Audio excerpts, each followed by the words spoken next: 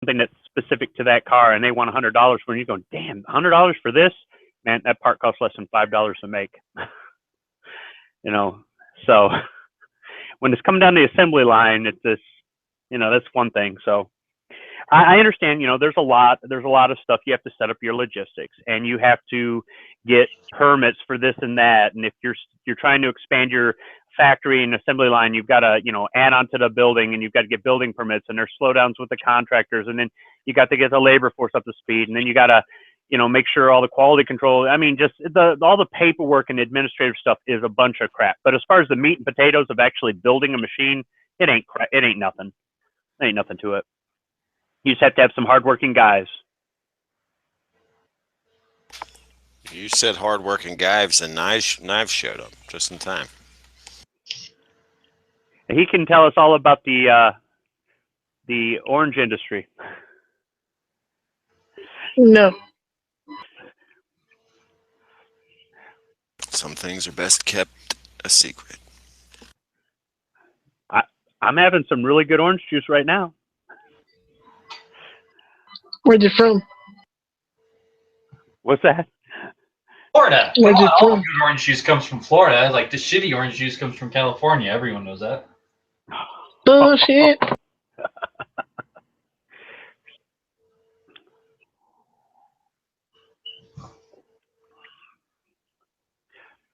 How you guys doing? Doing just okay. Hey, Dead Horse. Yo. How long did that chat go on last night?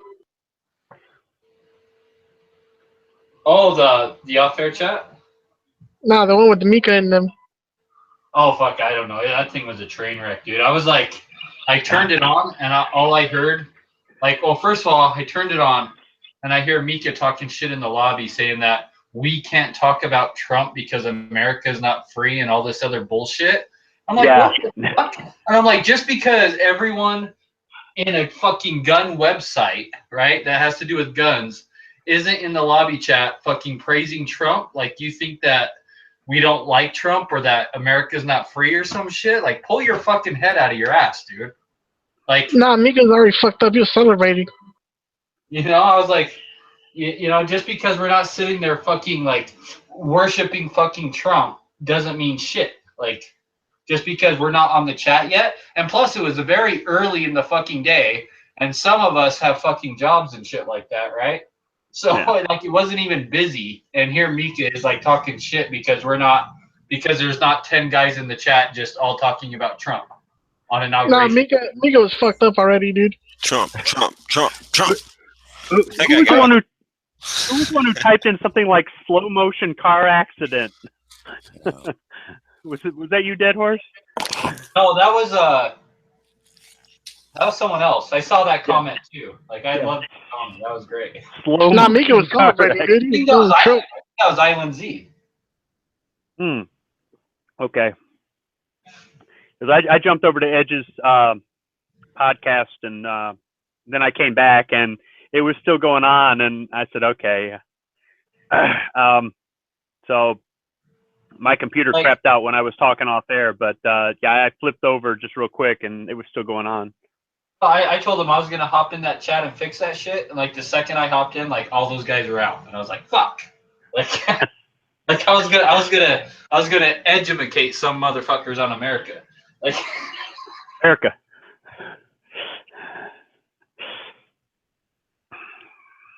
I had enough of 2016 about Trump and everybody's problems. I'm done. Dude, like the way I feel right now, like I had to listen to enough bullshit like during the election, right? Like what's the difference between Trump already getting sworn in and after he got the election? Like, there isn't. Like, he had already won. It's not like when he got sworn in, that's like when he officially won or anything. No, like that's when you get. Did you see the protesters? Did you see the protesters outside the inauguration? The one chick was like on her knees listening to him getting sworn in, and then like I thought that was a guy. Was it a guy? I don't know. Whatever it was. It started screaming really loud, like over and over, right after Trump got sworn in. It was hilarious. That was a great fucking video. But like, man, like him being sworn in just wasn't like the big deal. It really wasn't. Like the big deal is when he won the fucking election. You know? Well, I think it's a big deal because now he can do policy changes. Oh and yeah, like executive orders and stuff, and he already did the Yeah, the Obamacare one. the Obamacare one, which is fucking awesome. don't get me wrong, it's not like it's not great or awesome or anything. It's not. I'm not saying that. I'm just saying it's not as big. I don't think it's as big of a deal as when he won. Because once he won, we knew no matter what it was coming, right? Oh, yeah. No, when he won, though, everybody said, "What?" Right? Even the people that were for him were surprised. They're like, "Wow, that sort of thing." So it was a big surprise. But you know what day the inauguration is. I mean, it's scheduled in advance and everything's all. So I mean, that was pretty much a given. But I mean, I'm glad he won, but I did not think he was going to win. I thought for sure she had it wrapped up. So him winning was much bigger than him getting sworn in. Yes. No, the best thing was watching Bill Clinton look at Miss Obama's ass. That was something, wasn't it? Ivanka's ass, and then Hillary. You just went, what the fuck? You notice though, he went right back to look at. He didn't turn back to her and go, oh, I'm sorry, nothing. No, he went right back to looking. Oh yeah, I don't blame him.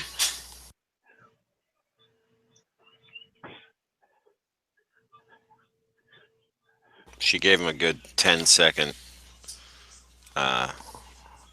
Glare. Yeah. Yeah. Like the fucking stank eye. Now, this is the first time I've seen her publicly since the election. Have they had her on life support, or where's she been? She's been wandering through the forest. You haven't seen all the other like photos that she's in or reports where people like just happen across her through the woods on their hikes. Well, as long as it's not one of those Appalachian Trail murders, I guess it's okay. No, it's an Appalachian suicide. Get it right. Dude, you know what the best thing in the world was? Is that fucking video during the inauguration. They show fucking Bill and Hillary. And Bill's like looking away from her. And she turns to him and looks up at him and smiles. And then she says something to him. And he doesn't even fucking acknowledge her. Like, he's just like, fuck you, bitch. And then she gets this like disgusting look on her face. Like, that video is fucking priceless, dude. Yeah, it was fun. Dude, I thought that was when he was checking out the lady. Yeah. You never know. I don't even know what he was looking at, to be honest with you, because I think he was just looking away from her. Yeah, they don't show who he's looking at. And today, the first stories were he's looking at Ivanka. Then today, the stories are he's looking at Melania. So they can't even get that right. But it was just funny as a meme. That Appalachian like a video GIF. That Hillary hiking shit was photoshopped. What do you mean photoshopped? It wasn't real. What? What do you mean photoshopped? They put Hillary. The lady in the photo, the girl that ran into Hillary was like a Hillary. Yeah, that wasn't a Photoshop though. That was just like they knew each other before. Like they knew. It wasn't random. They didn't randomly run into it. It was either photoshopped or it was like staged or something fucked up about it. And yeah, it was staged. Definitely. Yep. I just thought she was wandering the woods in depression. I hope so. Soul searching. She was attacking bears. She's getting ready for the fight. Wait, did she have a shovel and a tarp with her? Because maybe there was She watched what's that movie? Fuck. joke. I'm aborting this joke. I'm hitting the ejection seat. So what did Mika do last night? Come on.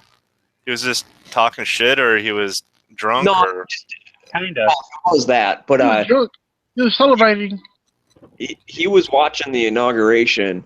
I don't know about later in the night, but earlier in the night, me and Dano were talking, and he'd like interrupt us to be like, "How come you're not watching this? Like, this is your country. It's important." And I'm like, I'm looking trying to show you the importance of the horses on TV. I know. He was probably drunk. He was. Who cares? Is that a big deal? Awesome. I mean, DB gets on here and screams at everybody when he's drunk. So at least you get to be yelled at by a foreign person, which is like, you know, interesting. Yeah, I wasn't yelling or nothing. It was frustrating because it would literally be mid. It's like, dude, we're talking. What the hell? Like, do you not understand how people? Oh, as if Dano has anything important to say. It did make for entertaining too. So that's the important. I'm sure him and his entire country are sweating bullets because if Trump and Putin are all chummy, there are a lot of fucking countries that are royally fucked along that border. So I'm sure he's like probably like subconsciously fucking nervous as all get out. Because this isn't 1939 or 41 or whatever. This is like, you know, if fucking Russia decides they want a greater chunk of Finland, like they already have taken, there's nothing Finland can do about it. And they already took a huge chunk of it back in 41.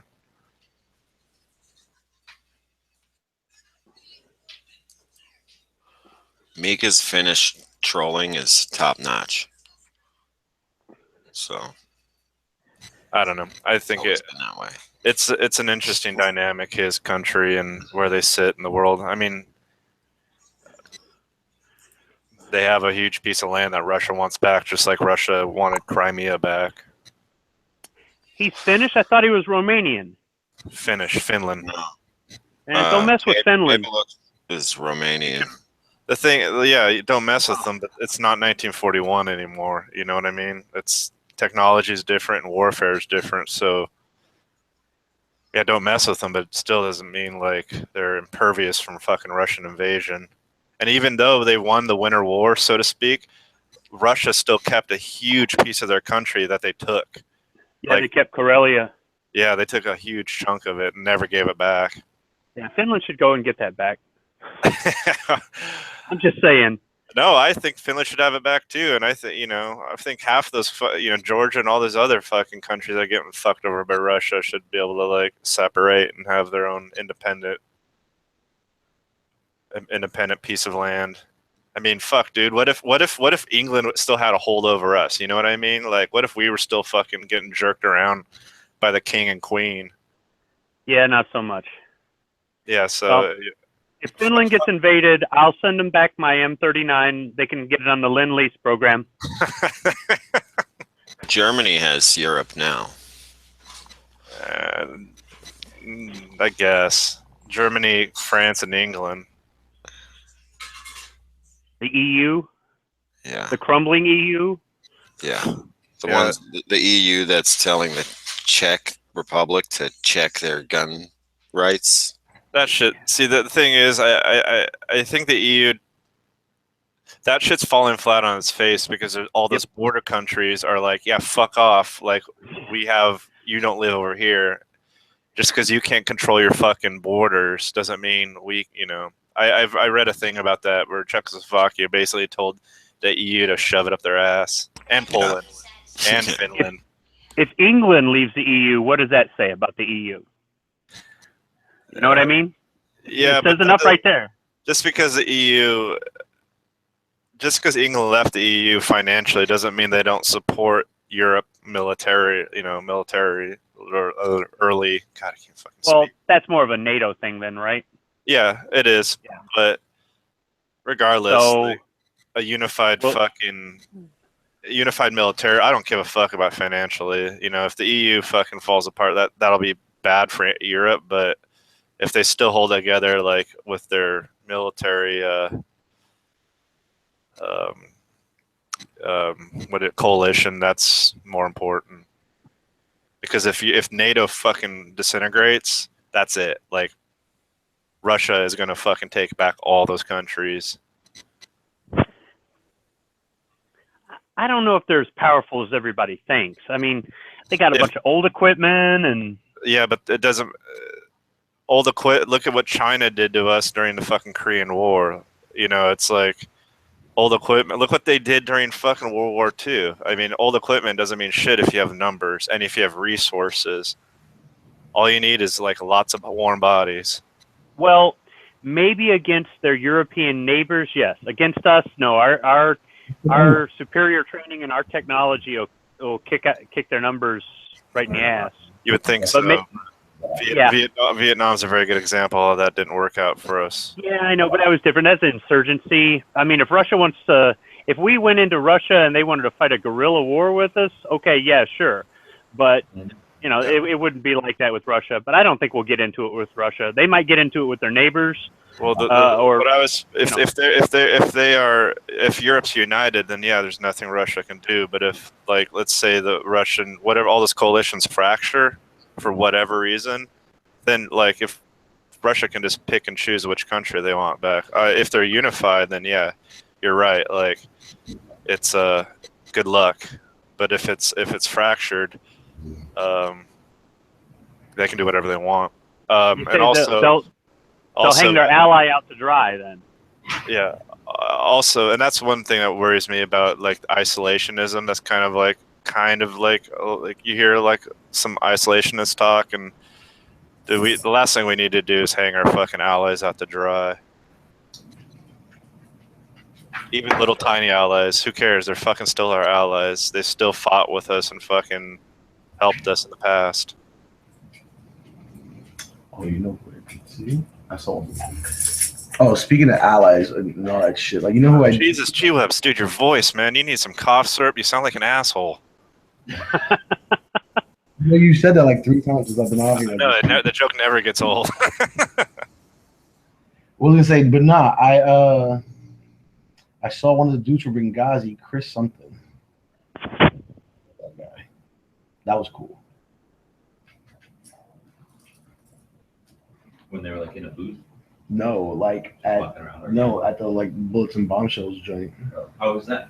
Dope, because it was right over like the I mean, it's totally the scene that I hate, like a club scene like that. It just kept getting more and more people, just more and more people. So what was it? Was it Instagram girls wearing lingerie? No, they weren't wearing lingerie. They were just wearing like evening, like night dresses, like club dresses. The one that I want to see wasn't even there. You know who else was there? Tyson Beckford was there. Because he's all pro-gun. I don't know who that is. The black male supermodel, like Cindy Crawford type model. Oh, he's really? Black male. Yeah, he's been in a couple of movies. Like he's like Baby. No, that's Tyrese. I think he did like Fast and Furious or something. I don't know. He did like some recent movie. Okay. So that he's pro-gun then? So Yeah. you think that's going to help? He's been pro-gun for a while. I mean, the thing is, like, Are you guys gonna talk amongst yourselves, or are you gonna include Talking about Titus? I think his name is Titus or something. Chris Titus? Oh, Tyson? Yeah, his name's Tyson. He's like a male model. Mike Tyson? Yeah. Did you guys steal his tiger again? Yeah, no shit. He's like a male model from the 90s, but yeah, he's pro-gun. You guys hanging out male models in Las Great. Vegas? They want Fabio to join gun websites. I have to say, if you guys are hanging out male models in Vegas, you're doing it wrong, all right? if you knew what I saw at that party, you would shit yourself. I don't want to know what you saw. Yeah. I've been there, done Trust that. me, you do. The Trust male me. model party. Yeah, no shit. You wish you saw what I saw. Yeah, whatever. Okay. So is PBR still in here? Yeah. I got good news for you, which is not that good news, and then I got bad news, which is worse news. That you're gonna Oh no. bad news worse, then you're gonna like the good news. So which one do you want first? How about the worst news? Yeah, give it the worst. I can't tell you anything on air, but off air we'll have to talk about your Polish AKs. Oh, But if it helps at all, I got you your P90 stickers. oh, thank you. I appreciate it. You talking about the 10-year anniversary? Then one? everything's fine now. Well, no, it's not. Yeah. I didn't grab it. Please, I didn't want. Like, I should have grabbed. Like these are Well, probably don't take some- that particular one because it's a misprint. It's not colored in. See how the letters are not colored in? Yeah. But anyway, there's like 3 different colors of it. I didn't even know that. I did not know that. And then Mel's got an actual 10th anniversary PMAC. Oh, cool. Did you get like there's You gave me that, I think. Actually, did I? Or Haas gave me. Somebody gave me that one. Did that old guy grab the Bin Laden one? Who? There was like the Bin Laden PMag hanging up in the display. Sold it? Somebody stole it. I don't. I was just asking if that guy stole that too. The guy Oh, that yeah. stole the red dot. You guys heard about the thief? Wait, what? Some dude went around SHOT Show like unscrewing everything he could and taking every mag and bolt and carrier that he could, and then snaked off with like a whole bunch of stuff. I have Bob's shitter What card. the? Yeah, What? but They catch his ass? I don't think so. I didn't know much about it except for the posts on Instagram, but I haven't seen any posts that say they had. You'll see all of it turn up at Pawn Stars in a week. I thought there was like security there, like cameras and shit. There was. So So this they is got them on security, but what I'm saying is think about all the people making video and having their cell phones out, and then think about all the like actual hardcore police cameras and military cameras that are on display. they caught him on like casino security cameras, and like there was a post go. I even reposted it. Yeah, you can't go into a casino and steal a thing of chips, right? Without getting, and you'd be like, Yeah, no shit. there's no way. As soon as they know who he is, they probably Knock on the door soon. see some back. Who's asleep? Is that, Marco, are you sleeping again? Them. Somebody's fucking sawing a log. Thumbs is like looking for the habitual chatnapper award. Got to make a giant patch and put it on a denim jacket and give it to him. Chat napping. Damn, somebody turned this fucking chat off so I can get the news on out of Poland. Smaggy, turn this shit off. That's not my chat, dude. Oh, damn. Oh, you're here. Holy shit. What, I'm here? Yeah, I'm here. You're usually, it's just your little thing. Your little, you start it and leave it running and take off usually. Oh yeah, but that's what I'm saying. I didn't start this one. Oh, well. I was gonna start one in the afternoon, but someone else did, and then I don't know who started this one. I just got back from dinner like 10 minutes ago when I was talking to you guys. I just got here myself, so. Who's hosting it then? Me. Oh, Ew, this is a moon chat. Yeah, that's why it's got that sticky film.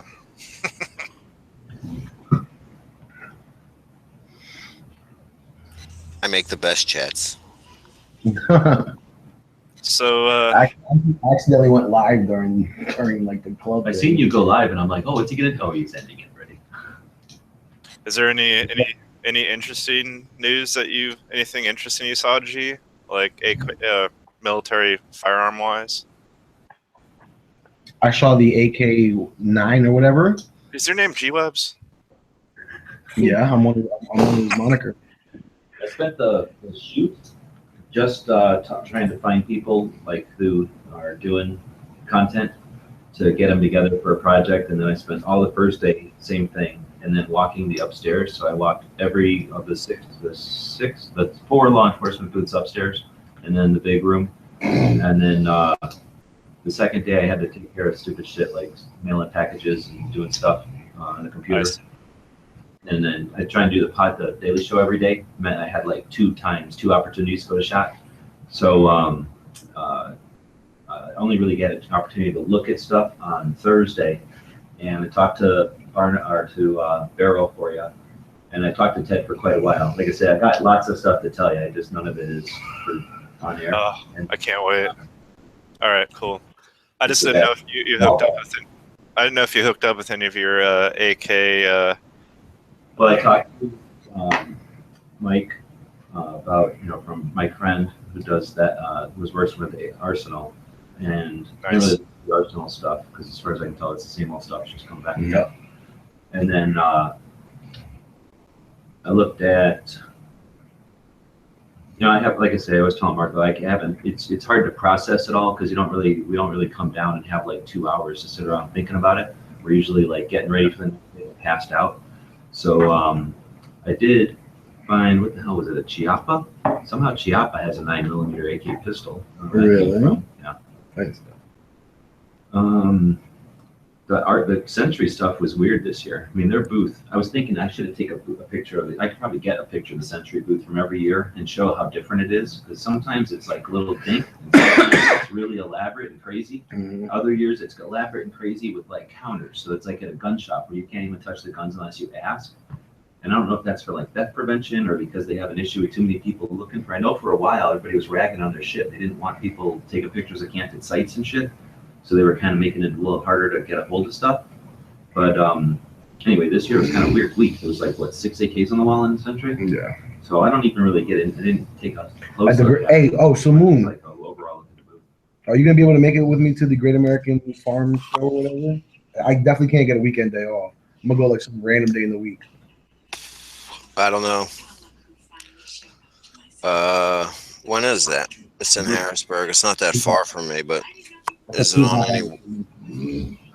any weekend days?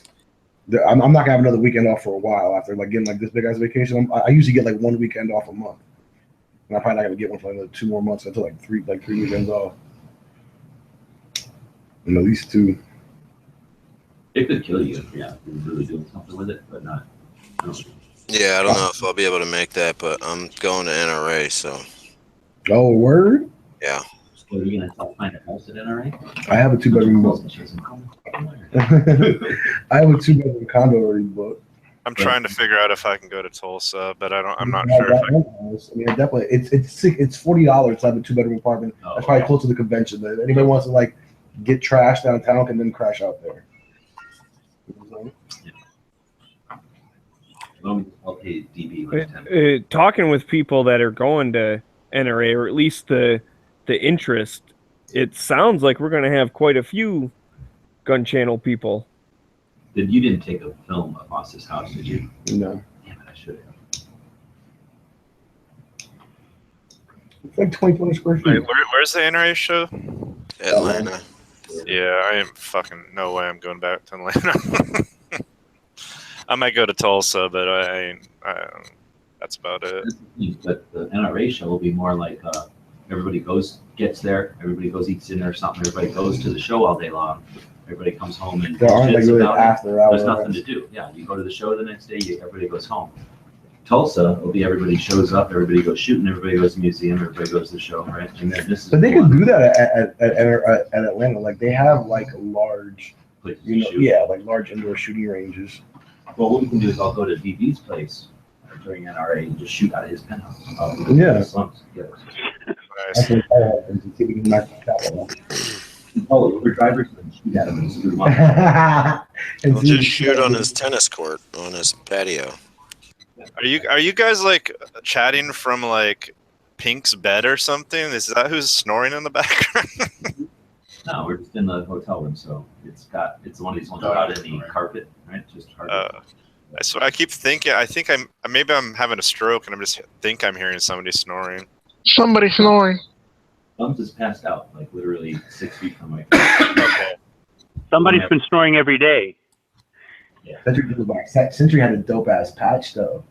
I didn't see any Century patches. Oh, well, you had to ask one. That's why. She gave me like 3. I'm the million one. I don't feel like digging for patches. I'm the million. Oh no, don't get all stuff now.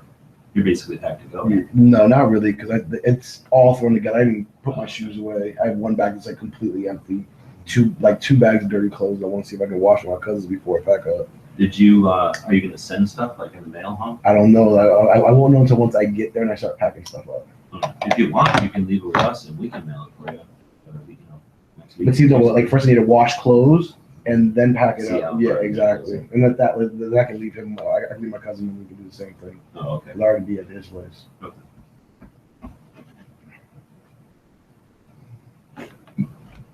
So Bob, But you only clock 7 miles a day. I felt like I would have clocked. But see, I only had between like if we went to You went half and days. dropped everybody off. You went 10, half I days. only had from 10 to 11, so I didn't do much except go right to the media room in the morning. And then I was looking for people. I really wanted to get, for my project. I was just looking for people who I had any kind of favors owed me or whatever. Mhm. So I would just do that in the morning, and then go do my show, and then come back and walk around, or go in past early, walk around. I did that a couple of days, and then do the show. Then the last day, I just brought my laptop in and parked right there, and then just ran my laptop back to the car, and then came back in. Do you get free Wi-Fi in the media room? Yeah. No, I went off this phone just like we're doing now. Okay. We're using an unlimited Verizon account. Yeah. So there is no. All right. No, there's internet up there, but it was shittier. Oh, no, you know what? I No. wasn't with them, so I was using the internet. Did you guys anybody listen to the show on Friday? I don't think it sounded What's bad, or wrong? we didn't have bad internet. Yeah. It didn't sound bad, I don't think. Yeah, so that was the Wi-Fi from the, and what we did is we went out, where all the drinks are. We just went out that service door into the hallway, and there's like a table there for like hand sanitizer. Uh-huh. We just shoved all that shit off, and then grabbed some chairs from the inside, brought it out there, so it was a little quieter, and then just hung out in that hallway. So that Wi-Fi you can work way out there. Really? Yeah. Because all the Wi-Fi like that I see out there, like actually like on the floor. Oh yeah, that's fine. No, like it does like I mean there's nothing that's free. The only thing you could do is pay. Like it's like $17 a day or some shit like that. Yeah, that's crazy. One of the features of the being media is that you get that.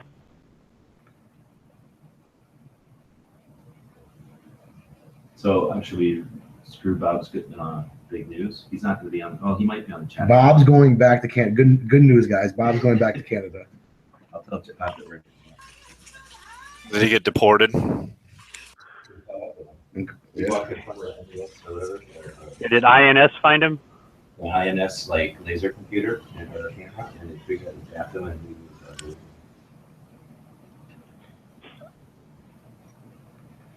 I thought he already said his news in one of the chats. Because I knew Bob was going back to Canada. Like, this isn't No, but he's going back. shattering. I can't wait. I can't wait to see him leave. He's driving back on He's Monday. got big news. He's got to go back to Canada for the free health care for all his injuries. That might not be a half bad idea when he goes back there. Just pop into the hospital. It's like, yo, fix me up. He's That got man to needs get another maple syrup transfusion. He was seriously laid up. Like he couldn't even hardly. He was hobbling around. He didn't go to shop the first day. Yeah, he couldn't. yeah, he couldn't move. And then the second day, like you saw him, and like if he laughed, he'd almost like have a heart attack. Keel over. Yeah. Holy shit! So you guys aren't joking. Sharpie poisoning. He really was sick. Yeah, he was fucked up. I think he was injured, not sick, right? And it's when he fell, he like hurt He's himself. injured now, though. No, he healed up. He's Yeah. vegan. Yeah, I think he probably bruised the rib or something. I don't think he cracked. Oh no, yeah. But during the bruising a rib hurts for During the- like during a the- couple weeks. During the pen fight. Yeah. Oh Jesus Christ! Just give him some Motrin and tell him During his suck it up, tumble. Buttercup. There you go. That's what I mean. I got to leave in about an hour. No more beating up senior citizens, okay, guys? It was still worth it. Well, to be fair, I think Bob did most of the damage the first time when he did the joke. He's like, "This is how you beat a knife," and he ran away and then tripped himself. Well, what you can't see is he was going downhill into the dark. Like we were standing next to that like street light. It wasn't like it was like a five. No, it's a slight downhill. Yeah, well, it It's was. slight, but that's enough to trip you up when you're running into dark. And he had been drinking that night. Oh yeah, he was sloshed. Yeah. Good God. That was just a painkiller in advance. So what we're going to go to California though. So assuming everything's moves, we're going to get Bob to California, hang out with Bosch in LA, and they're going to go to the beach and have round 2 in the sand because they're both. That's better. You're going to use the crane technique. Bob will get impaled by a shell or something. Just go to those places that rent the sumo suits, and just let him go. I was just surprised to see how big Bubbles. this with his arthritis. Maybe he'll drag a shark out of the water. Dude, He'll bring a a shark wants to eat meat, dude. Bob is like a mummy. On the beach, so then there's a chance that there'll be a baby seal there. You can club. like the footsteps of a Navy SEAL. What was Urban Carry there at SHOT Show? Oh God. Hey, Did they- I honestly I have a Did picture of the booth, but I hesitated to post it because I know y'all rag on it, and I would look like post a picture y'all rag on. Did they all have shotguns hidden down their pants? So, hey, boom! They're usually at the Great American Outdoor Show. Like the Great American Outdoor Show. Who, the urban carry people? Yep. Yeah. A lot of suckers in the world. Yeah. I mean, please, that's back when Instagram had 15 seconds, and I plopped a 15-second video on it together, Okay. and it looked really corny. And please, I'm gonna go up there like in skinny jeans and like a fresh pair of Jordans. Like, okay, I'm urban. Let's see what the kid. I'm gonna have someone bring like a towel and like put me in the corner. I'm gonna put that shit on. Like, look, this is like wearing the urban holsters. What an oxymoron. So we didn't tell him nothing about it. Nike says it's no big deal that everybody already knew that. I'm thrilled that you're going back to Canada as soon as possible. No, is he even in here? He's in there. I don't know if you saw Wait a him. minute. Are you sure that Bob isn't just getting back to Canada in a hurry so they don't find out that he's the one that stole all that stuff? Probably doesn't. Old guy steals. That's Bob. No, because the dude was bald. Nah, shit in like that little leather. He could have been wearing a mask. I think someone nailed it when there was that picture of James Yeager and Ron Pincus reenacting Wheelchair Gate, and someone said, "Oh crap! It's that guy who stole the the red dot." Oh, did they? Yeah, because I mean, Ron Pincus does kind of look like that dude. Every little bit counts. So are you talking about? See what happens when they stop passing out patches? People resort to stealing things. It's true. Yeah, that's probably what happened. I literally can't believe. Yeah, I'm just back. I got 3 days. It take me about 3 days to get back to Canada, then probably a week just to keep my girlfriend happy, and then 3 days back with my guns. They sent me the paperwork. See, Donald Trump's a prime president, and already it's better. So Bob got his ATF letter, is what that robot was telling you. Oh, nice. The first executive order was really just to let Bob back into the country. Yep. Or get Bob out of the country. Well, let me in with my guns, right? They gave me the paperwork to get my guns through. That must have been Donald just going, "Hey, let that guy through. He's Canadian." Yeah, So what? we don't think so, Bob. Is it specific guns? I guess.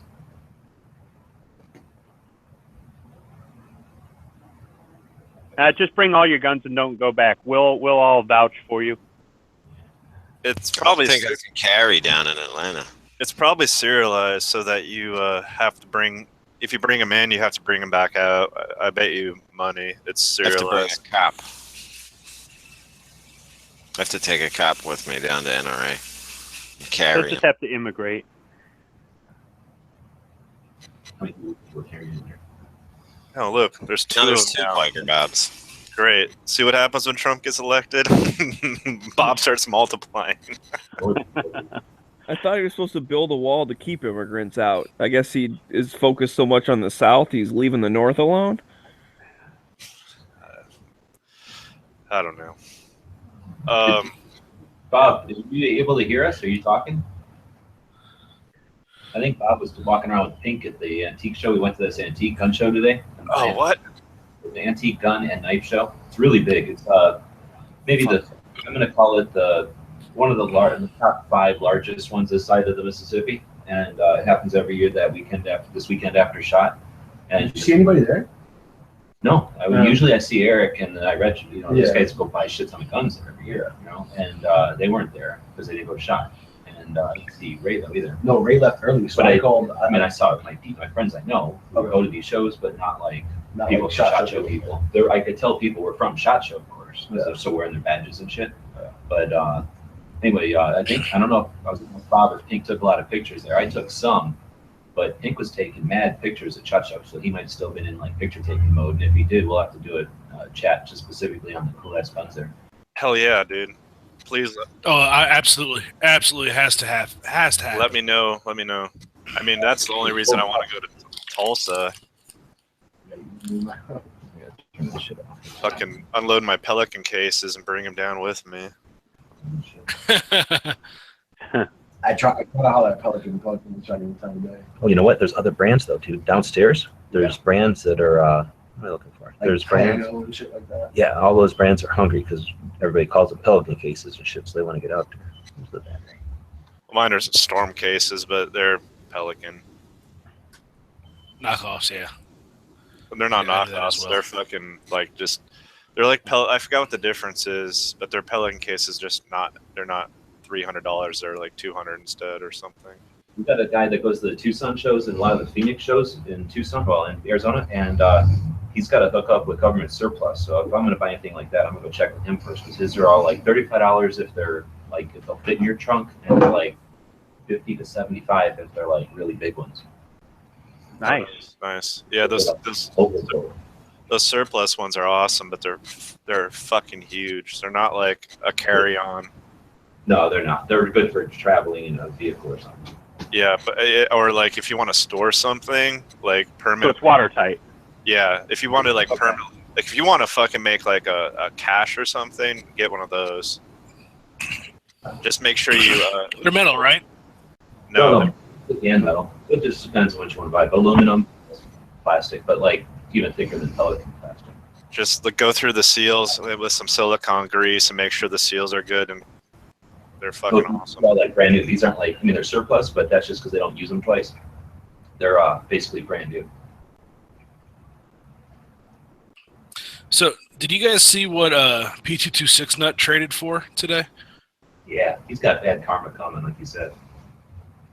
What Dude, happened? that's okay. So he traded a Tavor for a 1911. In 1911, the guy said it was a Remington R1 and $1,000.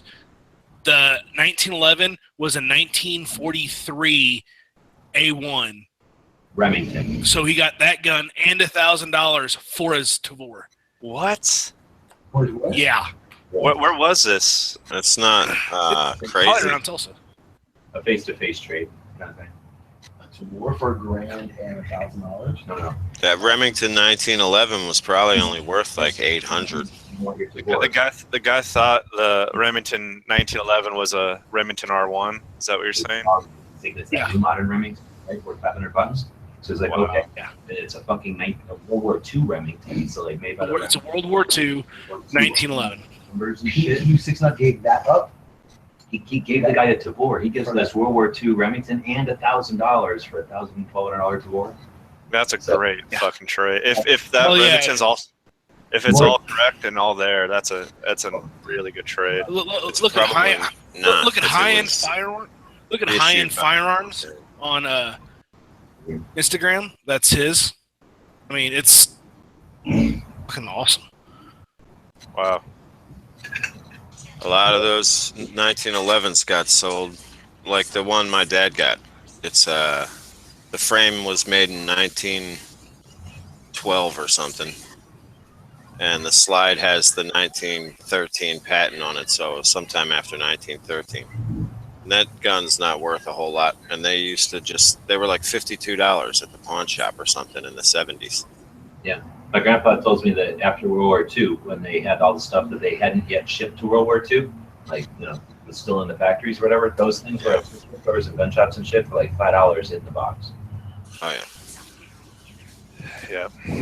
Wow. Well, I forgot which video. It's one. I think it was the one of the Galil videos. I forgot who it was, but they're at the IWI range day firing a Galil, and like fucking parts started falling off of it. Like, I think it was Forgotten Weapons or In Range TV, but they were firing the little Galil Ace, and the fucking shit started falling off the rifle.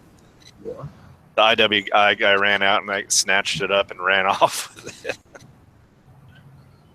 What was this one? At the indoors or outdoors? Outdoors. This is Club. at the shoot. Oh, Pro Gun Club. I was thinking that place on the strip. So Pro Gun Club has It's a little right before place. Media Day. Yeah. It has a little place inside, like a bar then. Yeah. Okay. All right. How was that place? I Had a didn't drink know with that. Fuller. Yep. Had a drink with Fuller, drink with beer. We was going out to dinner with Ryan or Linden. That was it. Is that a good range? I haven't actually been to that range. It's just like a pit range, you know what I'm saying? Like we have the Burnsville side and we just have the pit range. He had a rubber dummy on him. Like, please don't shoot the rubber dummy with the PKM. Marco almost shot a full auto PKM today, but he's a good dude and let a bunch of chicks shoot it. So Well, I mean, the chicks like ran through the ammo quicker than what everybody else did. Because there was like 12 of us and there's only like 100 rounds. It's because you guys were just going. You guys weren't even unloading them things. It was all gravel too, so it was either hold it and probably fuck up and look stupid, like with the light machine gun on your hip standing up for the first time, like that big, or like lay down on the ground. I'm like, I don't care about my shoes, but my outfit, yeah, it's like it's pure gravel and dirt. I don't feel like laying down that shit. You are such a girl. I wasn't there. Dude, I tell you this. This is my last pair of clean clothes. Everything else is fucking dirty. He didn't want to shoot a PKM and mess up his manicure. And half the clothes. I had like 2 pretty jeans that smell straight like pussy. I need to wash them just before I fly. No, you don't. Shit, fucking airport. Who gives a shit what the hell you're wearing? Yeah, but like what if I sit next to a pretty girl and I read like pussy? That's not a good look. Or like a kid. It doesn't matter. You're still going to get your ass. A mom and a kid or something like that, and I just read it like pussy. You ever finger girl and not wash your hands like 3 times? Shit smells. All right. Back to gun talk and snore talk. Snuffleupagus. I couldn't sleep with 2 other fucking dudes like running their mouths in the room. I think he's passed out from the pain in his tooth. He's got some kind of toothache or something. Wow. I'm literally exhausted, bro. I think I clocked 12 to 15 miles a day, bro. If you only did 7.5 days, I got at least 12. I'm pretty sure if I look at my last year's, it's like 11 a day. Yankee says he averaged 8 a day, but yeah, but he says he was. Did you guys about 12 a day? Did you guys get to the Lithgow fucking booth? See that Australian Steyr? No, but I've already shot it twice. Post a picture together. It was at Iraq Veteran and at fucking Big 3. I honestly didn't like it because I've never. So it's my fault I don't like it, but so I don't know if AUGs fire this way, and I've never fired a full auto gun. I fired a few full auto guns, much less one that has a trigger like this, where if you pull it just once, it goes like semi-auto. If you yank it really hard back, it goes full auto. Yeah, it's 2-stage. Yeah, so there's no actual switch. Like the switch is in the actual trigger and how far back you pull it. And yeah, and it took me like I barely got it running, and I was like, I don't like it.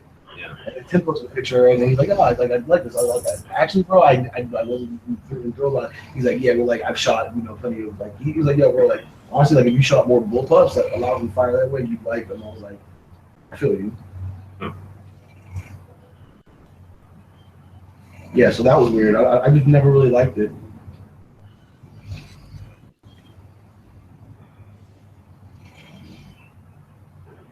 I'm just stoked that Lithgow is importing fucking weapons into the U.S. now, because that's fucking cool as shit. Every 6 months. Oh, okay. The thing is, you gotta come up with a trip Getting them yourself. John Lithgow weapons. You're supposed to check. There's gonna be an explosion trip. What does Lithgow do? PBR. They're Australian. They're like Tula, but for Australia, or FB Radom, but for Australia, or whatever. I feel like Australia's like top. They're like the Australian arsenal that makes weapons for the Australian military. So they used to make infields?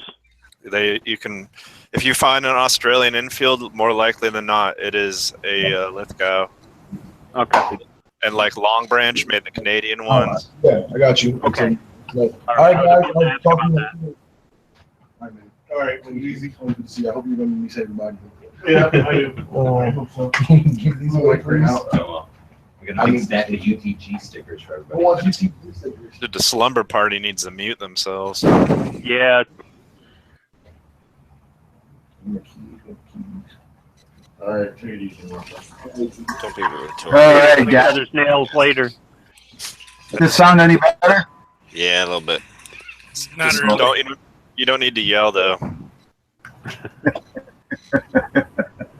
I want Now I want a Lithgow Steyr, or a Lithgow, whatever they call it, F90 or whatever it is. Are they semi-auto then? Yeah, they're semi-auto.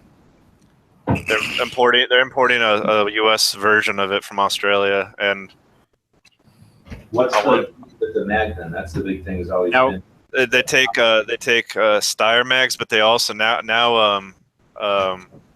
Magpul's making mags for the Australian military. So there's a whole shit ton of Magpul mags that work in it. So are they like E-mags or a whole new mag? They're a whole new mag. They're mags that will work in all the Steyrs and all the Steyr variants. So like now that's gonna bring down the cost of magazines like significantly. So this thing's like a Steyr AUG, but a little different, huh? It's like if Yeah, but think the Steyr AUG is like 1970s design. This is like completely. The Australians are like, all right, we need to replace our old fucking Steyrs, but instead of going through Steyr, they just said, fuck it, we're gonna take it and do it ourselves. And so they did all Are the parts interchangeable? no. No, It's it's a new rifle basically. I don't know. There may be interchangeable parts, but they're like, here are the things we don't like about the Steyr, and so they redesigned it to make like basically the ultimate Steyr for their military. Okay. I guess But they're it's- into mittens a lot because they got the no trigger guard. A lot of them don't. But like basically, I don't know. It's interesting, and plus it looked good sitting next to my my Lithgow Enfield. Yeah. Yeah. Old and new. Hell yeah! Was that your personal? I've been trying to do that with a lot of my rifles. Yeah, I had a toss-up between an Australian, which must have been in Lithgow, a long branch, which you're telling me is Canadian, and a dispersal from England, and I picked the dispersal. But I want to go back and get the other two. Never enough Enfields. Are they number 4s? Or are they the long branch would probably be a number 4, and the Lithgow would probably be a SMLE, if I remember correctly. Yeah, dude, I love the number 4. People like the SMLEs are like more collectible, but the number 4s are like way better shooters because the sights are so much better on the number 4s. The guy had both, and they were all about the same price range, and I had about enough money to buy one, and I was really trying to decide, and I ended up getting the SMLE, and then later I got a number 4 that was sporterized, so I could see the difference right off the get-go. I mean, I realize it's sporterized, so it doesn't have military sights and whatnot, but it's set up a lot like the military one, so I got to see the difference right away, and I can see why the number 4 Mark I might be more popular. But the troops like the SMLE because that was like the rifles their dads had in World War One, and it'd be like, I don't know, it's like the old the rifle everybody's used to. So when the number 4 came out, I don't know. I just always heard that a lot of the troops preferred the SMLE just because it was like the rifle that had been around since forever and a day. yeah, I want to get some more smellies, and I want to get a number 4 that isn't sporterized. I also want to get one of the Ishpors. Oh yeah, which one? The 308 or the 308. I saw one at a show, and the guy said 200 or 250, and I kept walking, and I'm kicking myself to this day for that. Was it the 10 round or the 12 round magazine? Do you know? I didn't stop to ask. I thought it was only a 10 round on that, but I just want it to kind of complete or to add to my collection. There's a version of it. I don't remember which or how to tell the difference. You have to like basically. I'm not sure how you tell the difference, but there was a 12 round magazine and then there was a 10 round, and I don't know why there's 2 different magazines or why that was a thing, but the 12 round magazine ones are a little bit more rare. At least in my experience, I have a harder time finding the 12 round magazines, and also a lot of guys will just have them and they don't know which is which. So I have yet to figure out a way to tell the difference other than somebody telling me and me loading the magazine. Well, there's definitely room in my collection for some more Enfields. there's always room for more Enfields. I have a Savage and the Lithgow, and the Savage is neat because it says U.S. property on the side. So did they make those under contract like Remington made the Mosins? Yeah, we made the Mosins for the Russians to buy. The Savages were lend-lease during World War II. Like, we're just making them for you. Give them back when you're done. Wink, wink. You know what I mean? Yeah. So that's why.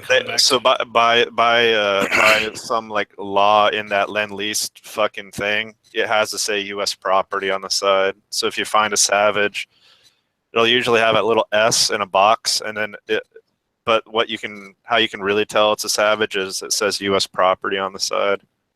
Okay.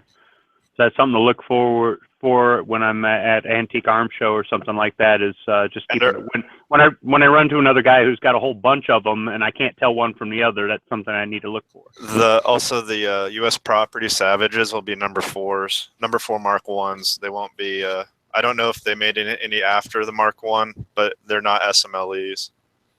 Okay. Well, I don't know. I've never seen an SMLE Savage. All the Savages I've seen were number 4s. How much was that guy asking for those other 2 Enfields? Everything was right in the $400 price range. That's cool. So they were all right around 400. I think I ended up I got the dispersal for 400, and then he had a straight pull Hungarian Mannlicher that I think he dropped it from 200 down to 150 since I was taking the SMLE, and I had enough cash for that, so I picked that up too. Was it Hungarian or was it Austrian? I think it's Hungarian. It's 8x50 rimmed Hungarian. It's not the 8x56. Does the bolt does it cycle well, or is it sticky? Yeah. That's no, good. no. It cycles well, but I haven't shot it yet. I had to buy all the stuff to do. I guess you cut down a 7.62 by 54 rimmed to make the 8x50. So it's like this is like World War I era. Yeah, this is a World War I. This is 8x50. It's not 8x56. Oh wow! So I bought the dies. The 4D makes the dies. I bought the dies, and I got some cut down brass, and I haven't done a damn thing with it. Nice. And I need to get a reproduction sling for it as well. Cool. Yeah. There's a guy out in Ogden who can probably make it for me. Cool. Yeah, Enfields are the best. I love the Grand. It's always gonna be my favorite, but I have to admit, man, the Enfield is like. Go ahead. Is the Mark IV the World War II one? The number is number 4 Mark 1. It's really confusing how they do it. It does a weird thing where when it goes to SMLE, it goes in marks, but then when it switches to the next model, it goes from being a Mark 1, Mark 2, Mark 3 SMLE or whatever, Mark 1 and Mark 2. I don't know if there's a Mark 3 SMLE, and then it totally changes to number 4 or number 5, then with Mark after that. So it just. And then some have an asterisk. The asterisk means if it has an asterisk, then that means if it's called like a number 4 Mark 1 star, which is that asterisk. That means it's a Lend-Lease rifle, either from Canada or from the U.S. Okay. It's so convoluted. It's so convoluted. Only the British could have made it up. It's insane. It's like their thing with having metric and like non-metric measurements together. It just fuck. Okay, guys, miles per hour and meters. Thanks. All right, I'll try to. Like the British 38s weren't 38 specials. They were 38 200s or something. Yeah, but yeah, their shit's still in miles per hour and all that weird fucking shit. But anyway, yeah, no. Why were you asking, Foos? Are you trying to find one now? Oh, I'm always wanting to get a World War I collection thing going. So. Well, if it's World War I, you want an SML. It's going to. I'm sorry, World War II. Sorry. Okay. World War II. My bad. World War II will be anything below, like Jungle Carbine or older, and the Jungle Carbine I think is in number 5. But the Jungle Carbine. Yeah, the SMLE was like a home guard weapon in World War II. It's kind of like us in the, except not as much, but kind of like us with the 1903. Yeah. But it started. But the SMLE would get pressed into service more often than the 1903 would, because basically they're the same fucking rifle. You know, there's the only difference between SMLE and the number 4 are like really small.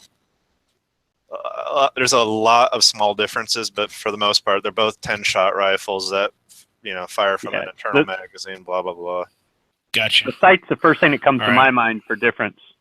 Yeah, the sights, the bayonet mounting, the bayonet, the bayonet is definitely different. You get a short sword versus a pig sticker. Yeah, And the only reason is I just have, the Mauser, I have the Mosin, I have the French Now, one. Your nice to Mauser, have. Yeah. Your Mauser predates World War One, right? Yeah, it's a 39. No, you got to.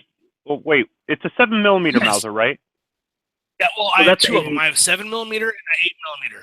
The 7mm is a 1850 or 1895 Chilean, and then my 8mm is a 39 dated.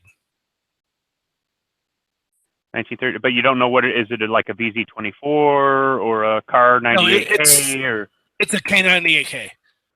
Okay. It's a 98K, yeah. So the Chilean Mauser is similar to the Spanish Mauser that was used against us in the Spanish-American War. Then, similar. Yes, similar. Okay. Yeah, it's straight pull. Not straight pull. Straight bolt. You're looking at, of course, 7mm cock on close. So.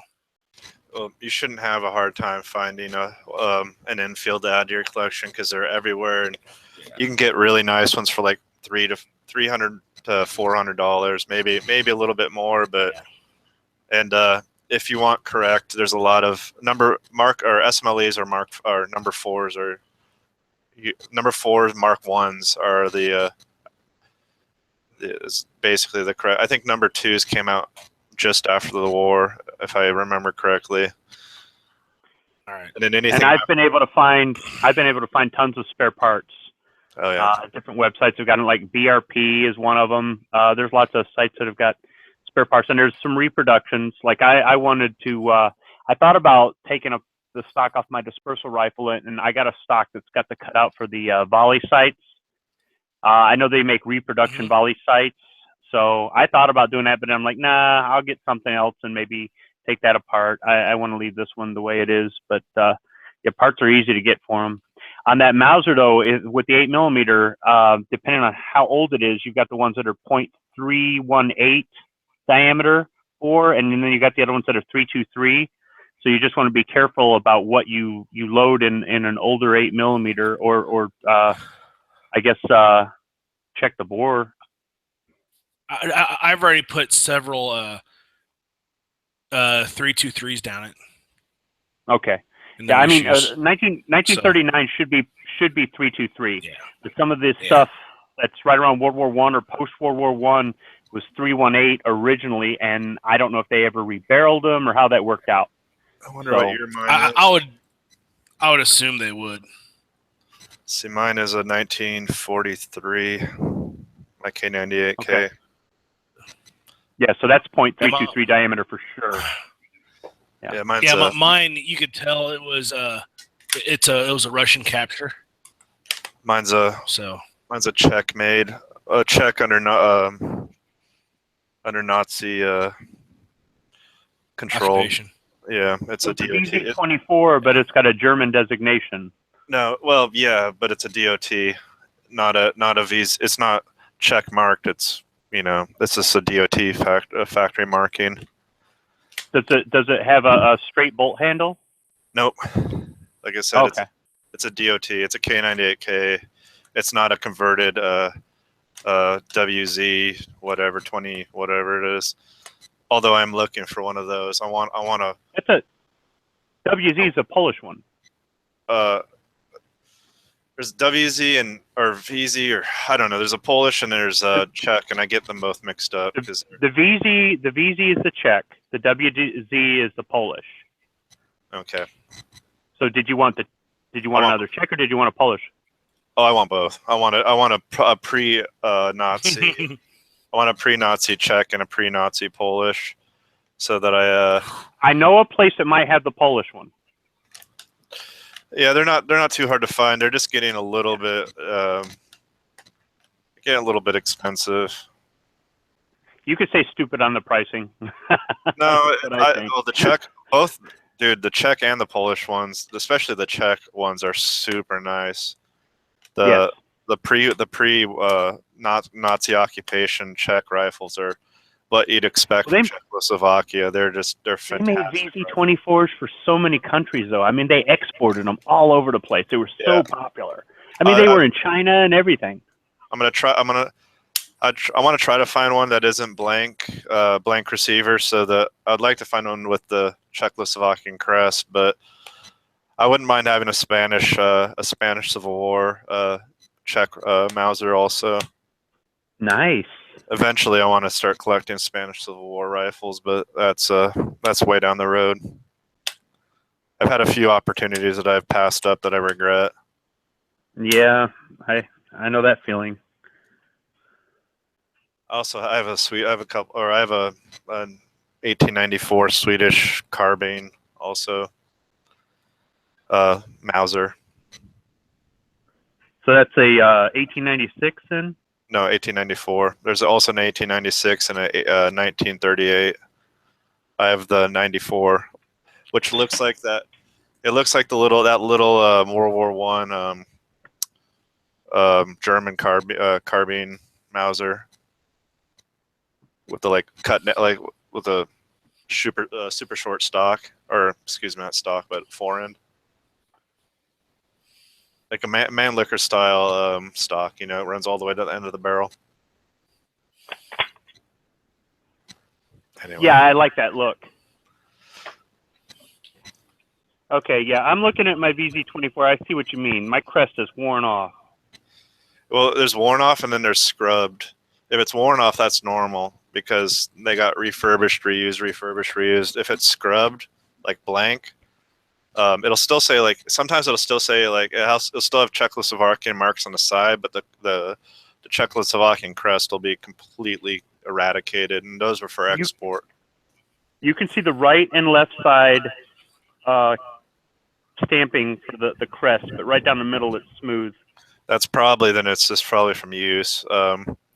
Usually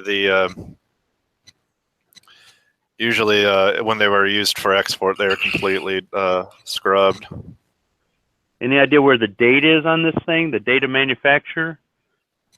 Sometimes it says on the side of the receiver, but if it doesn't say on the side, then you got to go through serial numbers. And I don't know if my Mauser book has. Let me look in it. Maybe I can tell you. I have to grab the book without falling over. Yeah, this thing is definitely a good shooter. Oh crap! This is the one that I had the reproduction sling made by the guy in Ogden. I found him by mistake, but he's a real nice guy and a pretty fair price for the sling. And it's a reproduction, so it looks and feels just like the original Czech issue sling. Oh man, what the? Hold on, I'll be back. Yep. See, that's something that I don't think a lot of people that they're anti-gun seem to understand about the whole historical thing that you can really get into with these rifles, or with anything really, with firearms.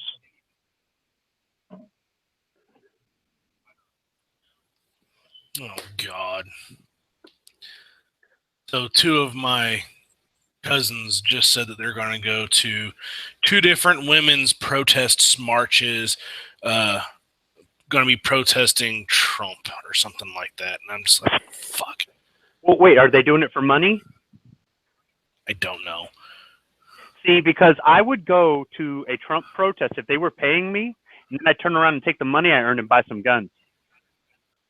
No, I would go there and say, check first.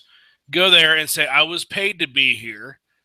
And then oh yeah, and the money that they're giving me, I'm going to buy some fucking guns with them or something. Yes. I'd expose them and say, fuck that shit.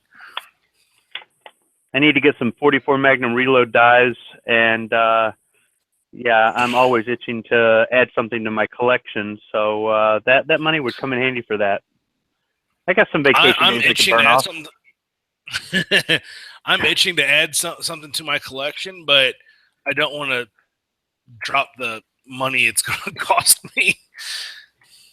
Because either I get a SIG which would be about 1,200, or I go full custom, which would be like 2,400, 2,500. So Which SIG? I'm going to be looking at a SIG 1911 in 40. Okay. Oh, really? Yeah. That's different. The reason I want a 40 is so I could run single stack in USPSA with major or minor, and be fine with it. Well, Heavy B will approve of the caliber.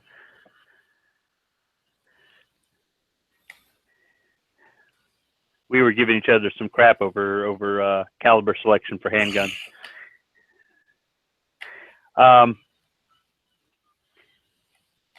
I would like to get the new SIG that they issue the Army. If the contract actually goes through, once it's in production, I'd like to get it just because it's the military sidearm. I mean, it's not the sidearm I carried in the Marines. I've got that, but I think I'd like to get one if the contract actually does go through. I mean, it sounds like it is, but you know, things can always come up. I would also like to get what's it? 228 is I think is the 40 caliber SIG. I think that's the one that a lot of government agencies use, like NCIS. I think they started out with a 226 and 9mm, and then they went to the 228 and 40. I mean, I might be getting my model numbers wrong, but I thought about getting one of those as well.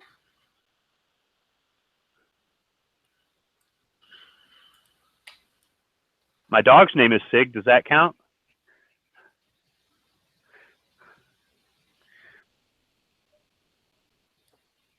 Sure, why not?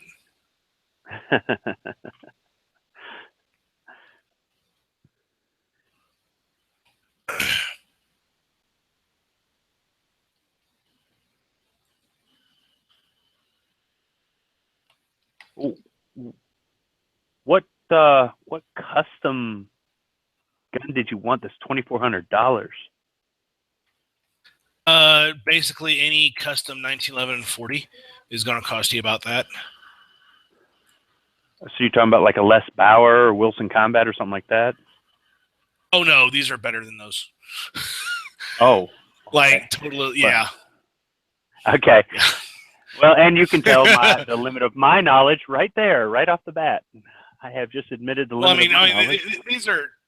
Well, I mean, you think, yeah, those are still hand built, but they're also, you know, still production guns. These are like one-off guns and stuff like that. Oh, okay. Where absolutely everything's hand fit. I mean, some of the magazines are even tuned for it. But then again, the reason I don't want to drop that money is I'm going to shoot the gun maybe a month or two of every year, just whenever I get, you know, in an off-season type thing, just have something different in my hands. So I really don't want to spend, you know, that kind of money for something I'm going to shoot a couple months maybe.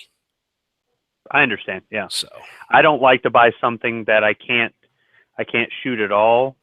On the other hand, I know that at some point in my life, my gun collection might get big enough and my wallet might get fat enough that I could buy something that I say, I will rarely shoot this or I will never shoot this. I own a bunch of guns that I won't shoot or I won't. They're either unfired or they're really old. Yeah, I'm already kind of there. Like that 7mm Mauser, I probably have, I'll probably have more ammo right now than what I'll ever shoot. So I'm pissed. So I bought this Mauser book from. Fuck, I don't know how many of my books got fucked up. This sucks. Water damage? Yeah, but obviously not from my house. I bought a book from Amazon. Mauser Military Rifles of the World, and when I got it, I was like, this book's kind of fucking weird. It's like, it looked like the book was water damaged, so I sent it back, and I got another one. It was the same way. I'm like, well, I guess it's just a fucked up printing, and this I just have to, like, you know, live with it, whatever. Just I'm moving on, no big deal. So I stuck it in my bookshelf with all my other books, and it's like some. I'm pissed. Sorry, I'm trying not to fucking like get even more mad talking about it. God, fuck. Mauser Military Rifles of the World by Robert W.D. Ball. Yep. Yeah. Nothing. I don't know where it came from like this. I don't know who had this book, but it definitely was moist because, like, I don't know, from Amazon's warehouse or what. This is around the time I also stopped buying from Amazon, because I just gave up on their shitty ass books. Because I'd always get books that are damaged or fucked up or something, so I just fucked ordering from them. So anyway, I stuck this book in the bookshelf with all my, like, thank God I didn't fuck up my Grim Reaper or my M1 Garand book that both cost me like $100 a piece. And I pulled it out to look up your serial number, and I noticed right away there's like black mold growing on the bottom of it. And like the moisture had crept out of this book, and like it fucked up a bunch of my Grand Collectors Association magazines. It fucked up a bunch of my military web gear equipment, freaking books. It almost fucked up my one of these really expensive French books that I bought with about World War II USGI gear. Looks like they're all right though. They're definitely a little water. I don't even understand how this is a thing. Like, how? This is amazing. So this is a cautionary tale. If you buy books from fucking online booksellers, and they feel like they might be a little damp, don't stick them in your fucking bookshelf with the rest of your books. I guess air them out before you do that, because this book has gone and fucked up at least a few $100s worth of fucking books. Oh, that's nuts. I can't even believe that happened. I'm pulling out every expensive book I have on this shelf and looking at them, and all the ones on all the other shelves are fine. It's just that one shelf and that one corner. Well, that sucks. Well, it didn't fucking fuck up my two really expensive books on that shelf. My M1 Garand and my AK-47 Grim Reaper book. Yeah, well, it's good to have a library. I've got one over here myself, but it did kind of screw up this French book, which is both these books are like $50 a piece, and probably hard to replace. I can replace them. I just don't want to fucking replace them. I shouldn't have to replace them. God damn it, this pisses me off. I don't even know how to fix this. Like, I'm assuming the moisture's fucking gone now, but this book is done. This Mauser book's going in the trash. It's like the bottom of it looks like a fucking Dalmatian or something. You know what I mean? No, what you need to do is you need to put that on eBay and say, like, I'm only going to ship this to Finland. Like, that's... All right. No, this is going to... And book is sold as is. Like, there you go. Problem solved. Like, get some money back for that shit. No, this book is toast. It's fucking covered in black mold. That is insane. This is... I mean, I have hundreds of books. There's black mold and not, like, runny ink or some shit, or... No, it's it's fuzzy. Yeah. And damn. And weird. The moisture, like, spread to I had a bunch of Grand Collectors Association magazines. But literally, the bottom of them looked like they were sitting in water. But these are big oak bookshelves I have in my room. They're like 6.5 feet tall. And they sit off the floor. And it's an oak wood shelf. If there's actual let's say like argument's sake, like there's a leak in my roof or something, the wood would be all fucked up. And there's like did you have a window open right before a rainstorm?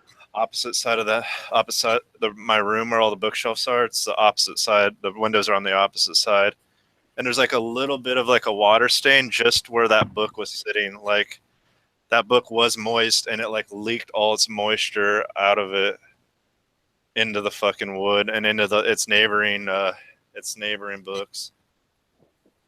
These magazines are fucking toast. They're gonna go in the trash too, which sucks, as they're full of really awesome information. Fuck. This is fucking. God, this pisses me off. Ugh. Well, I'm scared. I'm gonna start pulling out random books, and then go to probably after this. I'll probably check on my fucking rifles and pistols and make sure they're all fucking safe. Yeah, I guess so. But it's this book. It's got to be just this book, because every other. Well, grabbing. if I can make it worse for you, I'm holding the book in my hands right now. There's no serial numbers in here. Oh, you got that book? Yeah. All right. I'm gonna fucking. You know, I knew this. I sent after I sent the first one back. I'm like, something's wrong with this book. It's weird. I should have just fucking got a refund and waited. Well, stuff happens. But if you're really into guns, you gotta have your own personal library. Yeah, but now that it's fucked up, fucked up other books, it's cost me.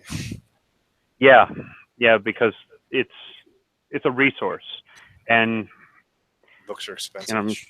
I would want to replace it myself. I don't think I could. If my books got damaged, I'd have to do it one at a time, two at a time. I couldn't do them all. And I don't even have a big library compared to some people. Yeah, I got hundreds of books, and all the rest of them seem like all right. I've never seen anything like that before. That's crazy. One book, basically, one fucked up book, just fucked up a whole bunch of books sitting next to it. So you think it had the more mold spores in it, and then maybe enough humidity in the air, and that's all it took? Nah, it's not humid in here. I think that book was like, it felt water damage when I got it, and I was just like, I guess this is just the way these books are. Some weird printing or something. Because you know how sometimes, different printing presses have different printing methods. And so I just stuck in the shelf with the rest of them, and lo and behold, I was right. It was water damaged, and whatever moisture was in it has leaked and spread to all the other books around it. That hurts. Damn. Can you take a nylon bristle brush and brush off the mold, or the Mauser book's fucking toast. The rest of them, the magazines are toast. Some of the smaller books are toast. These French books are, I don't know. I'm also worried about mold spores too. If I don't know how to get that off paper. You know what I mean? Yeah, I know what to do if it's on wood. If it's on a stud wall, I know what to do. But for paper, I don't know. Yeah, they got that concrobium spray. It was on the wood of, like I said, the bottom of that bookshelf that it was on has just where that one book has a little bit of a moisture stain. So yeah, I don't know if you dabbed concrobium on paper, if it would destroy it or not. I've never used it on paper. I'm gonna take them off that shelf and leave the shelf to air out, and hopefully. If you got a 20-inch box fan, maybe whatever you think you can salvage, kind of open them up or something, and maybe, try to blow some air in there, maybe. Yeah, something. Oh well, fucking annoying. That sucks.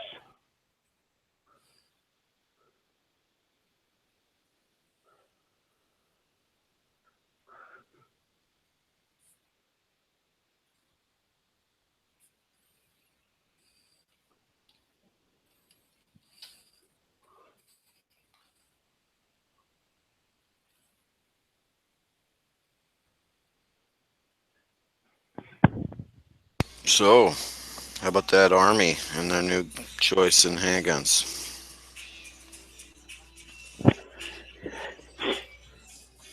I don't know. If the contract does not get contested and they actually go through with it, at some point down the road, I'm going to want to get one as close as I can to military issue.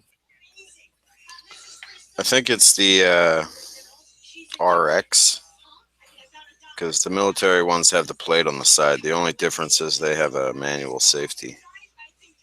I don't know if they'll sell manual safeties to civilians, but they might make that.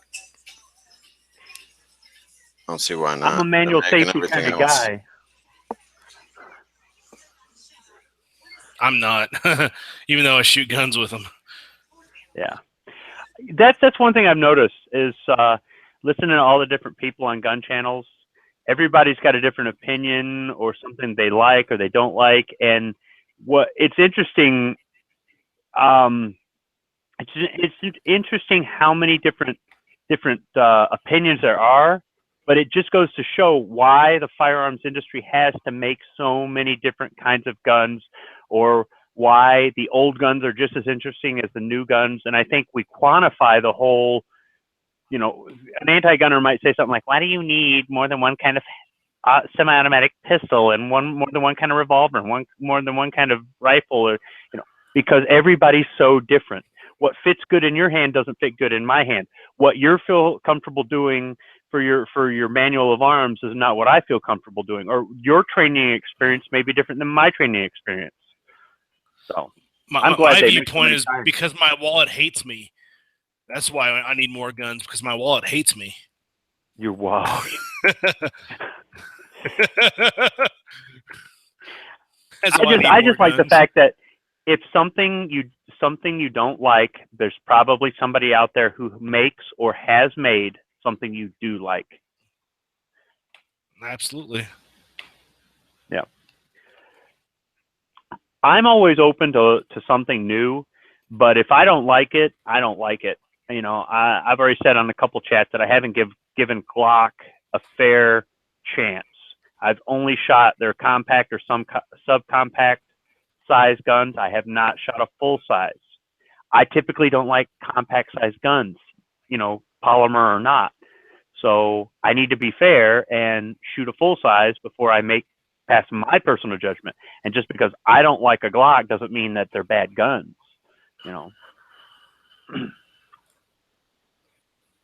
I would like to get a CZ. I need to get into the CZ club.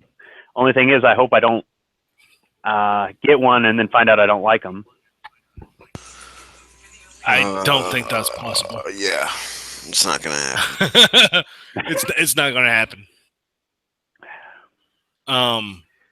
Yeah, I want to be one of the cool kids. Only G-Webs hates CZs for some reason. I remember his first CZ video. It's like sitting at a table and just flopping the CZs around on the table. He's like, yeah, I'm not really into these, but I'll make a video. It was like a Phantom and a SPO1 maybe. Mm-hmm. It's funny. Yeah, I mean, the thing is I'll take it. I shoot the shit out of them. I'd never put the safety on, but I always swipe the safety off. So there are guns that I like now that 20 or 30 years ago, there's no way you would have got me to want one of these guns. Or I already had a bias against it because of a magazine article review, what I saw in the movie, which is very bad source material, or just somebody saying they didn't like it. I've learned that as I get older, I have learned that my opinions will change as I age for different reasons, not just on guns, but on everything. And that I need to give something a fair chance, or if I didn't like something 20 years ago, I may find that I like it today. Yep. Yeah, I regret selling my Smith & Wesson 915 to my brother-in-law. I wish I had that back. That was a sweet gun. But at the time you didn't appreciate it? Yeah, at the time I didn't know what I had, really, because it was like one of my first guns. Yeah. Now, I've told my kids about my bad experiences with SKS rifles, but you hear Matt talk about them, and he says that they're a really good all-purpose kind of rifle that covers a lot of bases, et cetera, et cetera. When you hear him explain the pros of the SKS rifle, it's all true and it all makes sense. It's all rational and logical and all that. It's kind of made me want to kind of try one again and see if maybe I've changed my taste. But my kids have already heard me bitch enough about them that they're already biased. So I'm not going to shoot one of them pieces of junk. And that's probably not fair to them. SKS is only fuck up if you fucking bubble them, and then they start to go, especially with the magazine. People always want to stick a fucking magazine on those things, and that's when they're going to start fucking up. Yeah, and that may be part of the reason I had a negative experience with them. That's what I'm saying. When I listen to somebody who's got a lot of experience talk about it, and they're not trying to sell a product. They're just giving an honest opinion, but they're giving an educated opinion. It makes me go, it's been 20 years. Maybe I should try one again. If you leave them bone stock with the internal magazine, they run perfectly. As soon as you start, as soon as you start trying to add a 20 or 30 round magazine, they turn into jam factories. That's part of the problem. Back then, I was younger, and it wasn't tactical enough for me. So I changed the stock, I changed the magazine, and nowadays I'm okay with wood. I'm okay with a built-in 10-round magazine. I'm okay with stripper clips. I'm okay with a lot of stuff. So it's because I've just changed my palette. I don't know what you want to call it. God, I'm not gonna not be pissed for like fucking days about this shit. Sorry. Yeah, I would. Hard, yeah. Dude, I would be so torqued. Yeah. That's why I'm not saying anything, because I don't want to bring in. One of my favorite things, like I love my fucking gun collection, but I also love my book collection. And I have some flipping expensive books on these shelves, like retardedly expensive. And now I'm like freaked out, I'm freaked out about everything. I'm gonna start tearing my whole fucking house apart, making sure nothing else is rusted or water damaged. Wait, why are you still here then? I'm tired. I need a beer, and I don't feel like doing it right now. I'll do it tomorrow. Okay. There you go. No, so this one he has a PO7 duty, Phantom, and then I can't see what the other one is. What are you doing? Yeah, I'm watching it right now. I'm looking at the one video from G-Webs. I need a PS7. 2009. I need to get a PS7. I also want to get a pre-B75, and I have a pre-B75. I know, you son of a bitch. I picked it up for like $300. I know, you son of a bitch. Let me try to quantify the whole book thing or library thing without rubbing it in. The whole thing that started guns for me was a book. Oh, cool. I didn't grow up with guns. I bought a gun at a yard sale flea market thing when I was 10 years old. It was a Gun Digest. It was a law enforcement edition of a 1977 or 76 Gun Digest. I bought it in, I think, 1984, 1985, somewhere in there. And that was my very first gun book. And I read it and I read it and I read it. And from there, it was magazines. And then it was more gun books. And then it was military history books. And then later on in life, after I was an adult and after I had been in the military, then I started buying the guns. And the books go hand in hand if you are really serious about it. So to lose any book is a loss to not only to your collection, but it's to your resources, and it's your whole reason, at least for me, for getting into it. I didn't lose any expense. A few are damaged. A few are in the Grand Collectors Association magazines. They're fucking toast, and the Mauser book is toast. But I think I'm fine. And in the future, if I ever get a creeped out feeling about, or not creeped out, if a book ever feels wrong, I'm just not going to stick it in the bookshelf. I'll let it sit out and hopefully air out. And right above, you said military history. Right above that shelf are like where my World War II history books start, and some of those books are out of print. Some of them are autographed, and so some of them are worth hundreds of dollars, and they're not replaceable. Like, I can replace any of these damaged books, even though they're expensive as hell, but I can replace them because they're still in print. I didn't lose anything that was out of print that I can see right now. So and it only seemed to affect that one corner of that one shelf. So all the rest of my books are safe. Yeah, I'm just Who's gonna. new to firearms?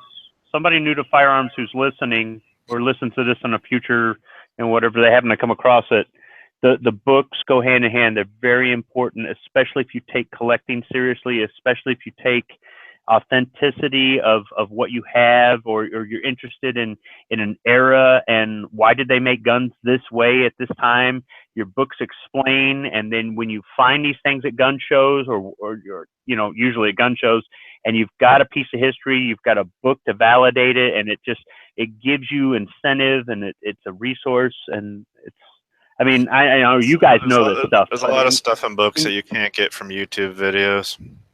No shit, yeah. But there's YouTube absolutely. channels like Seeing Arsenal and Forgotten Weapons that obviously, a lot of all their knowledge is coming from those books, and some of those books are god awful expensive. Like I don't.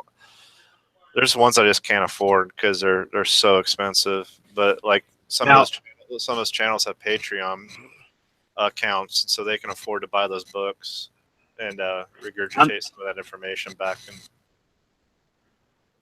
On the Garand Collectors Association magazines, do they have those scanned to digital now? Can you download digital versions? I don't know. I know they're because you can do that with the Rifleman magazines. They're super cheap. They're like $20 for a year's subscription, and they're really, really good quality. So yeah, and it's if you want to buy from the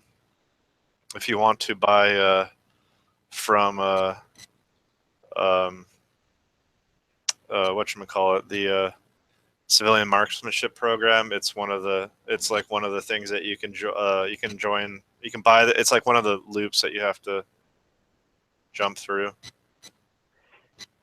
You ever loan one of your books to your friend and never get it back and decide not to make it an issue because you don't want to mess with your friendship? I don't loan anything to anybody except for my best friend. Otherwise, everybody else can go fuck themselves. Do you guys know the AK-47 Even my best story? friend, I'd be. No. What happened? Okay. The AK-47 story. It's a hardbound book about AKs. It's from 30 years ago. No. Okay, so I got it for, I don't know what it was, and it wasn't a lot of money. I think through the military book club back in the 80s or 90s, probably the 80s. And I loaned it to my best friend. I'm pretty sure he still has it. If I go on Amazon now, I think it's like $130 for this book. I don't want to mess with my friendship with my best friend to go, hey man, you know that book I loaned you 25 years ago? I sure as hell would like it back, but I don't want to pay $130 for it either. But I really want the book in my library. I just asked for it back, but yeah. Well, I feel bad for him. And He if doesn't he's have any like, guns. I don't know what you're talking about. And if he's like, I don't know what you're talking about, then I'd probably end up dropping it. I mean, it's $120. Yeah. No, I'm not gonna mess with my friendship over that amount of money. And to be honest, he's my best friend, and I don't think he'd fight me over it either. But I just feel awkward because I think at this point he thinks he owns it, and I don't like keeping score either. But the replacement cost is just so high. That's all. I wouldn't worry about it. I just asked for it back. Well, he doesn't have a gun, so this is the best thing he's got. You know, he's got a book about guns, so. If he doesn't have a gun, I would get him another book about guns and then switch them. Now that's a good idea. I get him get him like AK book. because you. Well, I mean, he has an AK book.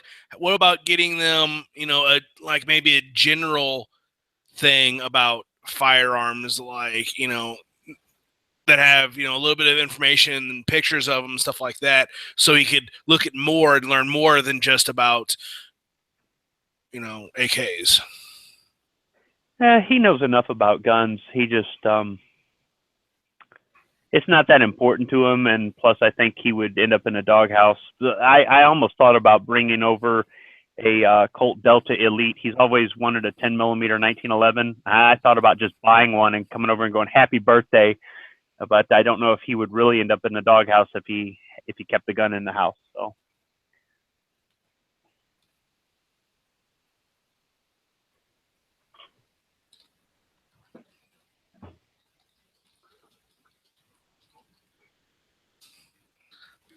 Who cares?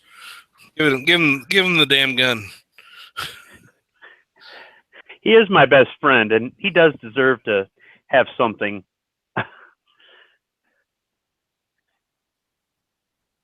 Actually, we haven't gone shooting together in probably close to 25 years. So that's what we need to do.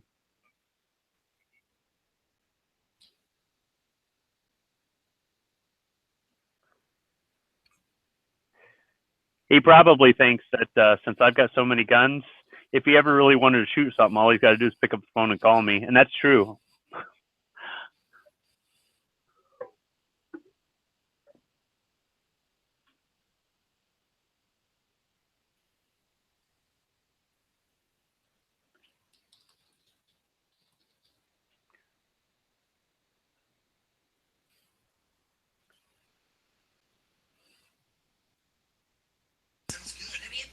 What happened?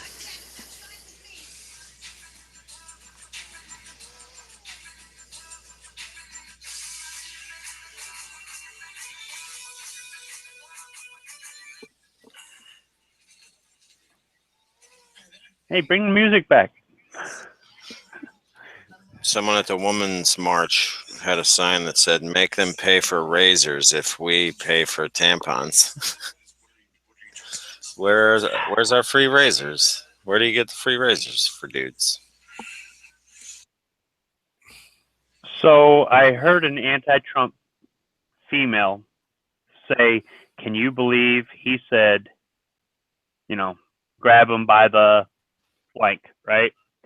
And I thought about talking to her, and then I thought, you know what? She's already got her mind made up. No matter what I say, she's just trying to goad me into a fight. So I decided just to not say anything and just let her go on and then change the subject. The thing is, all guys talk like that. Maybe not when women are around. Yeah. Guys talk like that. That locker room talk he's talking about, that's what it was. He is a man of power. He is a man of money. When he's talking with other guys and he's trying to solidify a deal, he's talking about chicks and other guy stuff. I don't know if rich guys talk about fast cars, guns, and drinking like we do or what, but you know, we all talk about women. And when he's with a bunch of other guys and he's talking about, hey, these women will throw themselves at me because I got money and I can do this and they're not going to say no, he's not lying. How many women let themselves be exploited for money? All kinds. These women shouldn't be mad at him. They should be mad at other women who allow this to happen, because what are they looking for? They're looking for the free ride. Or, you know, that's the sort of thing that just annoys me, is they don't look at the women who allow this to happen, create the situation. Men are going to talk no matter whether you're poor or you're rich. Guys are going to talk. And sometimes that's just how guys that's what we do. We communicate. I've talked to my wife about this. She totally understands it. But some women want us men to be, oh my goodness, men. And that's what Trump is. He's a man. Okay. There are women out there who outwardly act like they want men to be sensitive and feminine and blah, blah, blah, blah, blah. But when no other women are around, they want us to be the pigs we are. They want us to be masculine. They want us to be tough. They want us to be strong. They want us to be, you know, so all Trump is doing is just being honest. That's all. Sorry. That's all communism is about, is reconditioning human nature to be all fucking jacked up. But he's not denying that guys talk the way guys talk when women aren't around, and it's a truth. It just is. Yeah, absolutely. But real women want us to be like this. Real women want that from a man. Plain and simple. Yeah, they want a man. The other ones are lesbians. Because that's human nature. It's a man and woman. I mean, it happens. Women want a man. That's just it. Human nature.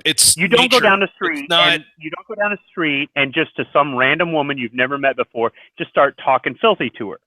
Okay, but the fact that you talk filthy with your male friends means that later on, when you're with your woman, you know, you're the kind of guy that, you know, when you're alone, when it's the two of you, she kind of likes that sort of thing or whatever it is. And obviously you don't make it public. So these I these mean, things you're gonna slap her on the he's ass. just talking with other guys.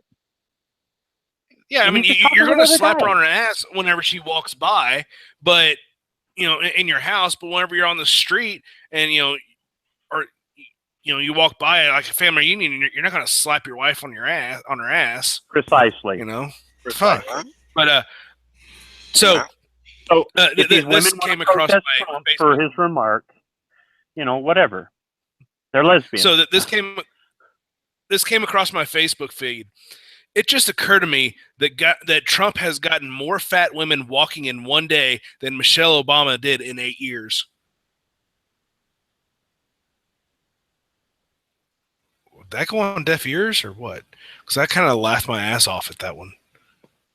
I'm trying to process. Sometimes I'm a little slow. Don't explain it to me. Okay. No, I'm just gonna read it again. It just occurred to me that Trump okay, let me start over. It just occurred to me that Trump has gotten more fat women walking in one day than Michelle Obama did in 8 years. Talking about all of the protests. Oh my fucking god, that is so good. You need to make that a meme, like for real, man. Make a fucking it just and I will repost that shit like ASAP. That is the fucking greatest thing I have ever heard. That is awesome. Yeah, I saw that. Shit, I don't know how to make memes. Yeah, that just came across on a Being Libertarian Facebook page. Shooting buddy of mine reacted to it, and that's just fucking awesome. I don't think Trump is the second coming, but these women who want to protest him, they really need to take a look in the mirror and check their sexuality because, I mean, he's just a dude. I mean, I can't believe that these women who are like, I'm so upset that they caught him saying what he smash said. an AR with his hammer, with a big sledge. I don't know. He's taking a pin out of his front sight, A2 front sight. Oh, well, yeah, that'll do it. But yeah, why these women who want to protest don't go to their boyfriends and their husbands and go. This is the one I've been trying to get out for 3 months. Like I finally got one of them out earlier. Like, yeah, I'm going to a bigger fucking hammer because this other one doesn't want to vote. Hey, that's not an AK. Bigger hammer is not always the answer. So another meme. Yeah, another meme. It's Madonna says, "I'm ashamed to be American," and then Rodden Burgundy is like, "Believe me, we're all ashamed that you are an American." Yeah, I just can't believe these women having on their boyfriends and husbands to go, "Do you really talk like that when I'm not around?" And how many guys don't have the balls to go, "Well, yeah." I mean, yeah, I didn't have an issue with it, and my wife didn't have an issue with the fact that that's the way I talk when she's not around. And, and how many women go around and say, "I'm just going to go bust his balls tonight"? Well, that's the same goddamn thing, Yeah, I don't want to. Sometimes you look back at what somebody has done, and then you look at what they are doing right now, and sometimes what they have done is something that's never going to change, and sometimes what they're doing right now shows there's change. But this is something where this is just more that human nature, man versus woman thing. I mean, just let it go. I say it's because women don't understand men. It's because women don't understand men and men don't understand women. That's fine. No, that is true. Yes. I mean, because well, the thing is you get a whole bunch of women talking. They talk about each other's pussies, tits, all this other shit. And guys, yeah, we may have dick jokes, but we don't go around talking like that all the time. I mean, shit. Well, they like us because we're men. They don't like us because we're sensitive women. Yeah. But I'm just saying that give the guy a year before you start passing judgment. If in a year he's totally trashed everything, then go ahead and lay into him. Otherwise, let it go. Yeah. Like high school classmate of mine, you know, I wrote right after his first speech as president. I was like, you know, listening to this made my heart swell with pride and all stuff. And she's like, "Are you kidding?" I'm like, "No, I'm being totally serious." She's like, "Shake my head." I'm like, "Well, you know," and a buddy of mine said, "Well, you know, you better believe it's going to be 8 years." I'm like, "I'm not ready to give him 8 years, but I'll make that decision after 2. But I like how he says, America first, we're one nation, and, you know, all this division is ending because we have to pull together as a nation or we will fall. Well, I know people who voted for Hillary, and some of them are butthurt and some of them are not. But whether they were or they weren't, when he won, I haven't rubbed it in their face. None of them. I haven't gone to them.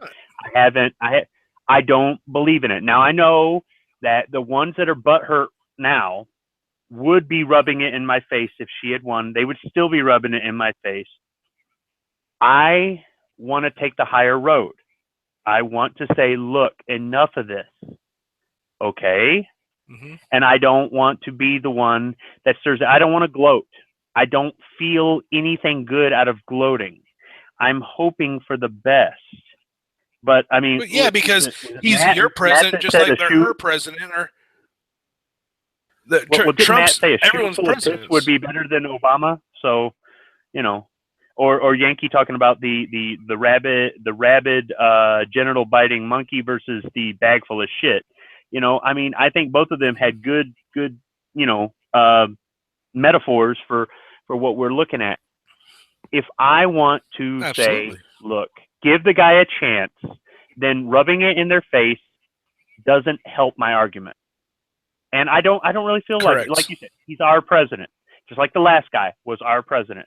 When I was in the military, I signed up under Bush, and he wasn't exactly the best Republican, the first Bush. And then I served under Clinton, who was a lousy Democrat, but he was still my president. I still had to address him as the Honorable Mr. Clinton. Okay, yeah, he's still your president. Yep. So it's kind of like, look, just let's wait a year. Let's see if he does as bad as everybody says. Then, at that point, everybody's got the right to just jump in there. Well, except for the people who didn't vote. But everybody's got the right to jump in there and say something. But until then, just wait and see. Sheesh. In the meanwhile, I hope we get national reciprocity. I hope we get suppressors off the NFA. I hope we get anything that's going to bolster the Second Amendment. Because we need it. Get the NFA going. That would be great. But I will tell you this. I'm not going to stop buying AR-15 parts. You know, I was doing the panic buy thing. I'm not going to lie. Like a lot of people last year, I didn't panic buy as much as I could have. I didn't panic buy as much as I should have. But I did some here and there when I thought I had enough extra money. Now I'm going to spend the next 3 years buying more spare parts. And, you know, a few other things, a lot of upper stuff. That way I can make my lowers fit more than one caliber, blah, blah, blah, blah, blah. But I'm still going to invest into those. And I think for my two sons, I think that I would like to get a case for them. So I've got a 3-year time frame before people start panic buying, because the year he goes up for re-election, we're probably going to see another panic buy thing for a year. You know what I mean?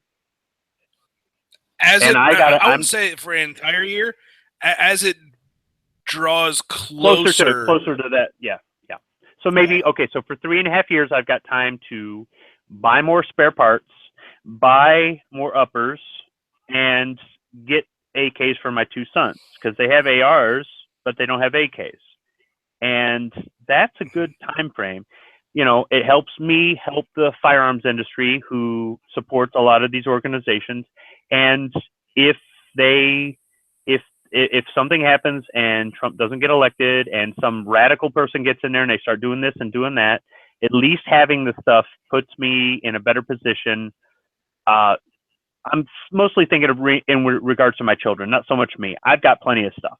I've got all kinds of things that do different jobs that might or might not get banned in the future, but for my kids, you know, and there needs to be other fathers out there thinking about their kids for the future. So 3.5 years is a pretty good amount of time to buy some interesting stuff. Absolutely. Because I know that last year was a major year as far as sales for the firearms industry. So their books are going to reflect 2016. And in 2017, if they don't meet those numbers, they're going to think they took a loss. But really what it was is 2016 was just a really big year for them. I don't want to see AR manufacturers or some of these other companies that have sprang, the ammunition companies. Think about how many ammunition companies have sprang up since Sandy Hook. I don't want to see them disappear only because nobody's buying their stuff. But I know that myself, I don't make enough money that I can pay all their bills and keep them afloat. But I think I bear some responsibility for helping keep this thing going for my kids.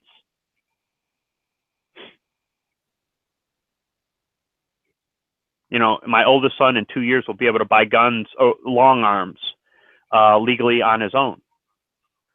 I don't want the manufacturers to dry up.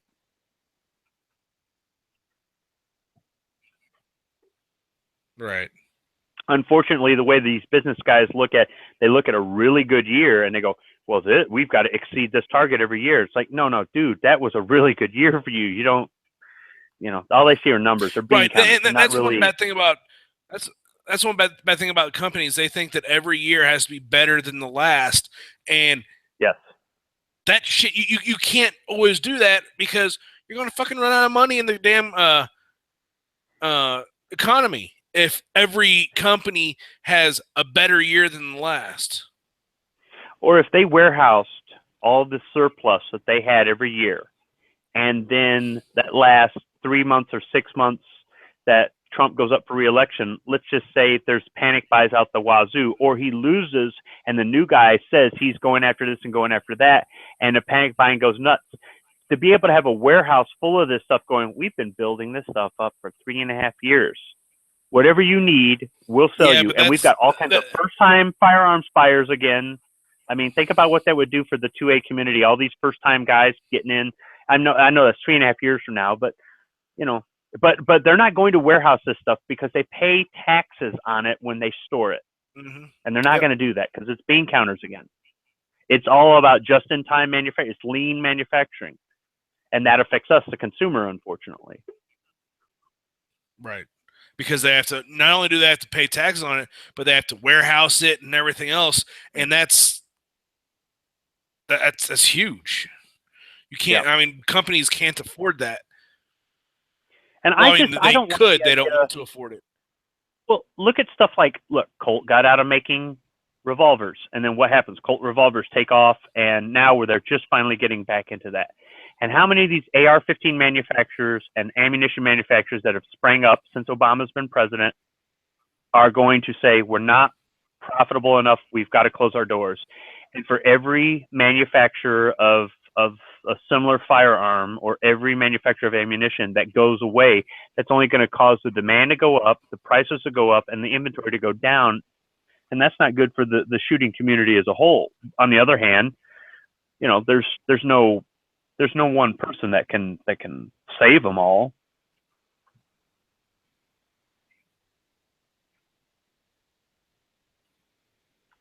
But I know a lot of people just think about what they want or what they like or what they're into. But I try to think about my kids.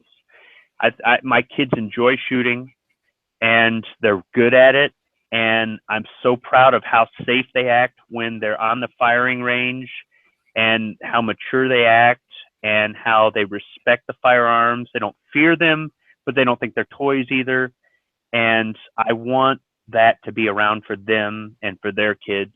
And if somebody doesn't have kids, it's kind of hard to feel the same feelings. It really is. But, you know, people have got to have nieces and nephews, and, you know. Right. I mean, yeah. I mean, I just have a niece and nephew right now.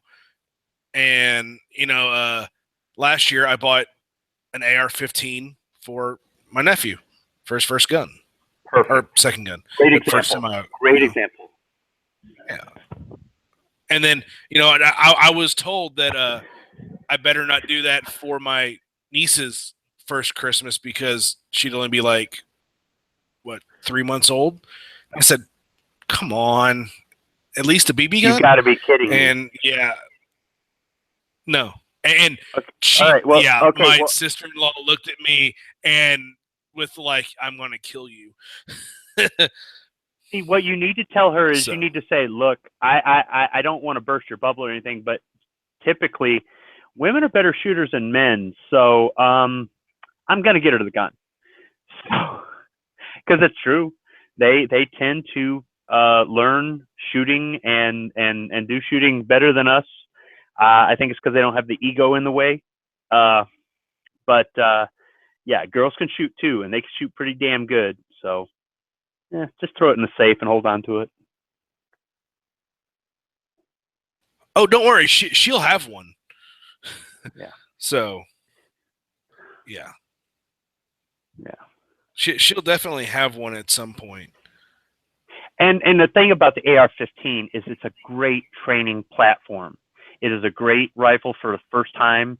It is a great firearm just for learning firearm safety, how to clean a firearm. It's about learning things like sight alignment, sight picture, breathing, everything. It is a fantastic weapon for learning guns in general. If you get into shotguns or you get into handguns or you get into other kinds of rifles, you get into bolt action, whatever it is, if you learn on an AR-15, my opinion is that it's I don't want to call it quintessential, but maybe some word like that for training. Now, it can be a self-defense weapon. It can be a force multiplier. It can be a hunting rifle. It can definitely be a competition shooting rifle. But for training, I absolutely think that everybody should have one for the family, at least one for the family, for nothing alone than training. And then from there, all the other things it can do. But that's just my opinion on it. Yeah, well, I mean, her first one, I'll probably end up going like with a 22 or something like that. And I mean, hell, I've given so much ammo to my brother and my nephew to keep them shooting since Sandy Hook. So we got our youngest one a 1022 last year because he got good grades on his report card. That's all it took. And we wanted to show the older brother, hey, look, you get good grades, we'll get your rifle too. Of course, he didn't seem to care, but it's the teenage years. I'm trying my best to be patient and give him time because he'll come around. But they both show a knack for wanting to shoot. And really, we got him more the 1022 because everything else was just too heavy for him. He wants to shoot the bigger guns, but for right now, a 5-pound 22 long rifle is good for him, and he's good with it. I've got some rabbit-sized targets that they look like rabbits, and he shot them at 25 yards and put them all right in the rabbit. And I've come home and showed my wife and gone, he would have brought home dinner today. Good. Yeah.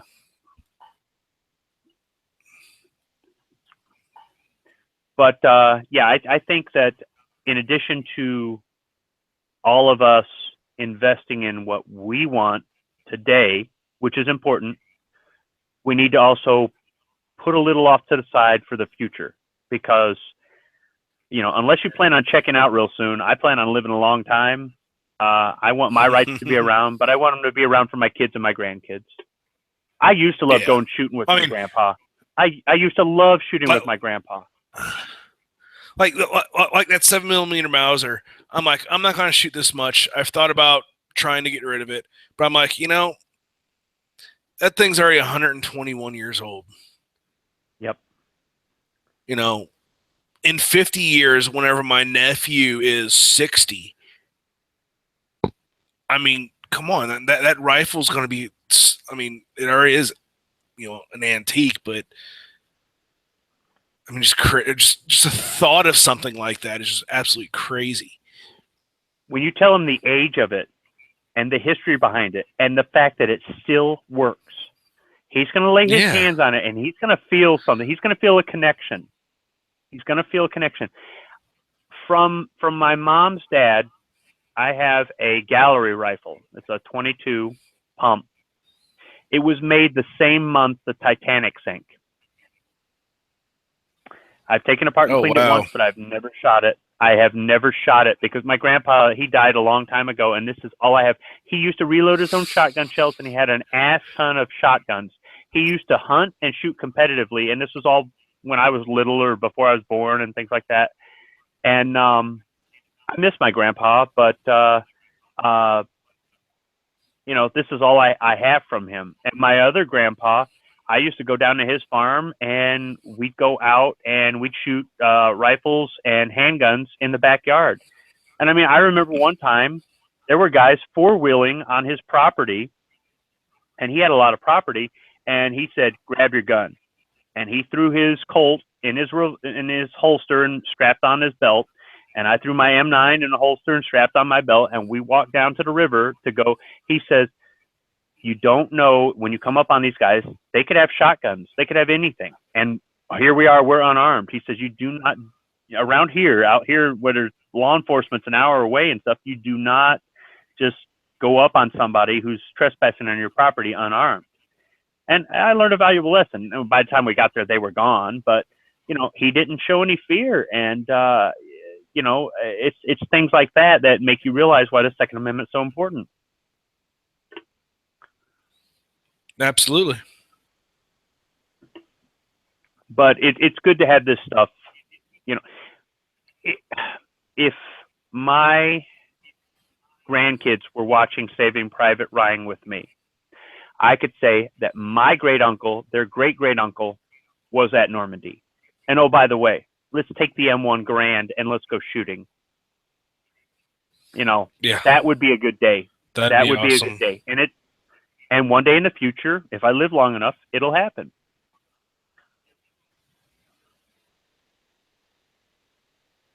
Yeah. So I say hold on to that Mauser. That's awesome.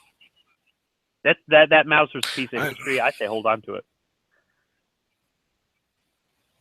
Yeah, I'm most likely I will be. But yeah, it's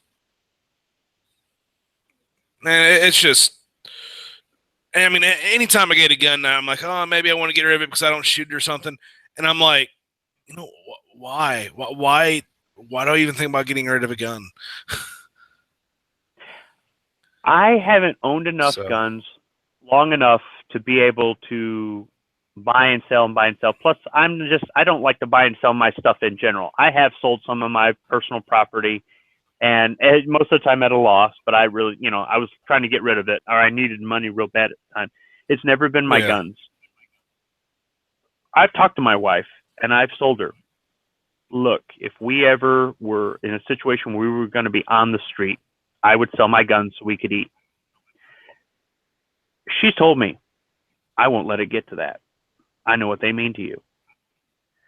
She's even thinking about the grandkids, you know, even though we don't have grandkids yet, but I mean, somewhere down the road, you know, I hope that I've got children and grandchildren who inherit these things, and it's hard for me to let go of them. And I've got some guns that I don't like. I've got two guns I would definitely love to trade for something else, but I've got one son who likes one and one son who likes the other. They're going to get those guns one day. Once they're old enough, they're going to get them. You know? When you see how well they shoot, you know, such a tight group, or just how comfortable they look shooting them, it's hard to go, oh yeah, I'm going to sell that. I'm going to trade that for something. I just can't do it. Yeah. I mean, there's two guns that I will never ever sell. I mean, if someone comes up to me right now and says, I'll give you $4,000 for the SPO1 Shadow, it's gone. Fuck it. You know, I'll pick up another one in a damn day. But if there's my grandfather's gun that he brought back from World War II, CZ20 Model 27. Priceless. Yeah. He picked it up off of a German MP that he put down. And then there's another gun that my great grandfather bought new in 1915. It's a double barrel shotgun. I'm never going to get rid of that one. And I don't blame you. So I don't blame you. Yeah, my great uncle, he brought back a double barrel shotgun from Germany. They were disarming the population wherever they were going at the end of the war. And because even though Hitler disarmed the population, some of the people still kept their guns. So some guy had some fancy double barrel shotgun that was engraved. I mean, this thing's beautiful. And when my great uncle, he died, one of my second cousins must have ended up with this thing. But my second cousins, they're all pretty smart. I doubt any of them are ever going to let it leave the family, especially since he brought it back from Europe. So, yeah, those sorts of things, those war trophies and those things like that, it's a piece of family history. You don't let it go. Family might not get along or this, that, and the other, but you know, some dumbass might want to sell it so they can get drugs. No, don't do that. It's history. You don't let it go. Yeah. This CZ that I have, it's worth $500, but to me, I mean, if someone would come up to me and say, "I'll give you 10 grand for that," I'd be like, "Come back again. Sorry, it's not worth it because my grandpa's not here. That's the only thing I have of his." So yes, and you just can't put a price on that. And people don't understand. That's part of the beauty of firearms. It's almost like you know, if your wife had inherited her grandma's wedding ring, it's the same difference. Exactly, same damn thing. Same damn thing.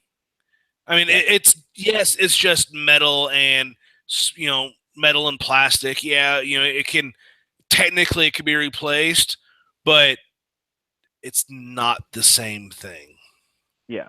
It means something. There's memories behind it. It's unique. It's special. And when I do talk to anti-gunners, I try to bring up things like this, and I do try to use analogies like, grandma's wedding ring or something like that, because they don't understand, because they don't have that experience. They haven't been around it. They haven't found. I did not grow up around guns, but yet part of the reason I have a relationship with my children is because of guns. I took it upon myself to bring it into my family. My wife was not pro-gun at all when I met her. Since she's been with me, she doesn't like to go shooting, but she absolutely is not anti-gun.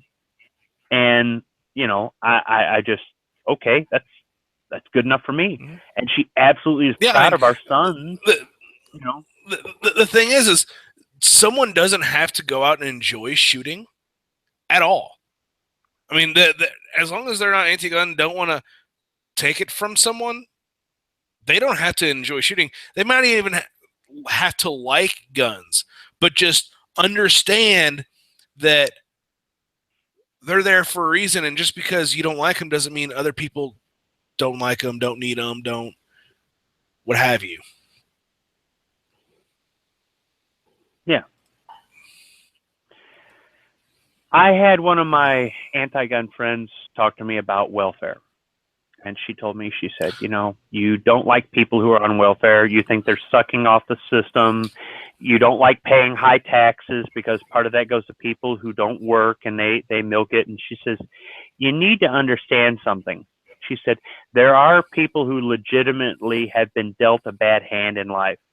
And they need this welfare. They need this to feed their children. They need this to pay their rent. And they need this to get by until they can find something better, and they'll get off of it. The other people will never get off of it, and they will always be there no matter what you do. And no matter how much you hate paying taxes for these people, they will always be there. But the people who legitimately need the welfare, you need to think about them. And I thought about it for about a day or two, and I went back to her, and I said, okay, I want you to think about this. The people who use firearms to defend themselves from home invaders, from attackers, and from animals and things like that, they need these firearms. They've used these firearms, and they've done it in a lawful way to protect themselves and their loved ones.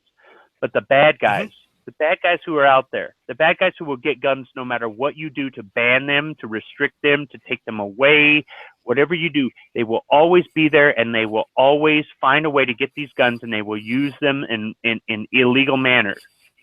Why Right. should you penalize the people who have the legal right to own them and who do legal things to defend themselves with them? And she's like, oh, I see what you're trying to say. You're trying to say, I'm telling you about the welfare thing, and you're making a parallel with it with firearms, and you aren't for people being on welfare, and I'm not for people having guns. And I said, yeah. Yep. I want you to know that I thought about what you've said, and I'm chewing on it, and I'm trying to understand it. Think about what I'm saying, you chew on it, and you understand it. And we both sort of found some common ground that day. Good. Hold on, I gotta go. Yeah. I gotta go run and do something real quick. I'll be back in a couple minutes.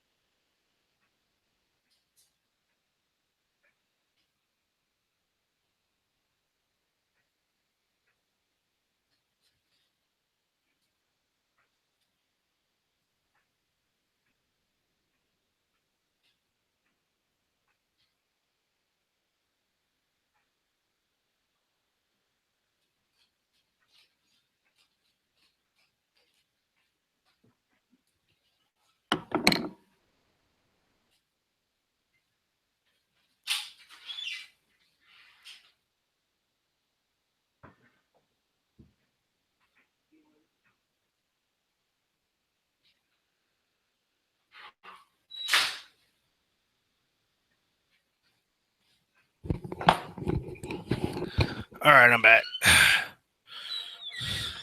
Had to go out and get my backup gun, and because I need to do a few things to it. That's all right. But what I was saying is, I've learned how to accept other things that I don't always agree with, and I've learned how to calmly, rationally try to take some time to think about something that I don't agree with by listening to these conversations on gun channels, by listening to the conversations, to listening to the heated debates, to listening to the podcast, the chats. I've heard a lot of different people, a lot of different personalities, a lot of different people. Everybody on gun channel seems to be so smart. Even if they have different opinions, they all know how to, sometimes we're smart. That's funny. Yeah, no, really. They seem to be smart, but sometimes they get passionate, and sometimes, they get overly passionate, and sometimes they're a little bit calmer. But I've learned how to just be a little bit calmer and a little bit more accepting of other people and other ideas, just simply by listening and going, you know what? Some of these guys, they're on the right track. Maybe I need to. What is eating me about something somebody else likes that I don't agree with, and what is eating them about something I like gun rights? Let's find some common ground. And I've just learned that from listening to the people on gun channels. I'm so glad that G-Web's created this. Oh, we all are. We all are. Oh my God. Well, actually, I've probably spent more money since I've been on gun channels than I wanted to, because I'm like, oh, this is an awesome deal. I'll go out and buy it. Or someone starts talking about something like, oh, I want that, and go out and buy it. I'm like, shit, I wanted it, but I didn't want it. Well, yeah, it's a great resource for finding out who makes this, or who has parts for this, or who something you've never, yeah. Yeah, absolutely. You know, what's funny is after you had that one video with where you're showing the 7mm Mauser, maybe about a month later, I got a sales flyer from, was it J&G Sales or S&G Sales, and they had on the front page of the flyer they had that Mauser. Yeah. The 1916. I saw that too. Well, no, wait a minute. That might not have been the same one. No, it was a 1916. So yours is 1895. Yeah, that's a Spanish. Yeah, mine's 1895. Okay, so they had a 1916, Sorry, and I'm looking at it, and my son sees it, and he goes, Go ahead. 219, Dad, you should get that, you know. So. Yeah. Yeah. I think it is a great resource for people that are new getting into guns. It's a great resource for people who are into guns, who want to get more into guns. And it's a great resource for people who are above that level, who just want to hang out with other people that are at that level. So far, I got to say, I'm pretty happy with it. So, I mean, sometimes I've gotten onto a chat and people are talking about something I have no idea about, so I just leave. And I know I was on a chat with somebody, and somebody else came into the chat, and we started talking, and the other guy left, and then I felt bad. But I think that just happens. That happens. It happens.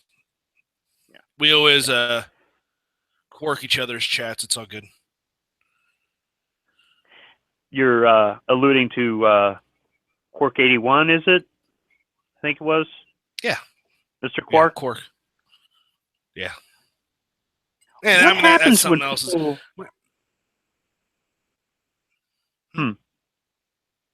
What happens when people have been on the chats and then they just disappear? Sometimes they come back, sometimes they don't. I mean,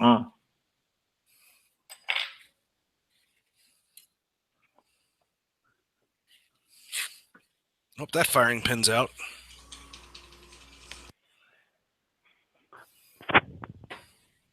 Are you still messing with that CZ? They get sucked into the Google Hangouts black hole. Yeah, I'm putting an extended firing pin in my backup CZ because I was getting extremely light primer strikes. This is not the one you were cleaning a couple nights ago. Yes, it is. Oh, okay. The exact one. So extended firing pin for light primer strikes. How much longer is it? I will show you. Now I got to go back upstairs.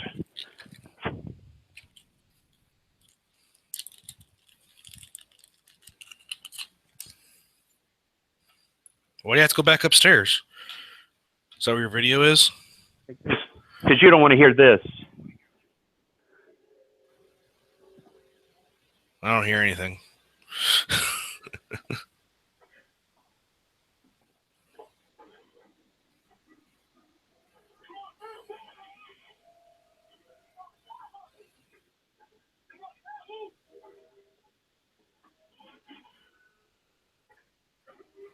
Do you hear that? No. Okay. Well, maybe this mic isn't that good. My wife's upstairs watching Titanic. That's the difference. Hold on. Ooh. They're not even.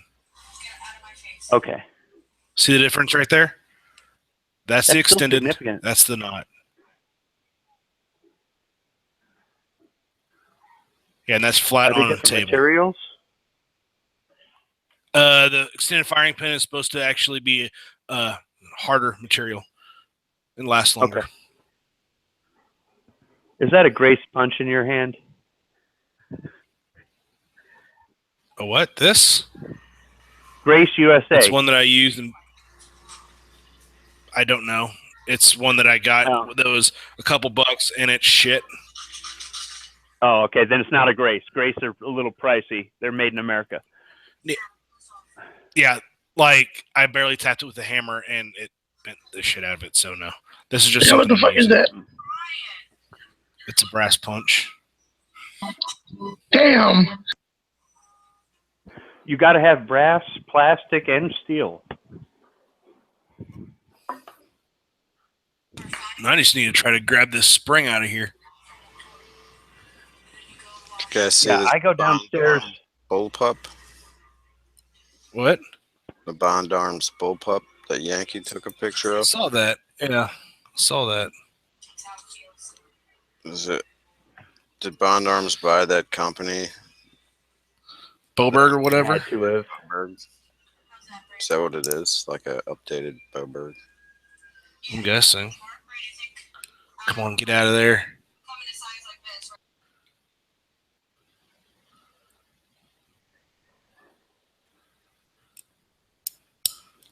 Come on. Fucking spring. It's a bullpup handgun. No, that's not a bullpup. Yeah. Yeah, it's a Oh, bullpup. that's the name of it. It's-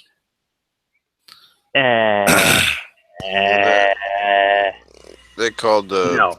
Boberg a bullpup just because of the way it looked in the mag. Or loaded from the mag. I'll be back. Go back to making Behind Derringers. your hand or whatever. Go back to Derringers. That thing's gonna be like $1,200, probably. I think I stopped making guns I can't afford.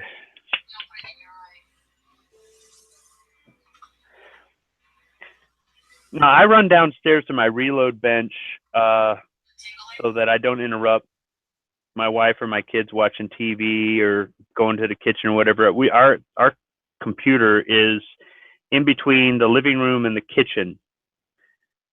So if everybody's talking about something, or somebody's streaming live video, or says that they got an Instagram photo or whatever, I got to put my thumb over the mic on my headset and run upstairs and click on the computer and see what the heck is going on.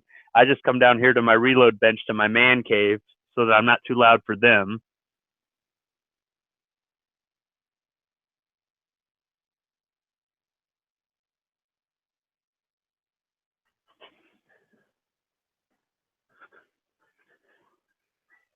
My wife's watching Titanic right now. I don't think you guys want to hear that.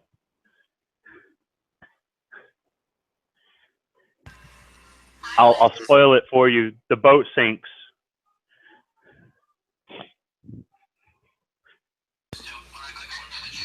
And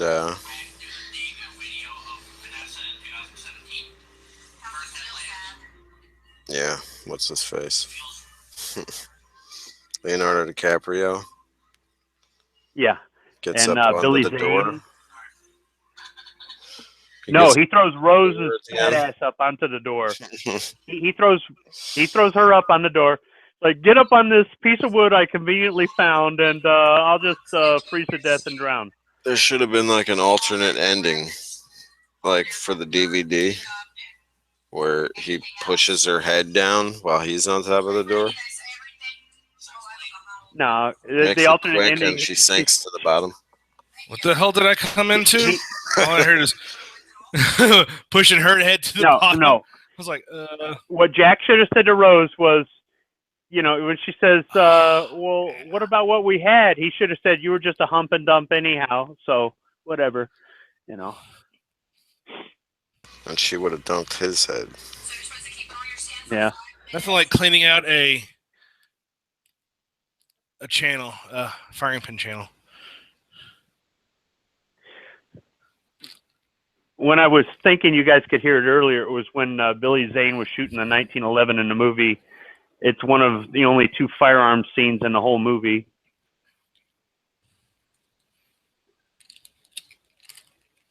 Ooh, what's in the Made in the USA package?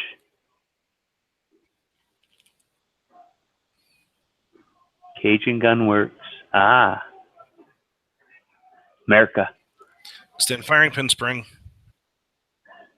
I beat on this front sight base so fucking hard, it knocked the pins out of the MFT stock. That's how hard. Not only is the pin longer,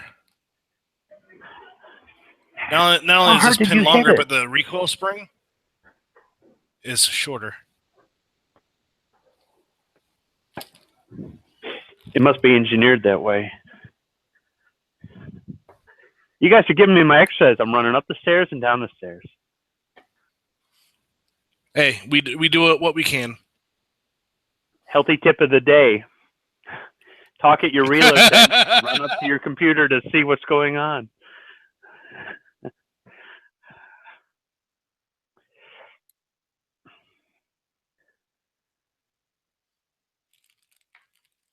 Okay. So I have that. So now I need to take this pen. Jeez. Now he's pointing his Webley revolver at all the people trying to jump into lifeboats. Oh, that guy's dead. That guy's dead. Oh, now he's going to commit suicide. That's not a good idea, dude.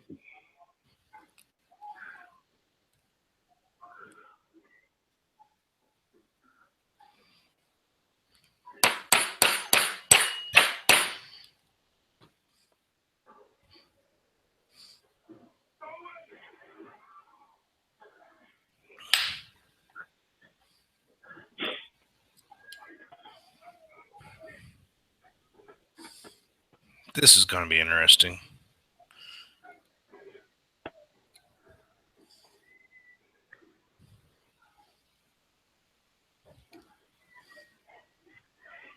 It looks like you're doing surgery. 2 roll pins and some painter's tape. Yeah. Hey, I don't have a nice block like Dead Horse does. Yeah, I need to get some more armorer's tools myself for sure.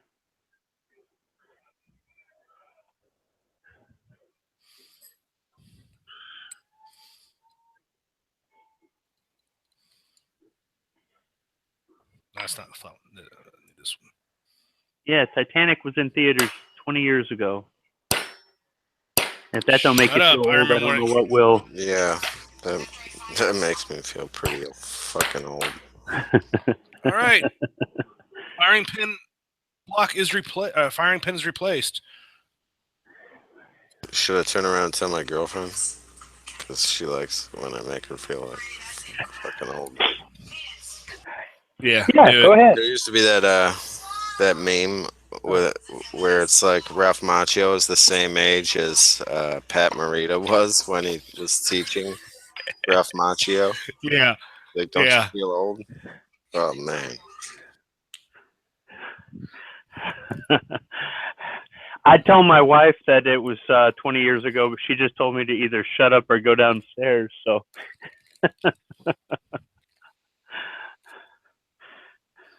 You know what I do? I'd shut up and go downstairs. Yeah, it's kind of what I did. If I want breakfast tomorrow morning, I better shut up and go downstairs. So that's done. So now I need to make the rest of the gun competition production legal. Here's the old hammer. It's the Cajun Gunworks hammer. I'm going to be swapping that out with a production hammer, so it could be production legal. And while I'm in there, I'm going to put it's my backup gun. So in case my major gun goes down or my competition guns go down, I'll have this with me. So if that gun breaks, I'll have a valid gun that I could go back to and keep on shooting. And I'm also going to put a short reset into it. So that begs the question, how often have you had your primary fail? I had it fail one time. It was about a week before a major match that I paid like $130, $140 to go into.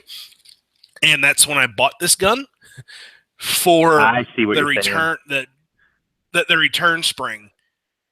If I could get one in. So I bought this gun for a $7 spring, trigger return spring. And so I ripped it out, put in the other one, and then and then I was like, well, this is now going to be my backup gun. So I thought you were trying to say you already paid $130 for the match, and if you do enough of these matches at the same price, based on that, that justifies the cost of having a backup gun.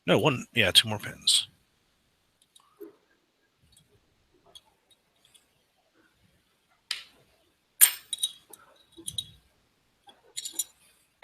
Hammer's out. As far as I need to go. So, basically what I'm going to end up doing is there's 2 pins right here and here. Okay. Yep.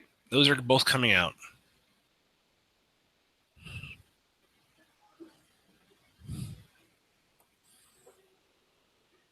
So I could replace this hammer and this part. Actually, I just really need to push that 1 pin out. Use a bigger punch.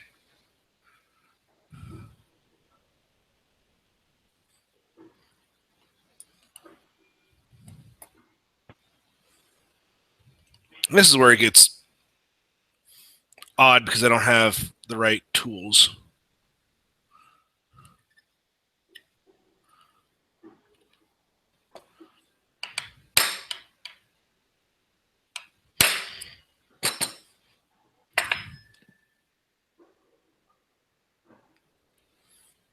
Let's try it this way.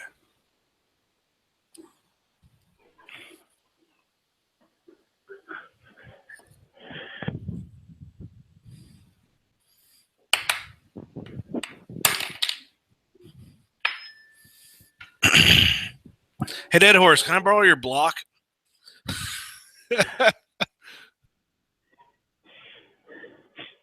Oh, shit.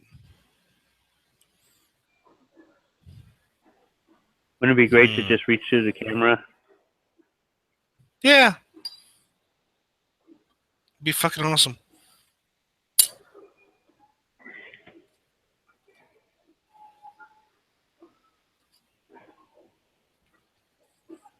Let's see if this will work. Old computer parts.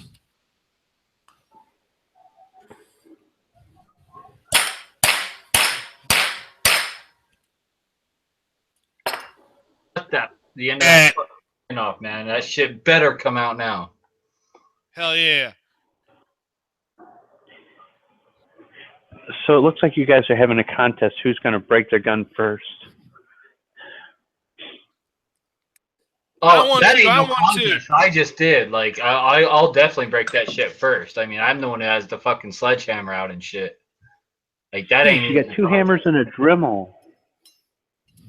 Yeah, you're definitely cutting it apart. Bam!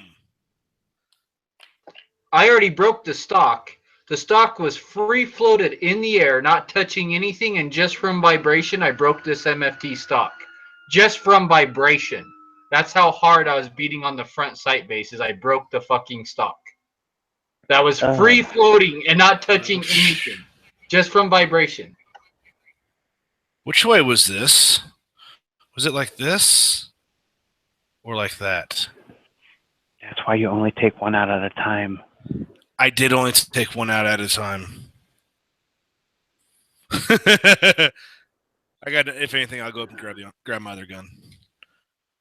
Think about having 3 of these things.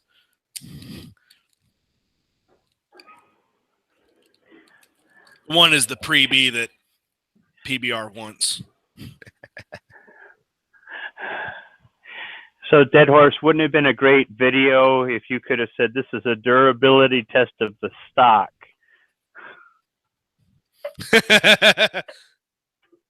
Oh yeah, no shit. I'm kind of like disappointed in that stock at the moment. I'll have to look at that next after I get this shit apart. But yeah, that kind of already pisses me off. But then again, I don't know if their stock can stand up to an 8-pound sledgehammer or not. Like, I'm going to hit the rifle at this thing. Let's see what happens at the other end. Oh, I can tell you. Okay, let's see how I'm. So that's just an oversized pin. It's not one of those pieces that only goes in one way, is it? No, it's supposed to be like kind of stake it in type thing.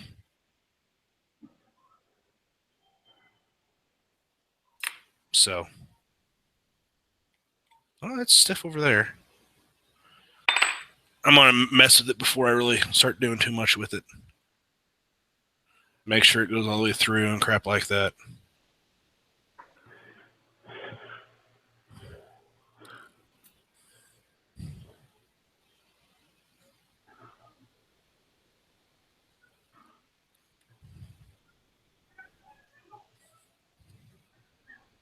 Yeah, she goes all the way through. Yeah. All right.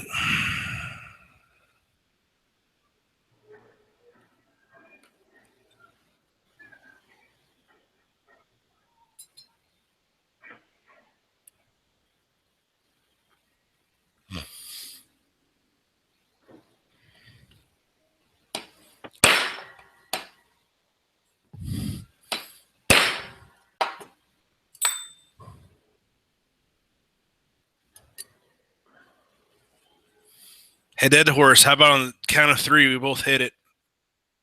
Hit our hammers.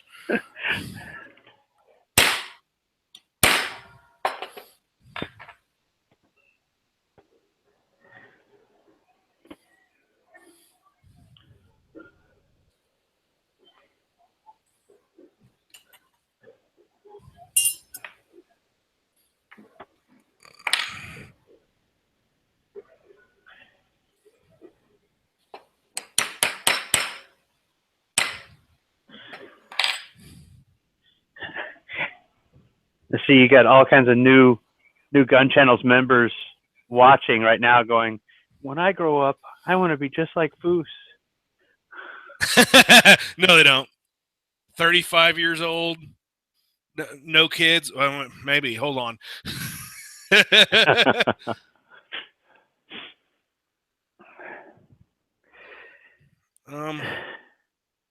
Yeah, I'll have to grab my other gun. Hold on. But it's right over here. Yet another reason to justify the expense. It's because I don't have a wife to say, why are you getting another gun? Because I fucking want to, bitch. No.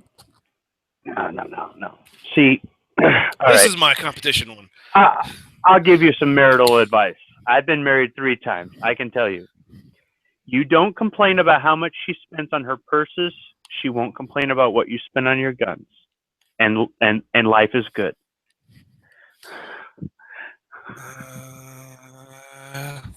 Probably didn't need to do that. I probably just needed to take grip panel off.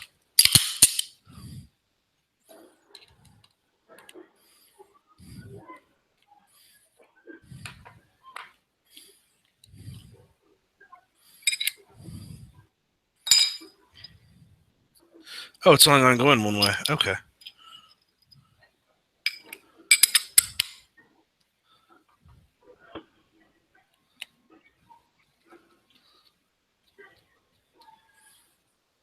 I should have thought about that.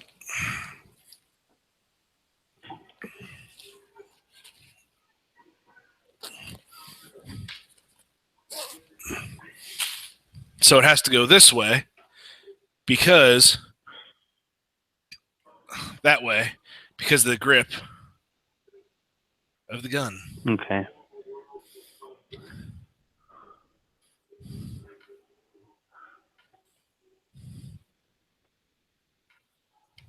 Not since it's partible. Wipe that down.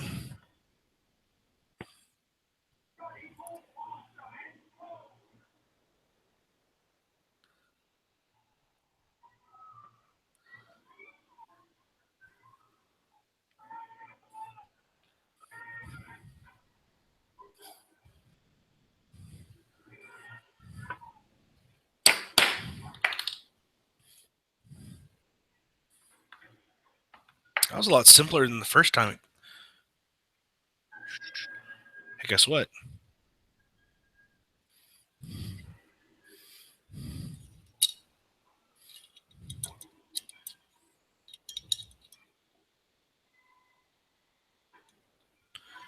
I hope she just works.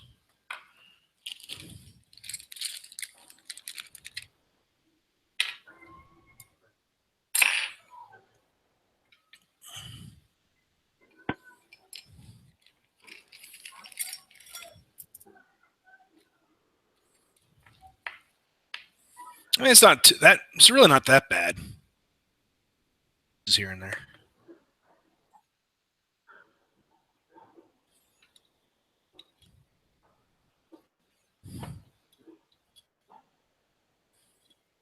Yep.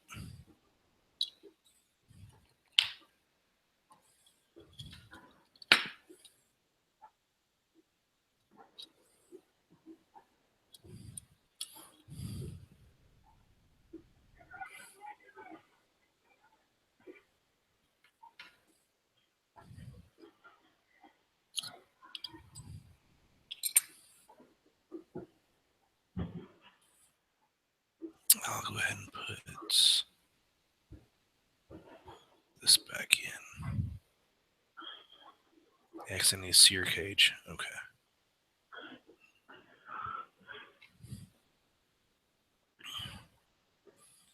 Guns. Gotta fucking love them.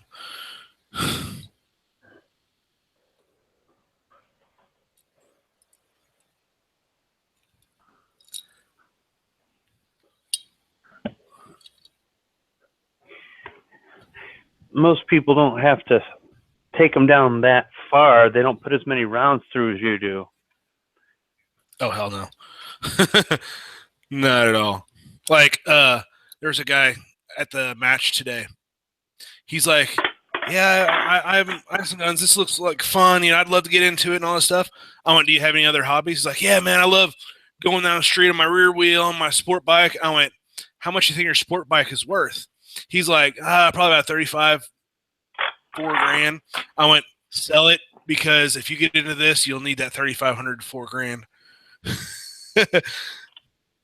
Yeah. I will say that if you're serious about guns, if you're really serious about guns at any level, collecting, competition shooting, gunsmithing, reloading, whatever it is, hell, sometimes to some extent, even hunting, it's going to cost you enough that you're either going to have to shed some hobbies or really seriously reconsider getting into new ones. Mm-hmm. I had to pick between... It's worth it. Well, I had to pick between cars and guns, and I picked guns, but guns don't take as much space to store, and you know, even though there's lots of pieces, there ain't as many pieces as inside of an engine and whatnot. I mean, and they retain their value. Yeah, well, guns. It's not a my guns don't crapshoot get on exposed what. to road salt. Yeah. My cars keep getting eaten away. My poor old truck.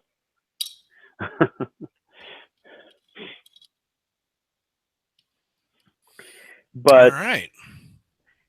If somebody's got the means to do all of it, do as many hobbies as you can. Oh, absolutely.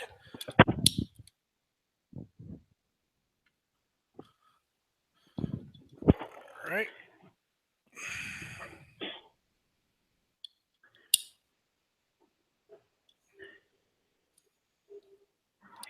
Dead Horse, what is on your bench?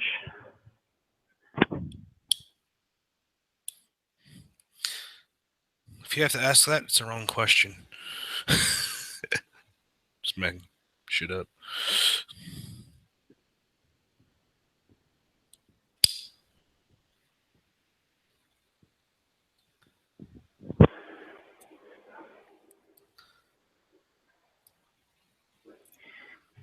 Now, see, you're putting all those parts back in there, and you make it look easy.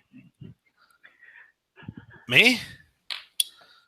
Yeah, you're making it look is. easy. Shit. Once you figure, well, I mean, once you take it apart and figure out where everything goes, it's like, whatever.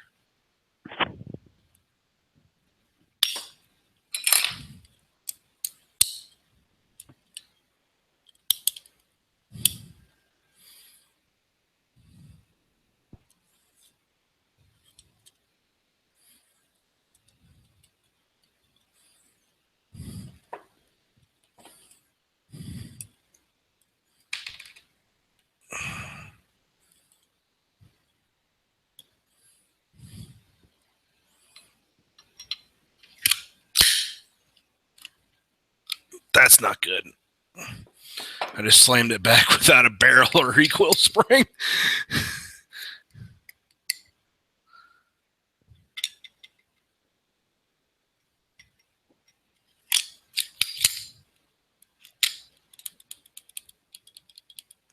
It's not good either. I want to adjust my sear a little bit. It's not grabbing. And how do you adjust it? There we go. Okay, so it's not. This is an adjustable one. So double action, it works. Single action, it doesn't. See? Single action, it's not grabbing it. Okay.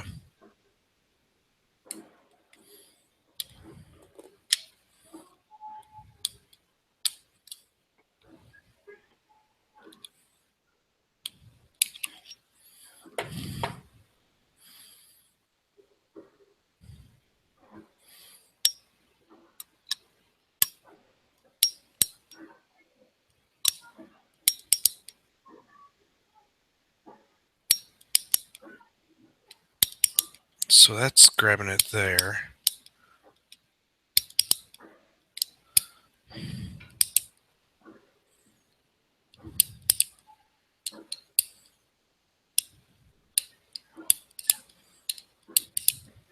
That seems like it's grabbing.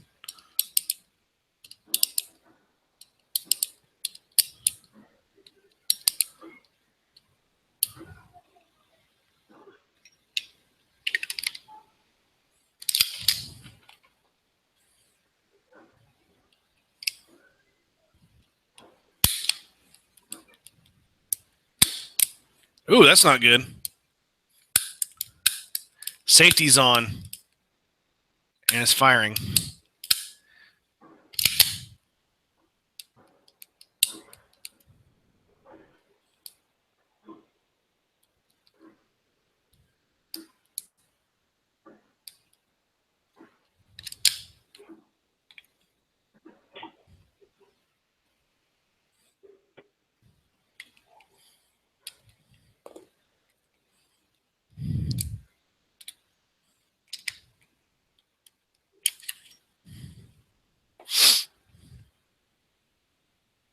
So I wonder if I could just adjust this. Well, that's on my safety. That's not my sear. Might have to talk with my buddy.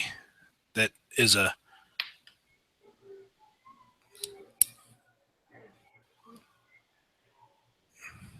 He's a CZ guy. You're gonna have to take your. Are you gonna have to take your other one down to take a look at how it's placed? No, I'm not going to do that.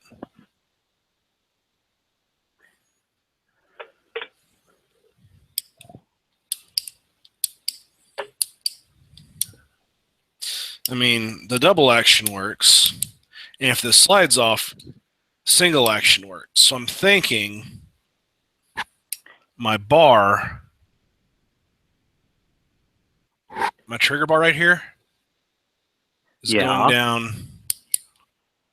under the sear. Is there some sort of cutout in there for it to do that? Well, there's a spring sitting in here.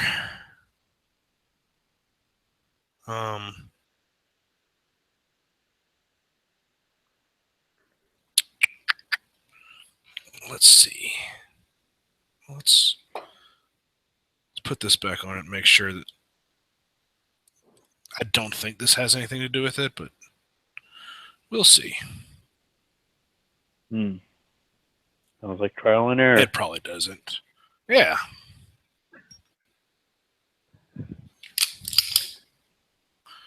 Just like with anything. No.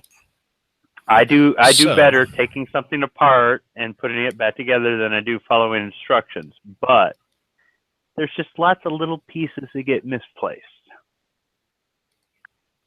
You don't have So any it's extra not- parts left over, do you? No, only the ones I took off. You only laugh because it's happened. So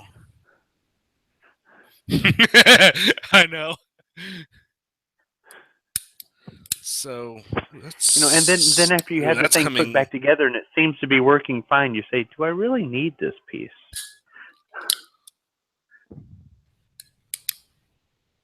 So that hammer is coming in contact with my rear sight. Shit.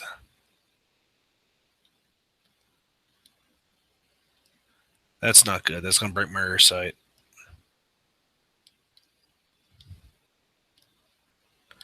I'm going to have to take a little angle grinder and knock that edge off. No, not an angle grinder, but you know. You know what I mean.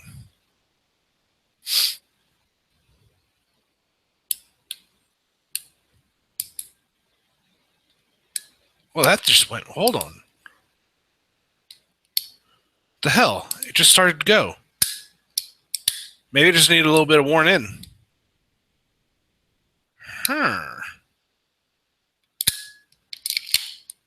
Oh. It's not picking up. I'll talk to my CZ guy.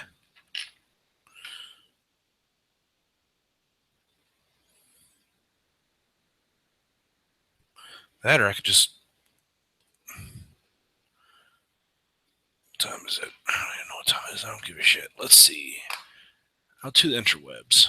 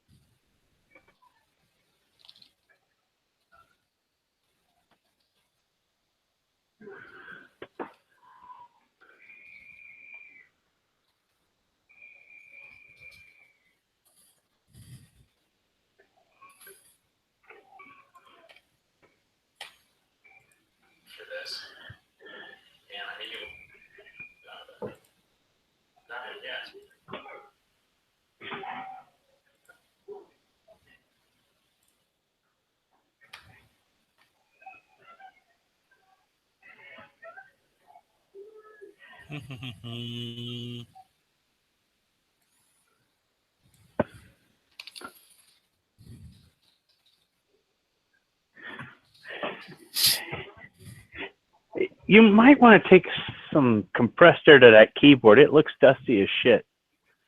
Oh, it is.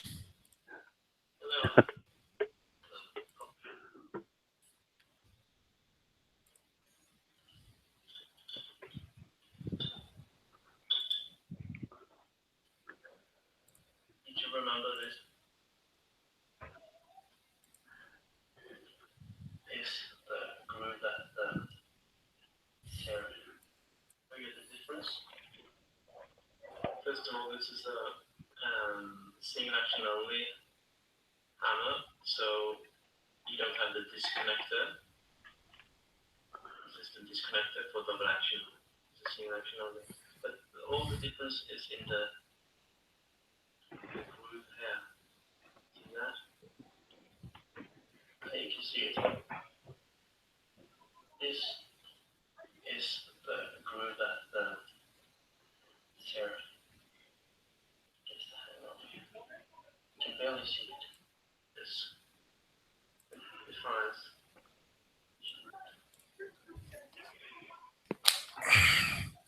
Yeah, my CZ guy that, or he's apprenticeship, I should say. He's down in Florida right now shooting a Optics National tomorrow.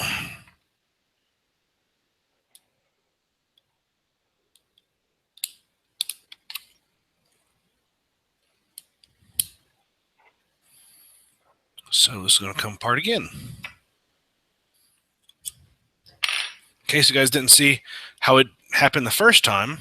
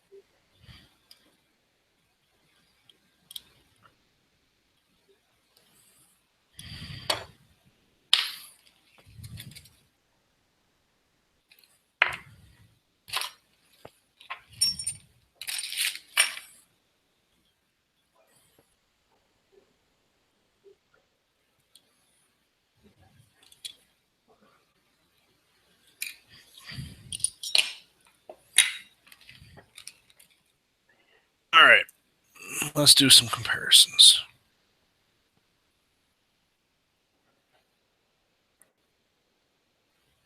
Is that the mainspring? It's the hammers. Okay.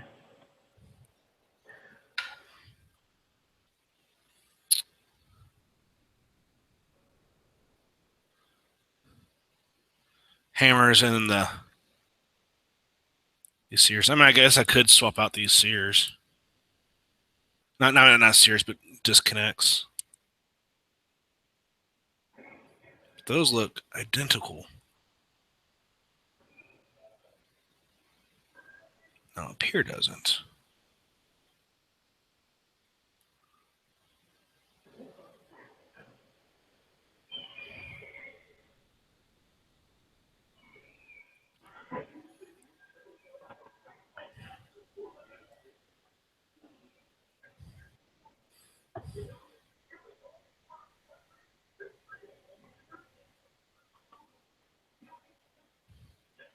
Sears look identical. So I bet you it has to do with with the disconnect. So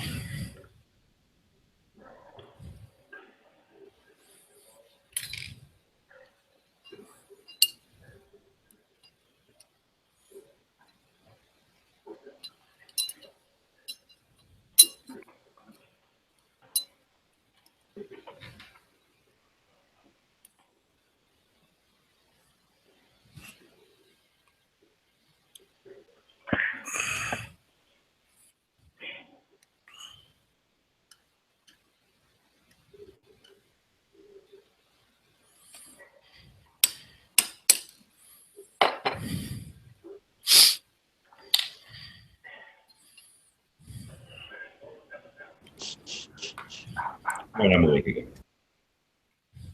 what? I guess I technically have been sleeping. I thought you said assalamu alaikum.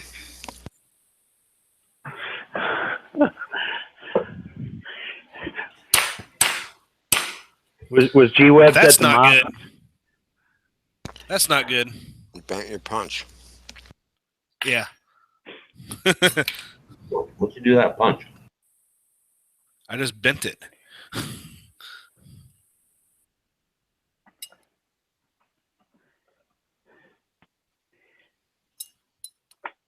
Not meaning to.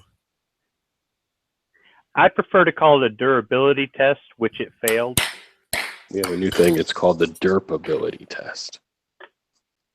Will it pass the derpa ability test. The Derpa Fuzz. Derpa. Derp. I was like, saying that word, man. It's like it means nothing.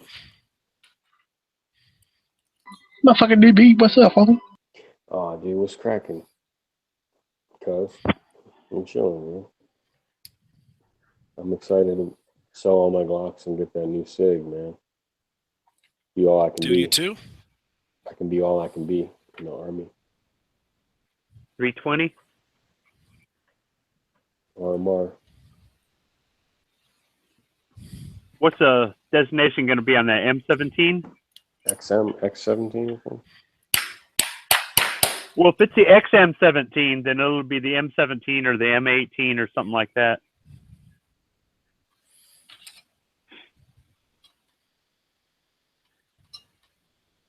Yep.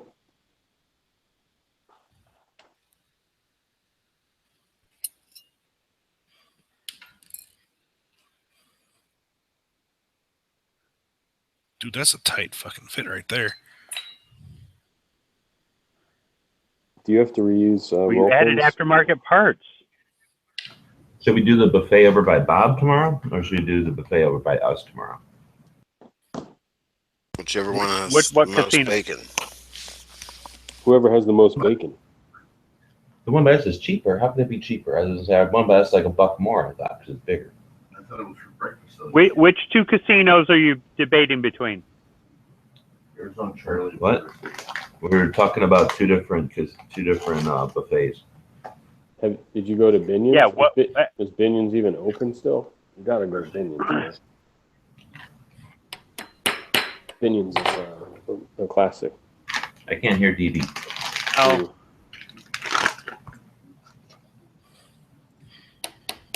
No, go to Fremont. Sorry, we're doing for home the- gun for the smithing. Sunday brunch. Wait, Fremont? Go to Fremont for the Sunday brunch. You get champagne. How much? 'Cause we're looking at two that are like somewhere around $8 or $9. And it's the weekend. You're going to pay a premium because all the people from California come to Vegas on the weekend, so they jack up the prices. Yeah, I know. That's why we're looking at the two ones that we know that are. You'll pay less on Fremont Street than you will on the Strip, but for Sunday brunch, I'd go to the Fremont Casino. Are you able to read the internal? He'll have to go to his other computer. I gotta come upstairs. I don't know if you're on your phone or whatever. Yes. But anyway, I don't want to say, but I got it. He'll go upstairs. He's done it like 5 times already. I'm getting my exercise. Yeah, what about Binion's? That's where you need to go, man. Binion's fine. Hey, go to Binion's. Binion's is not bad, but I'm just saying Fremont Street for Sunday brunch. If you're going for a cheap brunch, otherwise you're gonna have to go to an off strip. Hold on.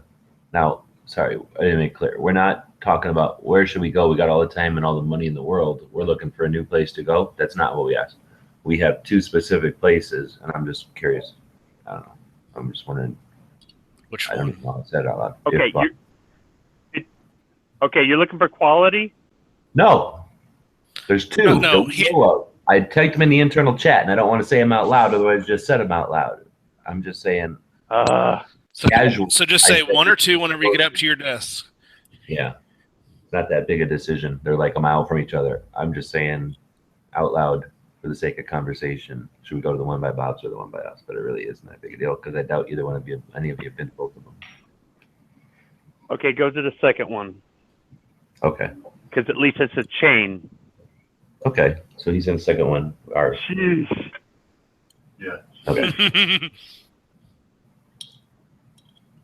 I haven't been to that one, but I've been to its sister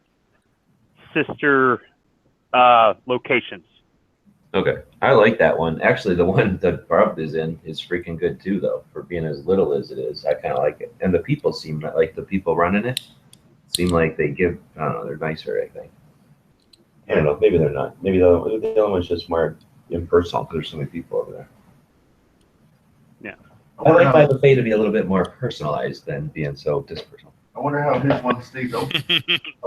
Dude, I don't don't know how it stays open. Every time we go over there, it's like us and one other table, and then like constantly free, like not free, but constantly fresh food on the table or on the bins or whatever. Like, oh, these green beans look old. Go to the other one. What I like about Bob's too is that you park next to Bob's camper, and then he's like, you can walk farther from a buffet table to a bathroom than it is from like Bob's camper to like a nice buffet. He definitely picked a good spot this time. At least you're not up in mesquite with all the cockroaches. We had a beetle or something, I think. Was that in the hotel? Yeah, he said it was a water bug. Oh, a water bug on the floor of the other room. We had one room in place, and then like rain happened, and now we got a different. So look at it. That works, and the single action works. It was the. Good. Yeah, I put one old Double part end back circle? into it. Even after you busted that pin beating on that gun? Yeah. Nice. The pin survived, the punch didn't. That's the truth. I'm gonna have to knock the very top of this off because Well, I like it's to do. the bottom of my hammer, bottom of my rear sight. So I don't want to keep beating on that. So I'll. What you can do to avoid that kind of stuff is just use roll pins.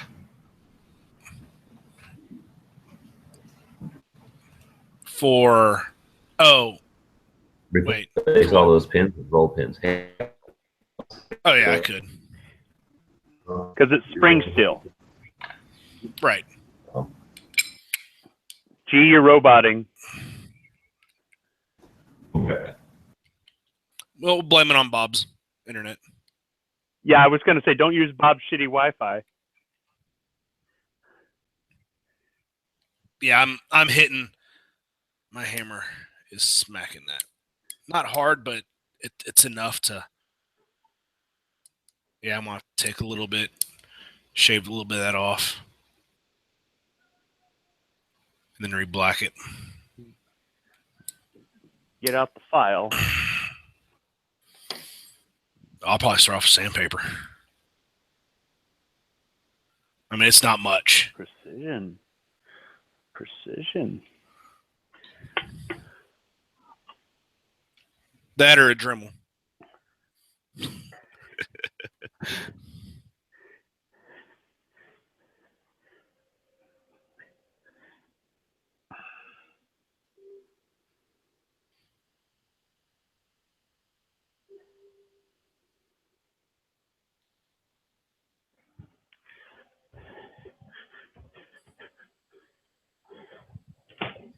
Why am I putting these back together?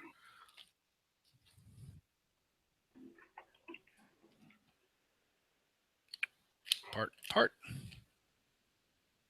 Close it up. Done.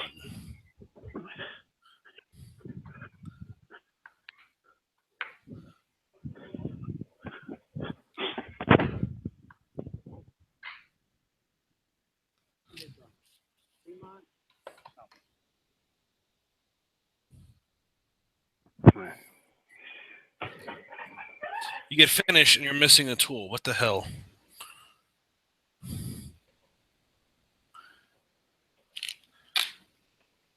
How the hell am I missing a freaking tool? Oh well, I'll find it later. I got my shit out finally. Fuck yeah. I got mine back together and working. You have no idea what I had to go through to get mine out, dude. Did you heat it up? Oh, I tried that 1,000 times. You know what I finally did is I went to the drill press. I drilled into the end. Of the pin, so it would fit my punch, and I took a 25-pound sledgehammer to it. No joke. I broke three punches, but on the fourth punch, it came out. Nice. Yeah. So to get this front sight base off, I broke 3 punches, ruined like 5 drill bits, fucking like burned up a Dremel bit, like. stock. Like that's what it costed me to get this pin out. So my safety on this gun does not work.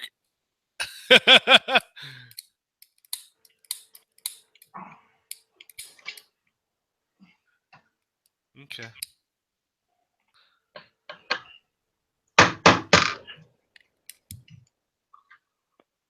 Oh yeah. Okay. Oh yeah. Come off, you son of a bitch. Oh, come to daddy. Oh yeah.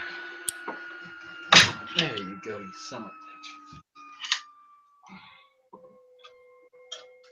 Okay, I'll be able to fix that. Okay, I think I broke it. That's okay. What'd you break now? I think I broke my Magpul grip too. I beat dude. I might have trashed my receiver too. I don't know. Like I literally had it laying on the garage floor and I was smacking it with the 25-pound sledgehammer.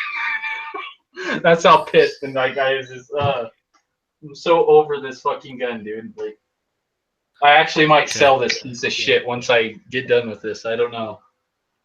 I was like, I don't even want to shoot this. Dude, like I'm just so fucking over it. I'll be back.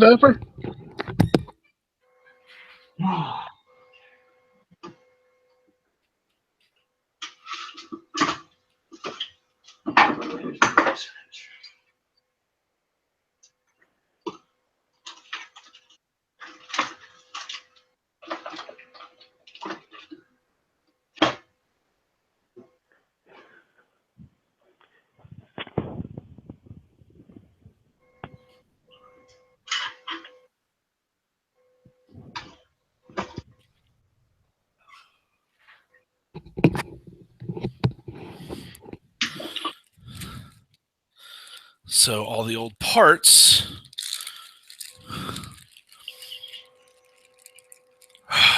Okay. Original hammer.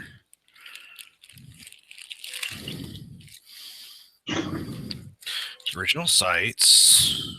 There. That's what I'm looking for. Shit. Original sear. Dead Horse, we're going to have to sort of GoFundMe to get you new parts for your AR. Oh no, dude, I got plenty of shit. I was going to say, it's Dead Horse Dad. He has parts coming out of his ass. Squeeze it a little bit tighter, he'll have another receiver pop out.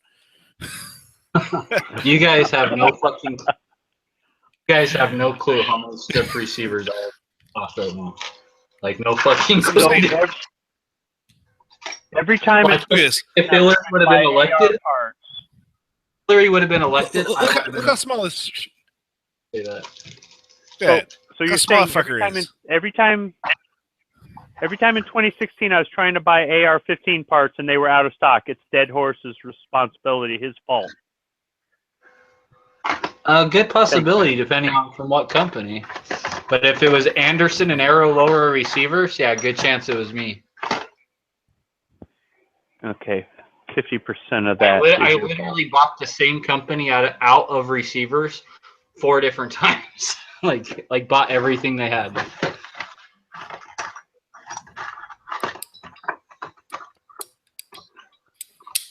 Okay. I'm saying something about a bigger hammer. Yeah, 25 fucking pound sludge, dude. 25-pound sludge is what it took to get it out. An 8-pound sludge wasn't nuts. I don't even have a freaking 25-pound sludge. Where the fuck is my end caps now? All the shit you build, you ain't got a press? I have a drill press. That's what I drilled it out with. No, like a hydraulic press with a Oh bottle. no, I don't have I wish I had like a 10-ton hydraulic press. I have a vise, and I jigged it up in the vise using the block, and even with the vise with a cheater bar on it, I couldn't get that pin out, dude.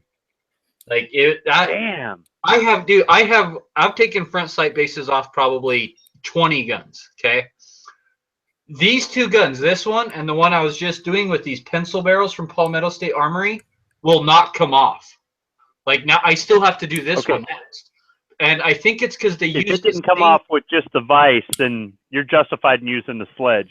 Shit. dude, with a 3-foot cheater bar on the vise. And I think it's because they use the same jig that they do on the 750 barrels for their pencil barrels, right?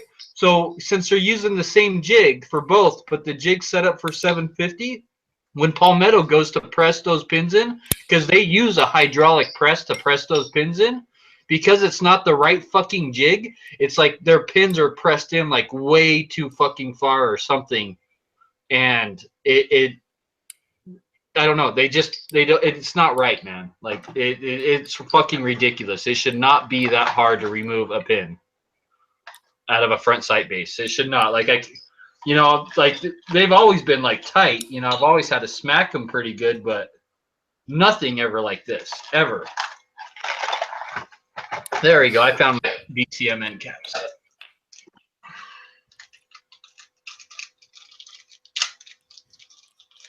Fucking stupid. Palmetto State Armory, if you ever watch this, quit using triangle end caps. Like, for real.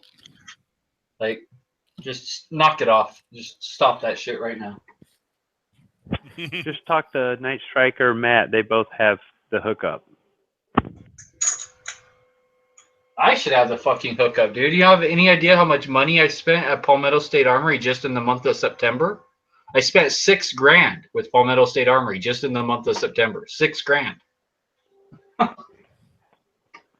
Matt's been talking about them since they were big, and they won't give them anything, so you're not getting crap. Oh no, dude, I don't get shit. I don't even get decent customer service. So like,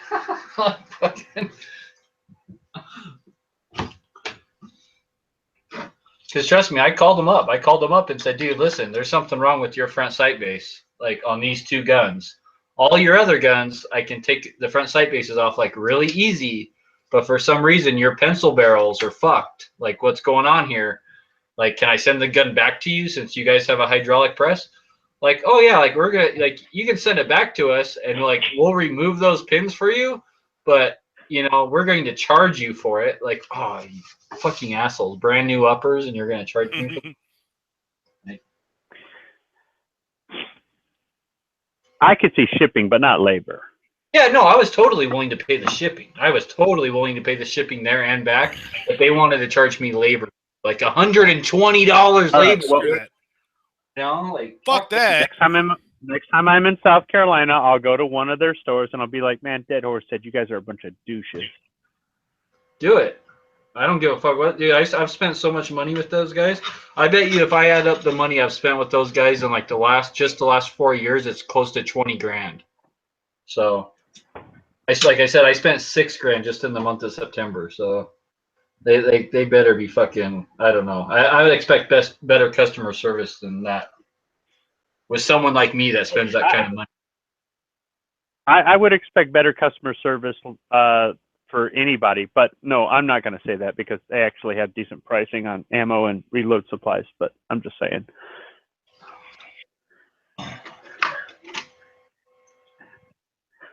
I'm still going to use them, but I'll guarantee you I will never buy another pencil upper from them ever again. Like, ever. No fucking.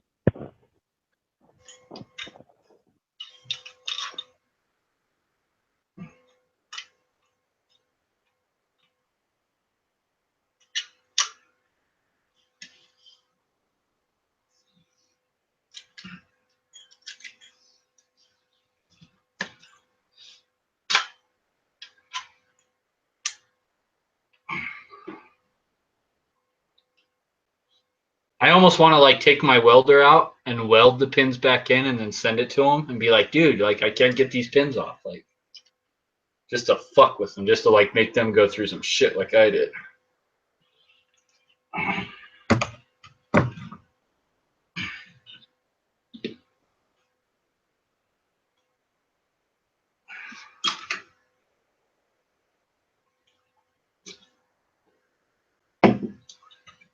Okay. Bam. Bam.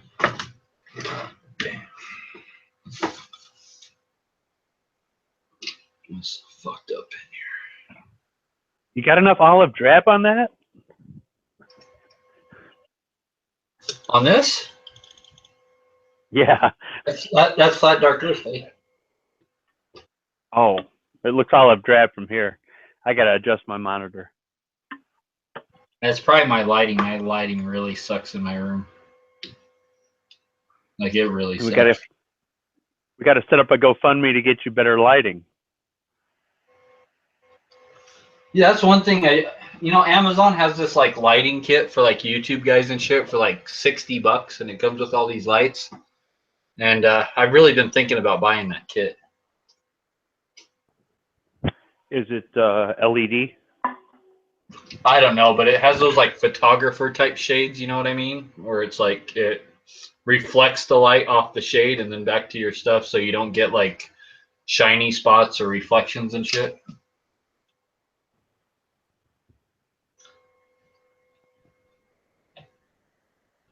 But they have that kit on Amazon. It's like $60 shipped, and I've kind of wanted to buy that thing for a while.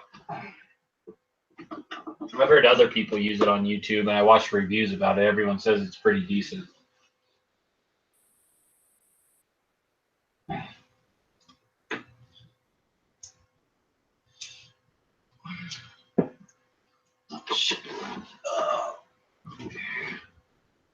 Is this crush washer still good? Yeah, that crush washer's still good because PSA good. They can't put on a muzzle brake.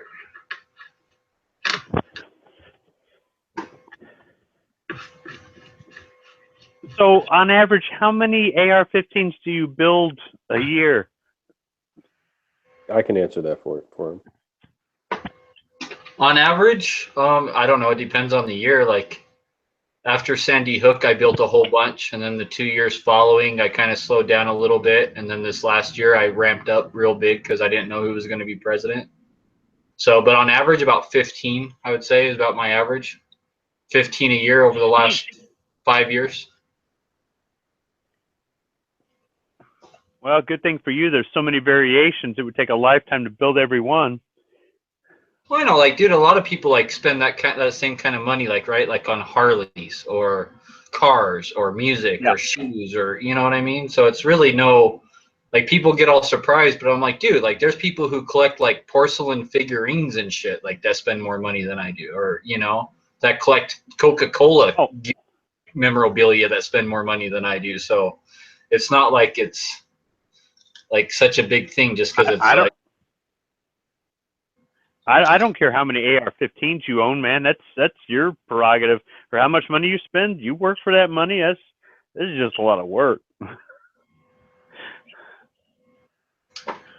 Well, I live very humbly, man. Like I don't have like the newest state of the art electronics. Like I went out and bought a new laptop for Christmas. I bought a $200 laptop. Like I didn't buy an $800 laptop. I mean, so I live like very humbly. I eat like top ramen and shit, like and $1 TV dinners. You know what I mean? So like I live very humbly to support my AR habit and my gun habit. You know? You don't have to justify it to me. That's the beauty of living here. We live in a free country. Do what you want. You're not hurting anybody.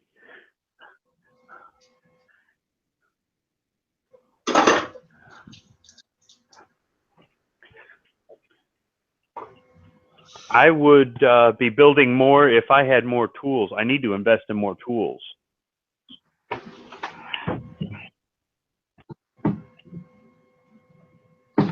When I first started building, I didn't have shit except for just like automotive tools, right?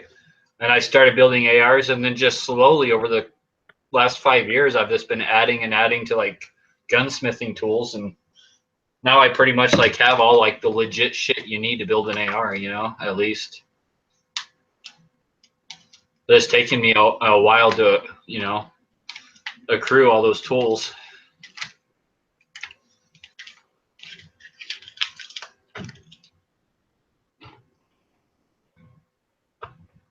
Okay, finally, man. Fucking finally, dude. It's like this gun's gonna be done finally. I'm so excited.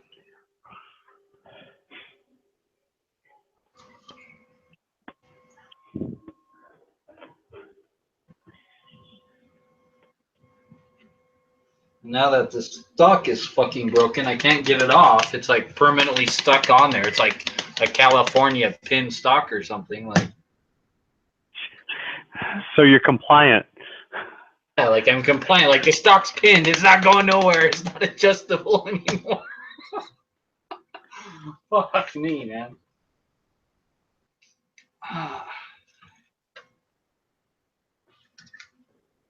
Would you trade I all don't your know how I'm ARs? gonna get this fucking stock off, dude. Like I have no clue. Like, Would you trade all your ARs for a Hudson? oh fuck no. I own better guns than the Hudson. I own better ARs than the Hudson. I'll put my Armalite National. I almost Mag answered that Hudson for him. any day, dude.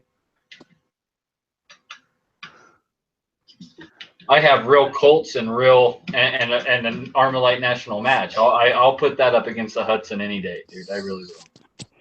Talking about the Hodge or the Oh, the Hudson? Hodge. I mean, yeah, the Hodge. Shit, the Hudson's that fucking handgun, right? Mm-hmm. Your favorite? No, I would trade like I don't know. I might trade my Canic for that Hudson just because I know that I could turn around and sell that thing for some money. Like, Why don't you trade all those broken parts for it?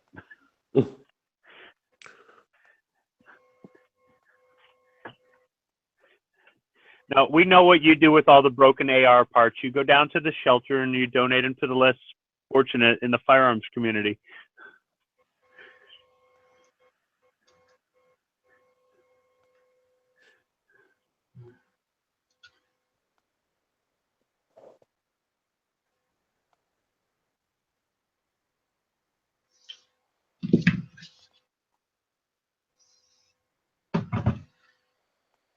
you know what the good thing about having a beat on this rifle so bad that now that I've beat on it so bad and pretty much like broke it, I'm not going to be worried about this thing like getting a scratch on it or anything. I'm going to go out and just beat the living fuck out of this gun. Yeah, that's great.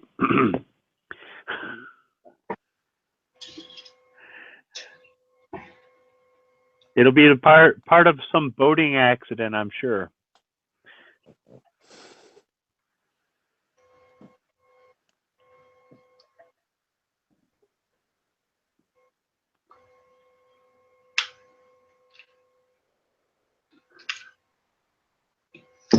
Oh fuck.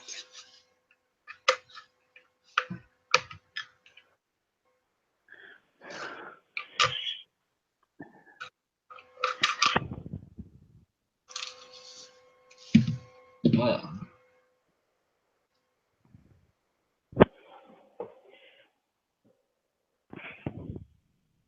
Oh, I see. That's like a set screw. Right? So I put this in like that. Somehow I need to get this pin in and then reach inside the stock with a. Is that an Allen wrench? What's going on here?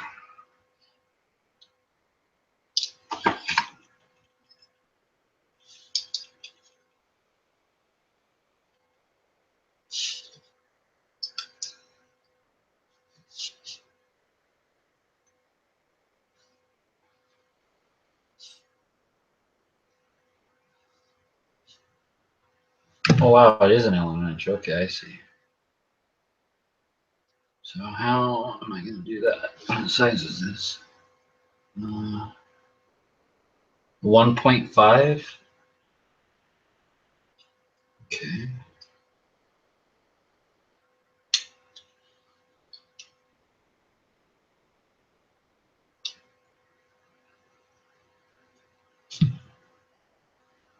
Aha.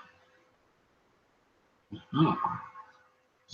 Okay, I think the stock can be saved.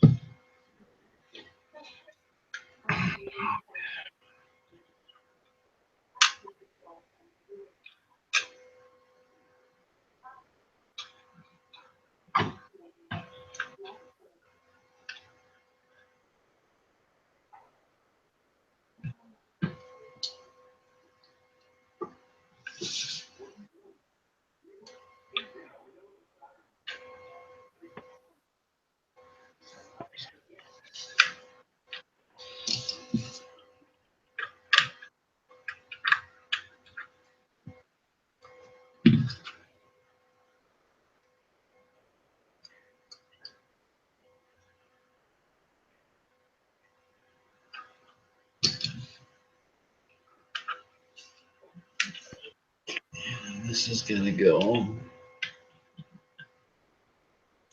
up.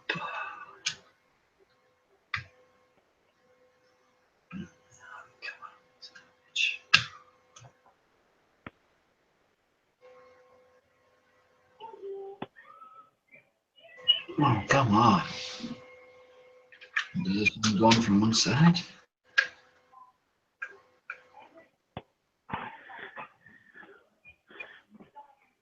Is it repairable or not?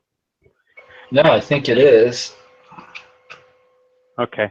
Is that the SLK stock? Just lose. There's actually like an Allen wrench that holds this like key in, or like an Allen screw, I mean, that holds this key in. And I think I just loosened that by the vibration of pounding on it. So I thought I broke it. I thought I snapped something, but it looks like I just, maybe. There we go. Which stock is that? The MFT. MFT? Okay. All right. MFT Minimalist. Okay, there we go. Aha! Fixed.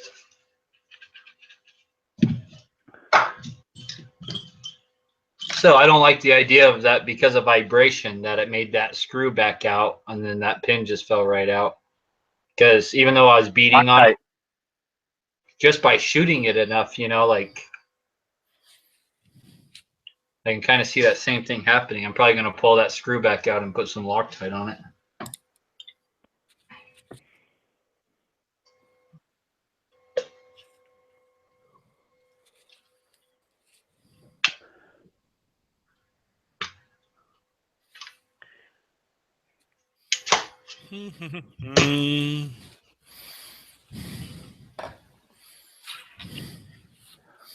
Where's Foose at? I'm here. Who's going to get their weapon reassembled first? Oh, mine's already reassembled. Oh, okay. I was wondering who's going to win the race. Oh, he already won the weight race. I've been working on this since September, since I got it. And you think I'm joking? I'm not, dude. I thought you just started on it tonight. You know. Oh, I've been working on this gun off and on. Like I've heated up oil, like a bucket full of oil, right? Like no joke, a bucket full of fucking oil. Heated it up and dumped this in it and let it soak, because like someone, like a professional gunsmith, told me that'll work. I've tried my. I remember you doing it. I've tried. I mean everything. I went and put my torch on it. I have MAP gas. Robbie said to do MAP gas, so I went and got that thing so fucking hot it melted my vice block. Like, you know, like I've tried everything, man, and finally I just got pissed and said, man, I'm just gonna get a bigger hammer. Like, damn. All right. Well, I'm gonna have to pull this gun apart again, just to clean it this time. Well, then you haven't won. Then technically you haven't won. Well, it's in functional firing condition. I'm just gonna take it apart and clean it all up in case I got any little metal shavings down into it. Are you gonna field strip it, or are you gonna break it all the way down? All the way down. Then you have not won. Yeah, it's coming all the way apart tomorrow. It's coming all the way apart tomorrow. My I'm not goodness. gonna do it tonight. I got money riding on to both of you, and apparently I'm going to lose no matter what.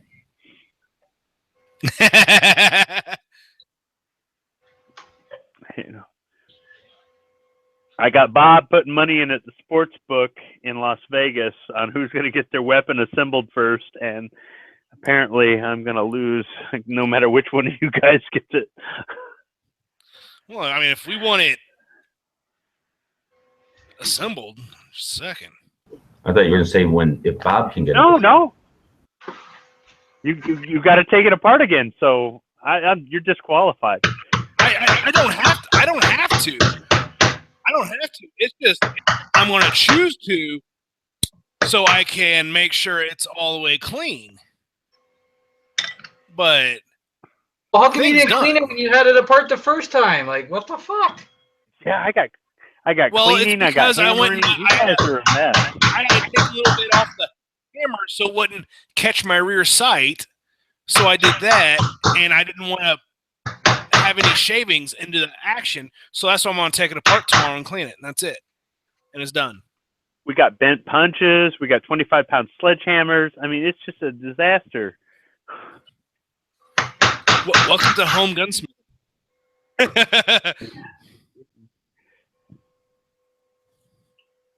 I won't tell you how many VZ24 handguards I've cracked. I mean, if it was day, I would have no problem taking this out right now and putting it through its paces. But since it's supposed to be raining tomorrow, I'm gonna go ahead and let her chill. I'm not belittling you for due diligence. I'm just saying I'm not putting money on either one of you guys. Not anymore. Not anymore. No.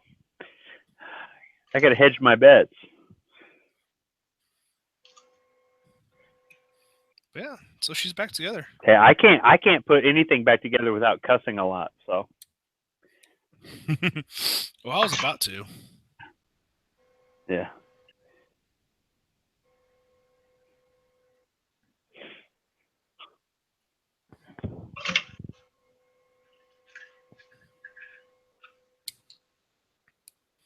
God, I love these things. Yeah, I gotta get me one.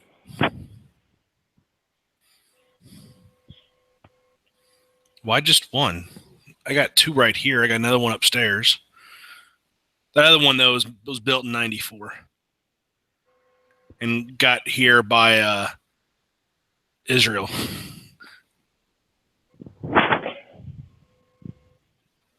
Well, let me try shooting one first before I make judgment.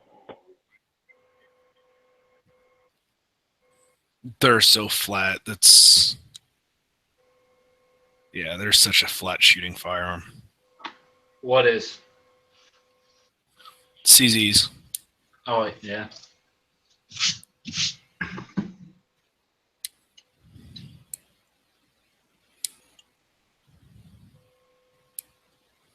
Fuck it. Let that That's the right thing to say. This time of night, fuck it. Oh shit! It is late. Yeah. I guess if you go to sleep at like 4 and then sleep for 5 hours, it becomes later. Still pretty early for me. It's only 11:45. It's not even midnight yet. I wasn't even all that tired. Then Marco left at what, like 5? Not even. Yeah. I like passed the fuck out.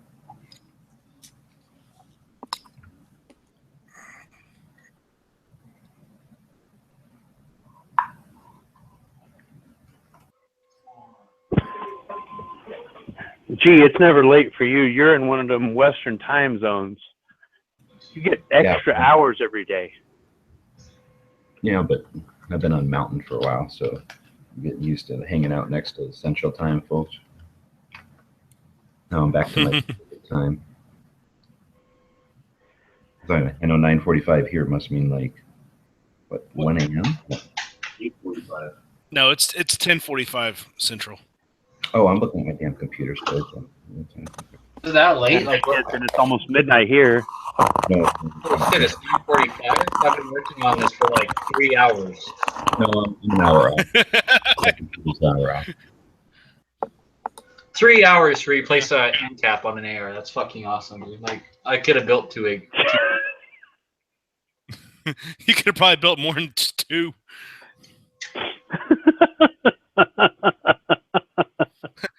3 hours. I could have built an AK. He was very thorough.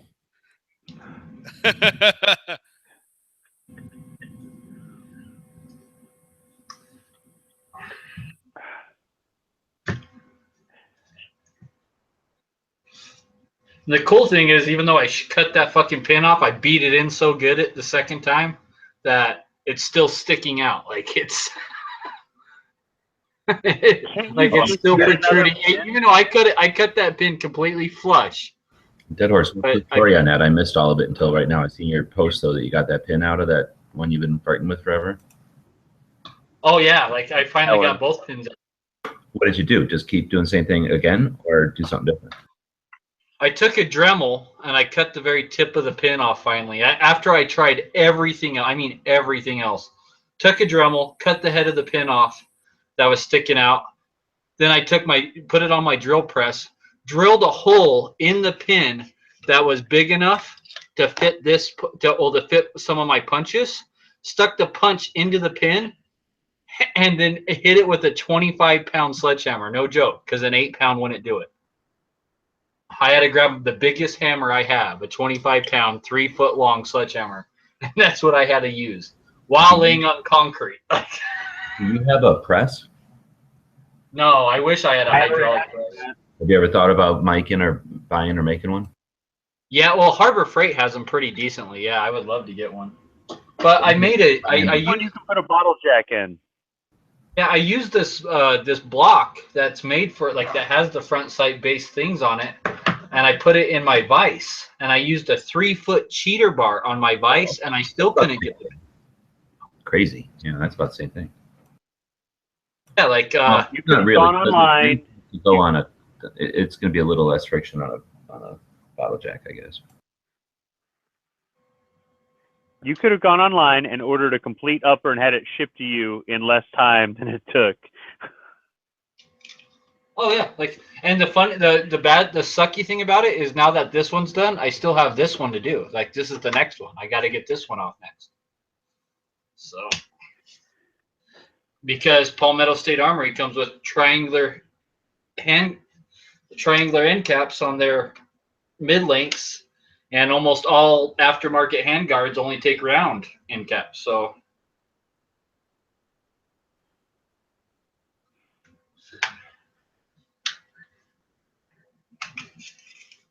that's all you really wanted to do was switch that end cap?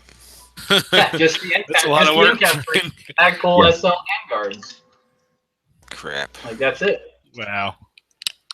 You gotta do what you gotta do. You got them all on there, and you're gonna be like, oh, I don't even want to put this on. I'm gonna put the open back on. That would suck. Well, we'll just throw that one in the trash and start from scratch. Yeah, that's what I would do. Otherwise, you'd have a bunch of like wadded up ARs laying around like crinkled up paper. Yeah. Trash can overflowing. With nothing but AR parts.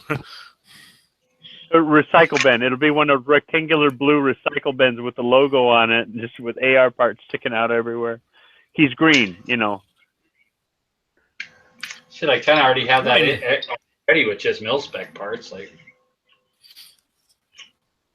hey, don't knock mil-spec parts. No, I'm one of those guys. Mil-spec parts, like that's the reason I keep building more ARs, because then I'm like, dude, like I have all these mil-spec parts left over. Like I almost have enough ARs, so then it's like, oh, I gotta build. There it is. And then you're like, oh. And then once you built that mil-spec AR, you're like, hey, I have an AR that's mil-spec. I need to upgrade this. And even though I touched it up, the good thing about this handguard is it hides all that shit I did to it. So it's awesome. Done, At least dude. he's not wasteful. I can take some pictures of this shit, put it on the IG. Now I got to do this one next. I got to do the same thing. So that's going to be another 3 months? No, both of these have been 3. I've had both these rifles since September, or both these uppers in September. Built them in September, and then I've been trying to get the front sight bases off since September. It hasn't been like every day. It's just like every couple weeks I'll be like, put it on the bench, try, see if it magically loosens up. Like beat it a little bit more. Dude, I've tried everything, man. Like, now I know what to do with this next one. I'm not even going to fuck around and do anything. I'm just going to do the exact same thing because it worked. Well, I plan to get a hydraulic press, and I plan to move out west. So once I do both of those, you're welcome to swing by and use it whenever you want. Where are you going to move to, huh? Right now, what's in the lead for all of our candidates is north of where G-Web lives. So we'll see what ends up happening in the end. Oh, sweet. What was this? I keep getting all these updates from Indeed.com. Man, they send me job application after job application. There are tons of jobs I could do in every one of the cities we want to live near. So.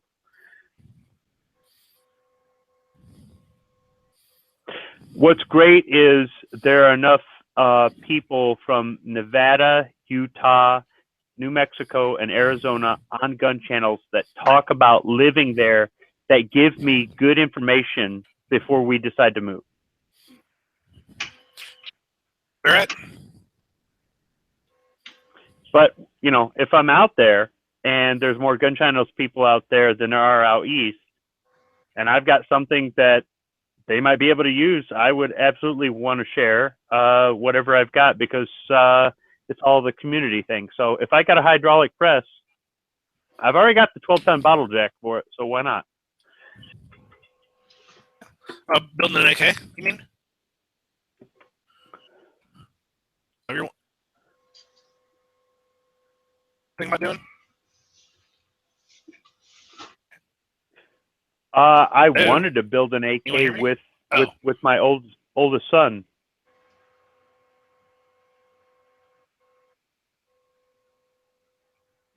Goose?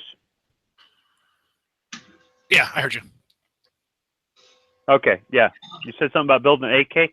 I wanted to build an AK with my oldest son, and I thought he was going to do it. I got him a bunch of parts and everything else, and then, you know, I told him, you got to bring your grades up, and at that point, he decided he didn't want to do it anymore. He loves to go to the range, but he's not interested in building. Brand new mag. Oh, actually looks pretty good.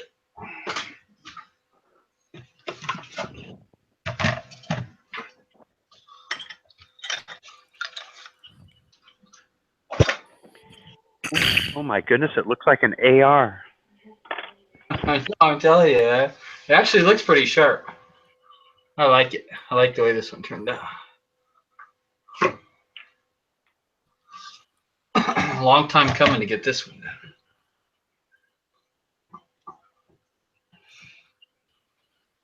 Now I got to do this one, but I'm not even touching that thing till tomorrow. Fuck that, I'm done for tonight.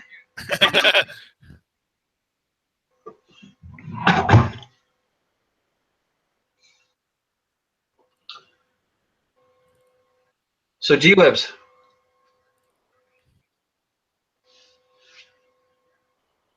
Oh, you must have taken it off.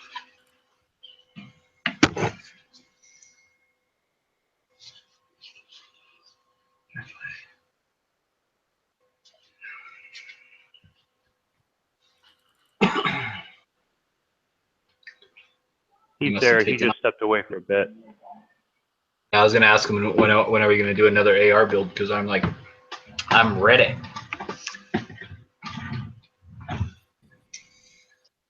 Parts.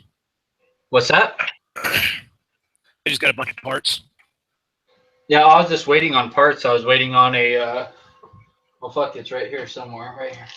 I was waiting on this titanium forward assist for 3 months. The only part I was waiting on. Took me 3 months to get the part. I can hear you. I'm just standing by the door. I had it muted.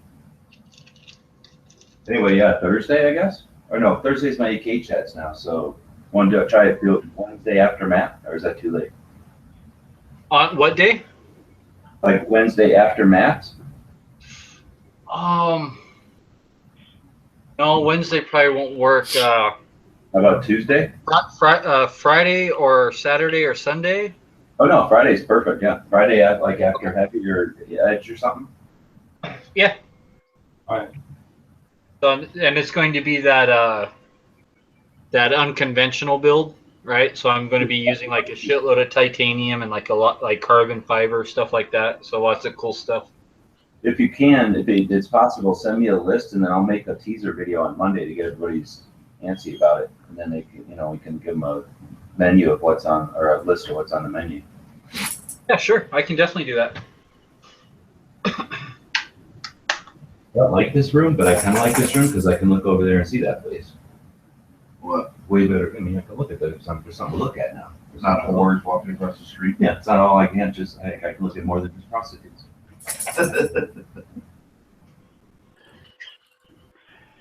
Now, if they would put the chat up on that big casino, like TV thing on the street, yeah, it'd be great.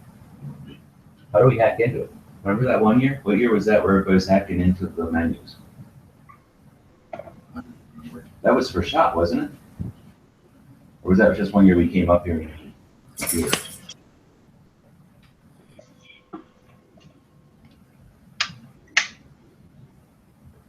Hey, G, Yeah. for the gun shop of the day, do they have to sell guns or can they just sell ammunition and accessories?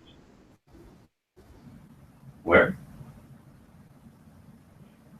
Gun shop of The the day. Daily for Gun the Show, show. for the gun shop of the day, do they have to sell guns or can they just sell ammunition and accessories? For the gun shop, you mean? Yeah, for the We've gun done shop so- of the day on the show. Oh, we was chopping up. We just heard guns. So it was, it could be anything. We've done surplus stores and ranges and other things. So yeah, anything. Okay, go down Spring Valley Road, go west of Treasure Island on Spring Valley Road, go over the expressway on the right-hand side off of Polaris. There's a place called Zombie Apocalypse Store. Go there. Wait, what's it called? They don't sell guns. Zombie Apocalypse Store. They got a couple deuce and a halves parked out front. Yeah, I've been there. They're pretty cool. Yeah, okay. It's still there? I bought ammo there. I bought ammo there and brought it back to Michigan. Huh. Is that good of prices, you mean? I know they had some stuff there. What the hell was it?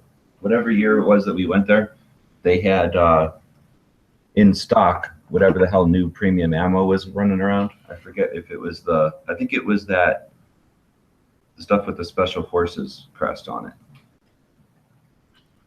When that stuff was I know super that after Sandy Hook, you couldn't get 22 long rifle, at least here in Michigan. And we went out to Vegas and we went to go visit the store. We had been there before. We visited it again, and the guy sold me a brick, and I bought a couple other things from him, and put it in my luggage, and we flew back with it. And I was handing out 50-round boxes from this brick to people I knew that shot 22 long rifle back when nobody could find it. So that's what I remember most about the store. I've been there 3 times, and every time it's been a good experience. But they don't sell guns, but they sell prepper stuff and zombie stuff, and they sell targets and they sell ammo. But And they've if got, you've been like, there, then never mind. Yeah, no, it's a cool shop. They have like a thing where you can shoot the zombies that are like popping up out of garbage cans and stuff, like little, what do you call them? Like Chuck E. Cheese type of zombies, like little mannequins or whatever. Yeah. I paid for that for my kids.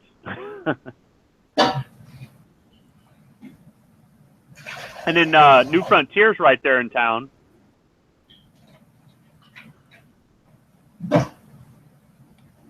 Yeah. Yeah. I was gonna try to make it to something stuff like that, but there isn't time. Especially doing the Daily Show. I'm gonna figure out something different for the Daily Show. That cuts right in the shot, right in the middle of it.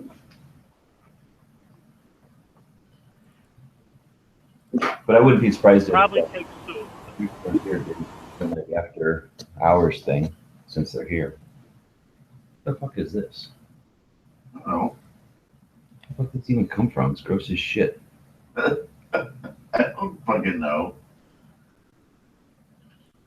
Is that like I didn't bring put them underneath your back or something? No, I don't even own a towel like this. This fucking thing's gross. I even Where put did you towels find in it? there's like this. Where the fucking hell is that? Oh, Marco probably left it there for you guys. I wouldn't touch it if I was you. Yeah. Get gloves. Seriously, where the fuck would that fucking towel come from? No way, Marco. Bob, you keep surgical gloves. It's like her. Yeah, it's like her gross ass fucking. It's like, oh, we'll clean up the floor. What's the weirdest ass shit you found in a hotel that left a cleaning lady left behind before?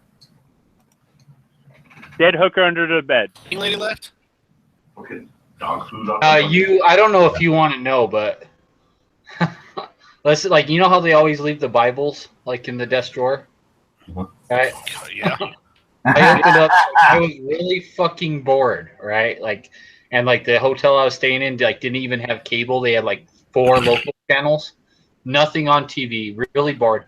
I literally opened up the drawer to like read the Bible, like. And there was a book in there, and all I'll say is it was like a black and white book, but it had pictures, and it involved a lady and a German Shepherd, and that's all I'll say. Like somebody had left it in there and they didn't take it out. Yeah, or they left it on there on purpose or some shit, but it was like, it wasn't cool, man. It was not cool. Like it was like one of those things, like you didn't know exactly what it was from like the cover, so you opened it up and you kind of flipped through it, and then you saw the pictures, and you were just like, no, fuck no, like, and then like nightmares after that for weeks. Like it was just a bad deal. Yeah, shit you don't even know. Nightmares, you had wet dreams.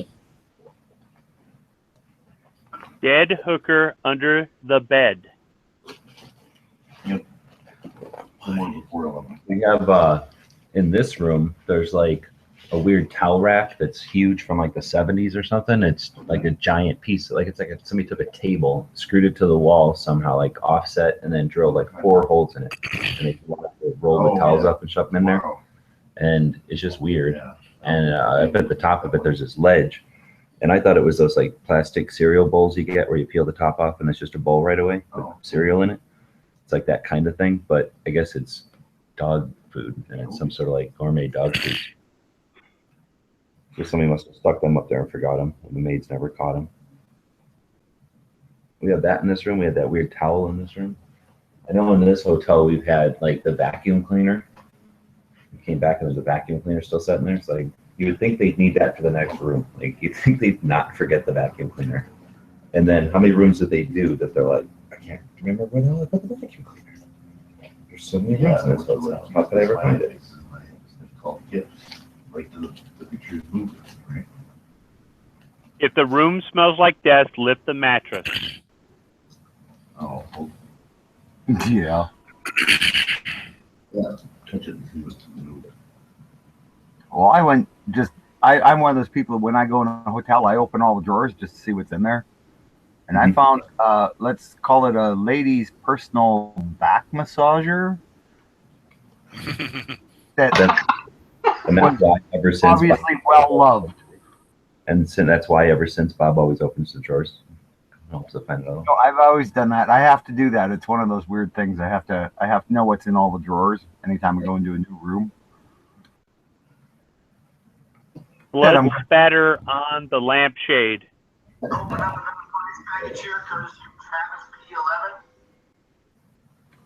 I found bullet holes in a hotel room and then found out there'd been a shootout there a week before, and that was in a small town in Canada.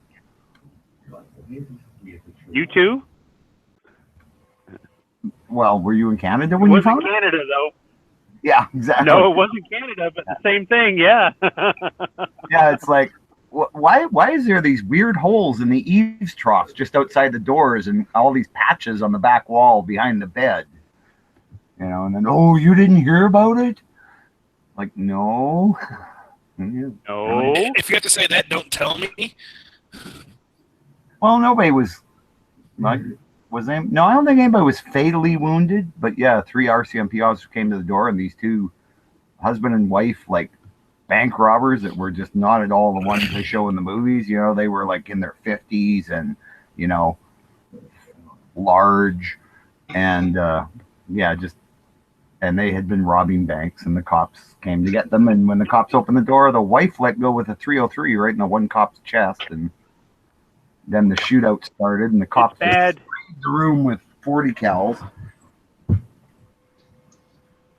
It's bad when you're looking at the patches and the holes on the door, and you're going, this one went straight through, and oh, this one keyholed. You know. Yeah.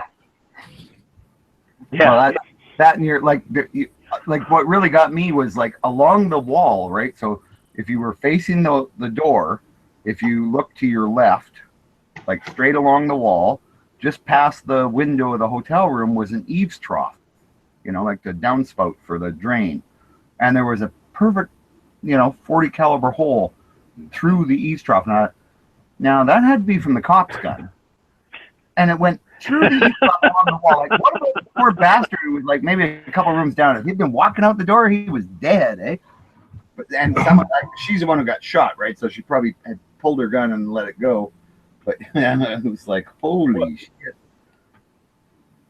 Well, my piece of advice with that is you don't tell the wife until after you've driven away the next day and you've driven out of the city limits, and then you say, oh, by the way, you were wondering about those holes that were patched. Let me tell you. Yeah, now I'll explain it, because otherwise you're leaving that room that night. No, it was actually. By the way, when you sent me across the street to the pizza place to get some pizza for you and the kids, I was in line in front of a hooker. Yeah. This was a small town. That was not the kind of town that you'd ever think that would happen to. It was like a little prairie town, and it was the only hotel, and they only had like 12 rooms, so that's kind of why we had to stay in that room. But it was like, it was just bizarre to be in a.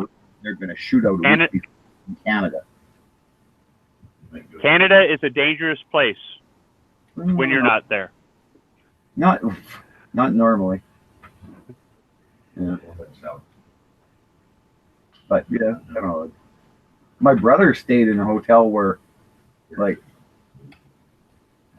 the shower, he noticed there was like weird stains on the grout. It was because somebody had offed themselves in the shower. Nice. Mm-hmm. And they didn't bother. Did you get a free room out of that? Just hosed it down. Rented it to the next guy. I would like another room, please. We'll give you the free upgrade to the suite, sir. Yeah. You've obviously never seen these small town hotels. Every time we stay at a hotel in Vegas, I lift the mattress to check for a dead hooker. I'm not kidding. Well, I don't blame you. There's been enough stories of them being found. It has happened. The mattress sits on a box frame. It doesn't sit on a it's not like a house bed. It sits on a hollow box frame, and there's plenty of room to stuff a body. Oh yeah. And if you smell something when you go into the room and housekeeping can't make that smell go away, there's a dead hooker under the mattress. Well, yeah, because housekeeping probably wouldn't. They'd just think, oh, somebody left some meat in here. I'll just spray some more Febreze. Yeah. Also, don't eat at the Link. They have cockroaches. At the Link. Or at any casino in Mesquite, Nevada. Just saying. I will second that. Do not eat at the casinos in Mesquite, Nevada. That is totally true. Jog over to St. George and eat in St. George, but don't eat in Mesquite. Yes, absolutely. Go through the Virgin River Gorge, up the express, up I-15, and yes, turn around and go back. There's a T-shirt. Don't eat in Mesquite.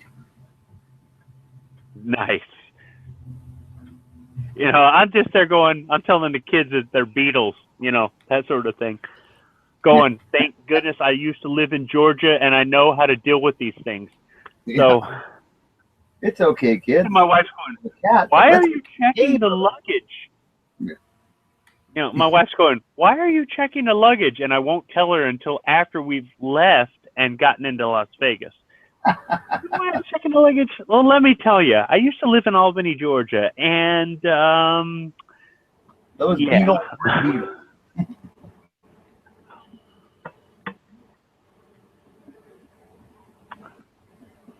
We've got Beatles and nothing. Yeah. Overall, though, Las Vegas is not a bad place to live. There is crime there. There are bad neighborhoods, but Las Vegas is not a bad place to live. Clark County is a nice place, in my opinion. I just find there's crime everywhere. I find the casinos sad. like when you go in for breakfast and there's these old people sitting there, that got the shakes and they're just playing those video terminals, and you've seen them there every day. They're spending their fat Social Security checks, Bob. Don't be fooled. They are spending their fat Social Security checks. Yeah. Well, if your Social Security is anything like our Social Security is, it ain't fat. Some people get very little, and some people get a whole lot. It's based on the best 35 years of your life or something like that. Some people make good money right out of college and keep making good money till they retire. And some people spend half their life unemployed. Mm. And that's what you're going to see. So the people that are there are the people that made good money and, well, they're just living off Social Security. I don't know what to tell you. But I will tell you that I've talked to the people in engineering at those casinos, and it doesn't pay as much as building maintenance in Southeast Michigan, but it's close enough with similar benefits that I know that I could get a job at a casino in Las Vegas and I could take care of my family. Doing what I do in Michigan, I could do in Nevada. Yeah. And the advantage of that is, you could live half an hour away from your job, which means your family could live in a pretty good area and you just have to commute. Yeah. I would say go on the south side. There is some stuff northwest, like Summerlin. That's pretty ritzy, but it's out of my price range.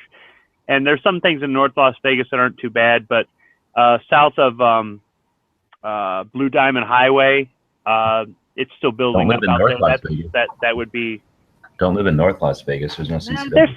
There's some parts of North Las Vegas that aren't too bad. There's no CCW in North Las Vegas. What? That'd be bad. Yeah, you can't carry there. Yeah, screw that. Oh, thanks for telling me that. I appreciate that. Same as Boulder City. There's a thing in Nevada where if a town has a law before the state existed, then the town's laws apply. So some of these towns existed before Nevada. That is correct. Yeah. That is correct. Yes. Yeah. So see, I wouldn't live. I'd rather live in Arizona, really. Arizona's at the top of our list right now for where we're moving, but the Clark County, Nye County area is on the list. Now, see, this is what I mean by learning stuff from gun channels. See, telling me that North Las Vegas and Boulder City don't accept CCWs or don't allow them, this is information I need to make my decision on where I want to live. Oh, yeah. And that, that's crazy, but are there any? That's all I would think about. That would be number one priority: is what are the carry laws? But then I'm moving from a terrible. Are there? Well, yeah. You don't want to get out of the frying pan into the fryer, Bob. Yeah. Hey, G, are there any restrictive laws in Oro Valley? I know that's north of you, but. No. Okay, all right, because the wife's really. There's probably going to be. She's zeroed in on. Hold on. She's zeroed in on that right now. There's probably going to be neighborhood. What do they call them? Neighborhood. Watch. No, where they like say you can't have a flag or you can't have you can't paint your house a different color. What do they call those? Yeah. Home associations. Yeah, they'll probably have zoning. Associations. Fancy new places, so they'll probably have those because they all look the same up there. When we're out in Tucson, I'm going, hey, how about Drexel Heights? And she's going, hey, how about Oro Valley? So, Yeah, but if that's all you've got to deal with is you can't have a junk car sitting in your driveway in your. Some says to stay away. No. Some are like, hold you up, have this in your Bob. yard. I can't. Thumb says to stay away from All right, Drexel Heights. Bob. Thumbs lives here. Stay away from Drexel Heights? To stay away from Drexel Heights. Ah, shit. Okay, thanks. Now, Bob, you talk about having the derelict car in your driveway. My neighbor's not going to like me if I have a deuce and a half. Yeah, exactly. You might want to look at buying a little few What? acres of land. I do, but I got to keep the peace. And Valencia? Yeah. Oh, that's Drexel Heights? Yeah. Yeah, you don't want to go to Drexel Heights, dude. It's they south wouldn't of the Saguaro West, Yeah, you don't want to live there. the national park. No. No, definitely no. Unless it's like Hey, all right. Hey, it looked hillbilly enough for me. It's not hillbilly. It's like Indian gangs. Indian gangs and like. You want to live. You want to grow up there to live there. Let's put it that way. It's not. It's locals only. I wouldn't want to move into that area unless I knew everybody there. I mean, in the nobody would school. care if you had a deuce and a half. It just might not be there in the morning. And it's not that they would steal. It's just they Great, wonderful. would watch your back because you're not them. You'd have to like. Okay. You know, and it's a very. Because it's so close to the reservation. Yeah, I wouldn't want to live anywhere near a reservation. They're not good areas around reservations. Right. Okay. They can break the law and then run back to the reservation. You guys live there. The things I learned from you will help me in Michigan before I move out there, if in fact we do move out there, which right now Tucson's in the lead, but whatever. So gun channels is valuable to me than more than just Second Amendment stuff. How many kids do that and stuff? What's that? How many kids do you got and stuff? 2 kids. And then you're working in engineering, so or like building and maintenance engineering type of thing. Building maintenance. In Las Vegas, it would be called engineering for the casino department, but yeah, I'm facilities maintenance. Facilities maintenance. Would you move? Any sort of building. Would you move to Tucson? I'm asking fellas. There'd probably be more jobs here. But I mean, unless Well, here you're- in Utah, we have like ATK and all those like companies that do a lot of government work that put satellites into space and stuff like that. So in the Salt Lake The best I Valley, could get there for are a lot of Utah, space companies. the best I could get for Utah is St. George because of the temperatures. We don't want snow if at all possible. And Night Strike said that Phoenix is higher altitude than Tucson, I think he said? Or is it the other way around? Phoenix is lower. Tucson's higher altitude than Phoenix? Okay. Right. Whichever is lower altitude is less likely to have snow. Yeah. You However, facilities management, something like that, or How long would you trust up coffee that's in a solo cup? I don't What the hell are some I of the- could work at a casino. I could work at a hospital. I could work at a factory. I could work at a school. I could work at a government building. I could work at an office building. I could work in an apartment complex. right. The thing is, I could do that. our top priority is probably the weather, and then second the schools. Yeah. Well, I don't know about Vegas, but I know. Look, to us, Next year, technically. Oh yeah, technically. to us, How old are your you guys live in paradise. Not really. It's sucky in both of these places. I would. Yeah. And if you live I've got here, one. I would vacation here like when it's hot for like more than a couple of days with your whole family. Because once you are living here, you can't just leave for the whole summer, and it can get fucking And horrible. that's just it. I tried to bring them out west in different temperatures. When I brought them out west last August and it was 120 degrees and they're all happy as clams, what am I supposed to do? You know? Oh, and they might like it. And if it's Yeah. not an issue, that's not an issue. Because obviously, millions of people, it ain't an issue. I would just make sure it's not an issue for like the other Getting up in the morning and going out to your car and scraping the windows for 5 minutes is a pain in the ass. Oh, I hear you. You don't worry about that shit. Yeah, I grew up with that bullshit. I don't know how people live like that. That is for people that are lazy. But living up in that bullshit. I know I will never I will never make Michigan money in Arizona, Nevada, Utah, or New Mexico. I will never make that money. Because I will. Right over from their side of town. Oh. 9 o'clock meeting. Now, Pick out. Utah, the best I could hope for is St. George. Hold on. Does 9 o'clock in the morning work for you, Bob, to eat meeting over here? Oh, sure. Okay, so if Darren, I'm going to text you also, but 9 o'clock tomorrow, that place I told you. Okay. Yeah. Okay, Do you sorry. want a small town or do you want like a fancy You want a small town or do you want a fancy? living experience? Well, he's married, so his wife is going to want someplace that's got entertainment. I'm going to assume that. Yeah, I was married.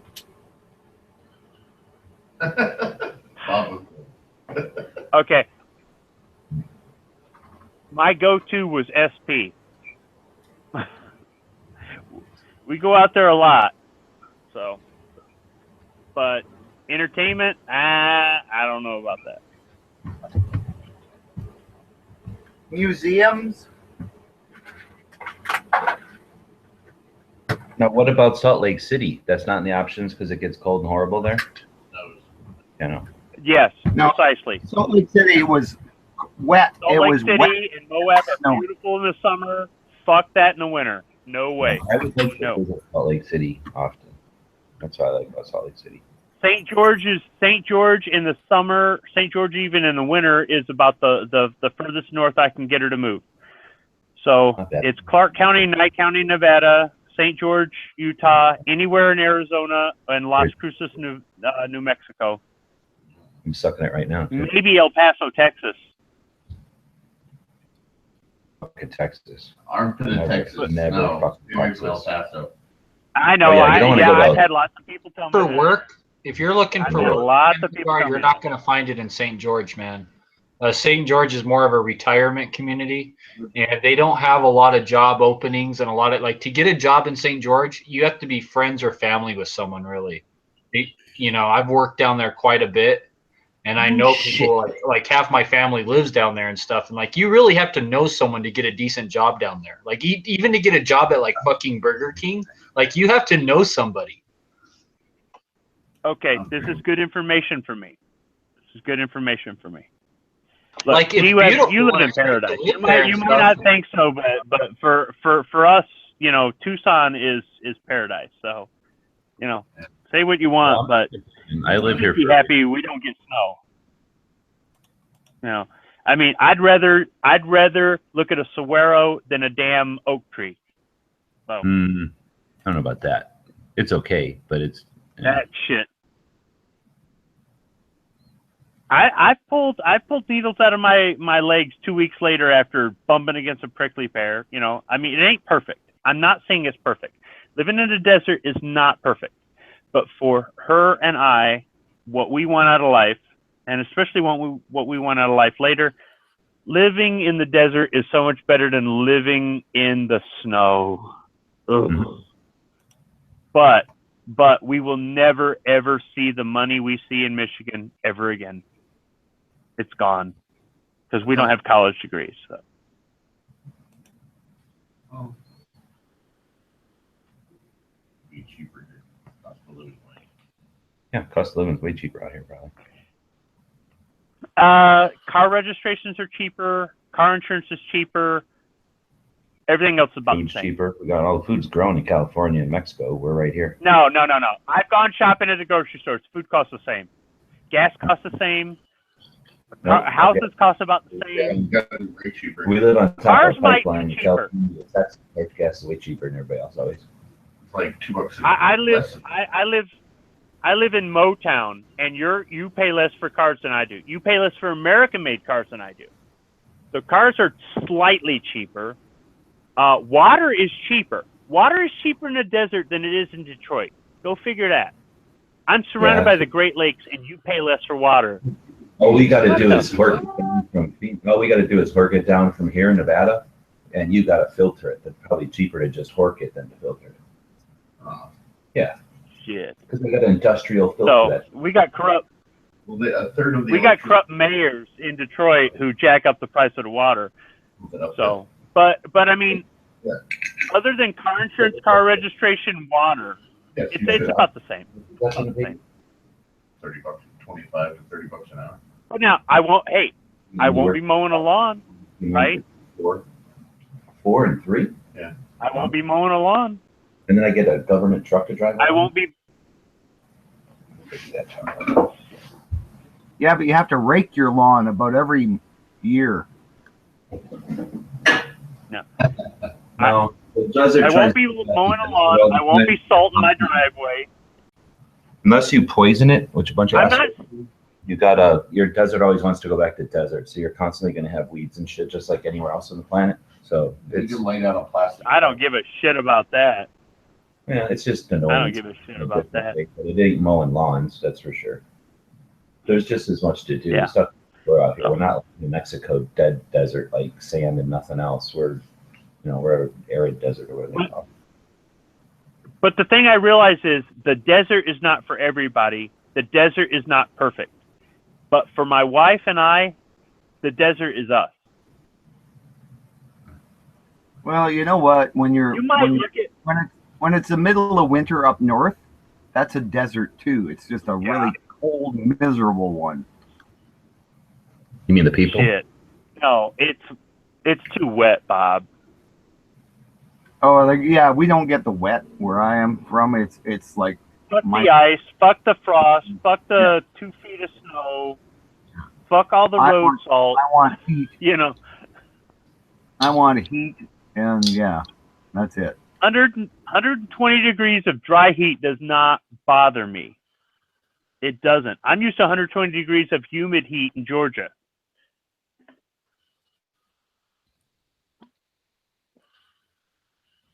Well, that's not even an option. I don't know why people live in those places where there's humidity and bugs and heat and cold. They get cold once in a while. Screw all of that. And then storms. Yes, they do. Once in a while will just kill you with storms. It's a hurricane. It's no big deal. The news makes it a big deal. We'll have rain north of you, and then you get this river pulls down a bunch of water from up there and kills you. No, I wouldn't. That's in California, not in Georgia. That's in California. I live there too. Yeah, those are crazy.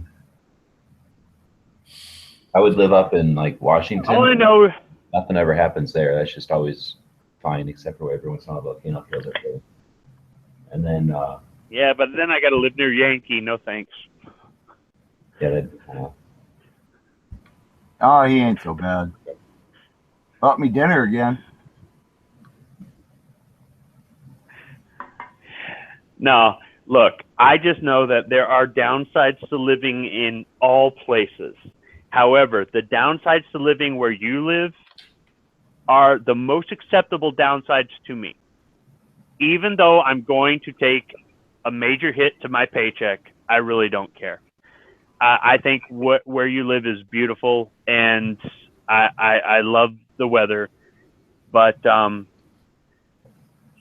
we're looking to relocate in a couple of years, and hopefully the economy is still doing good. Hopefully everything's looking good, and we can relocate out there. And the gun laws are good out there, and that's something important too, because I don't want to leave Michigan, where we have fair gun laws, and then go to another state and we have sucky gun laws. So hearing things like, neighborhood associations in Oro Valley kind of suck, or Drexel Heights, it's got some crime, or, St. George is hard to find work, or, some Boulder City and North Las Vegas won't allow CCWs. This is valuable information to me.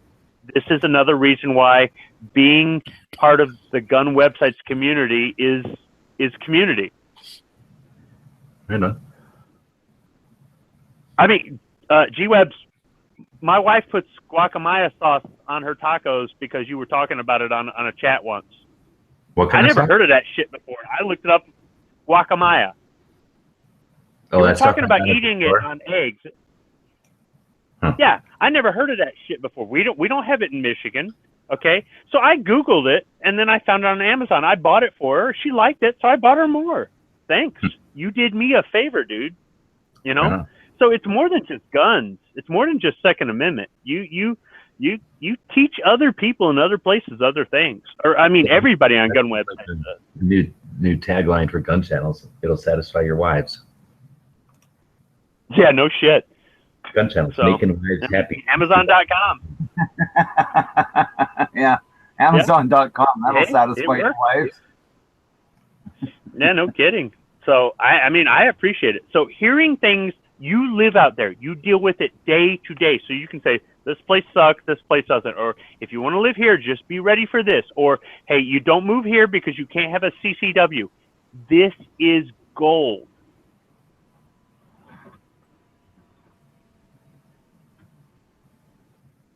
$800 van.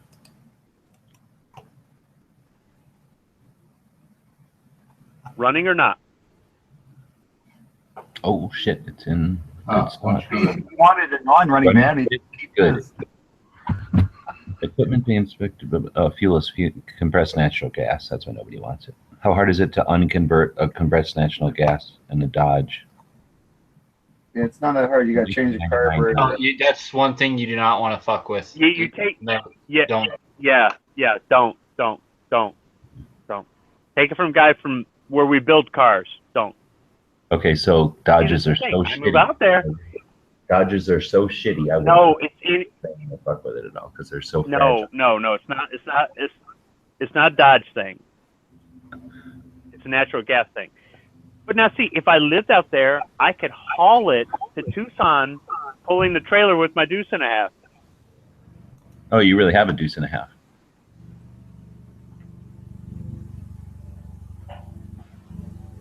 You do have a deuce and a half? No. I was going to get one, and she said, why don't you wait till we move to Arizona? Oh, I see. That's the first thing I'm going to do when I move there. But if I was there, hypothetically, I'd have it, and hypothetically, I could haul it on a trailer for you because we're a community, right? Right on. Right on. Yeah, but hypothetically, I could But I do it tell you, for don't get this. Dodge, but you know. That's true. Yeah, Dodge. yeah, and you'd get better gas mileage doing it. Transport operator.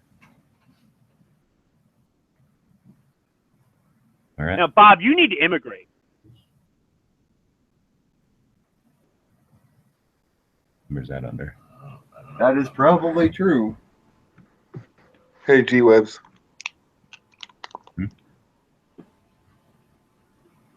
Hey, Marvin there. Marvin, Hey, what's up, Bob? how's it going, man? Right on. I'm here. Quick question. I've been trying to look at YouTube and see what. Did you go to SHOT Show, correct? Uh-huh. Or you're there now? It's over. I know maybe it's a lot of to ask, but did you see any good action precision rifles that you would recommend? Well, That sorry, stood out at you. but I wouldn't. Even if I was looking at guns, I don't know nothing about precision rifles, so I wouldn't have looked at any of them.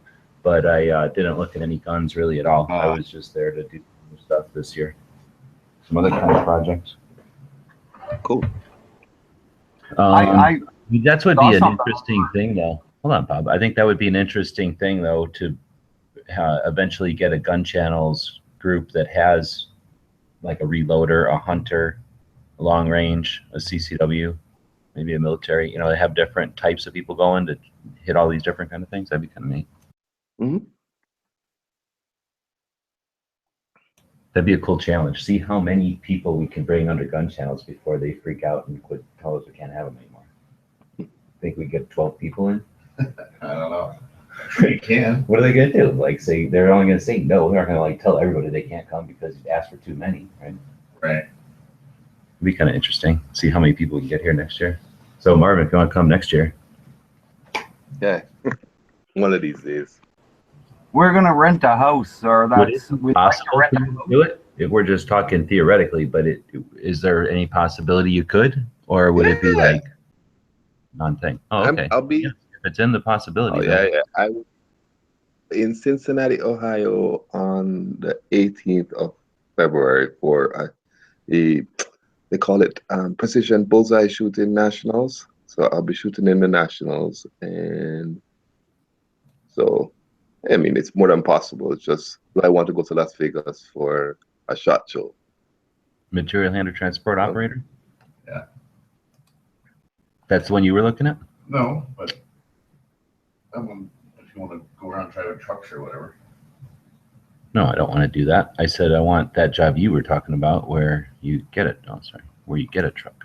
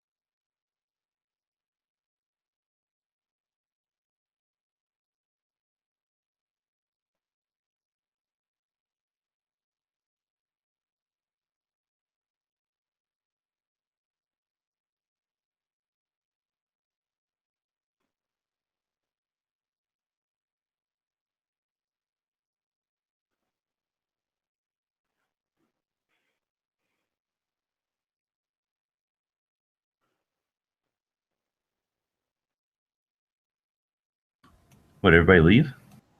I don't know. It just went silent. Oh, I'm trying to. What the hell's all this? I was trying to look at a job that Joe was going to get a while back, but it's some shitty other job that I don't want, that I have to get a freaking hazardous materials endorsement on a commercial driver's license with the tanker endorsement, which is like way more truck information than I want, so that I could drive a propane truck up what they consider like, how they say, like steep. Let's see. Operates a 500-gallon four-wheel drive propane truck on steep Rocky Mountain roads to fill propane tanks. No, I don't. It's like, I like smoking, and that doesn't sound like anything I want to do while I'm smoking. Yeah, you probably have to quit smoking and do that job. But, I mean, other than that, it wouldn't be a bad job. I mean, a bit of a challenge driving a four-wheel drive truck with a full load of propane up steep hills, but I'm sure it's not like serious. You got a job where you go paint stuff on the on the water coming down from up here, where we work all their water up here, painting, and they just go there and paint stuff that gets rusty. And he was gonna make Yeah. That was a month ago now. It would be just like hauling water. No, I don't want to haul It water. would be the same thing. I don't want to be a trucker. I want to go fucking use a truck to go paint things and get paid on way too much money to go paint shit, like paint a pump gray again and shit like that. Yeah. Well, they don't have that Paint? job right now. They do have the interns. You want to be a painter? You think No. you're fucking Van Gogh or something? No, it's an industrial painter and coaters. You know, you just go out and you coat like a thing if it's rusty or something. Just like paint Preemptively fences and paint shit. it. You know, it's like preventive maintenance. You have to use really caustic paints. They're usually two-part paints, like an epoxy almost. So, Here, let's just basically I get would- Like undercoating, drive around and paint Yeah. things. like bed lining. well, not like bed lining though. You'd be doing it with a brush in enclosed spaces, and yeah, it'd be a horrible job. Probably have to wear a respirator most of the time. Of course, you'd get a free respirator.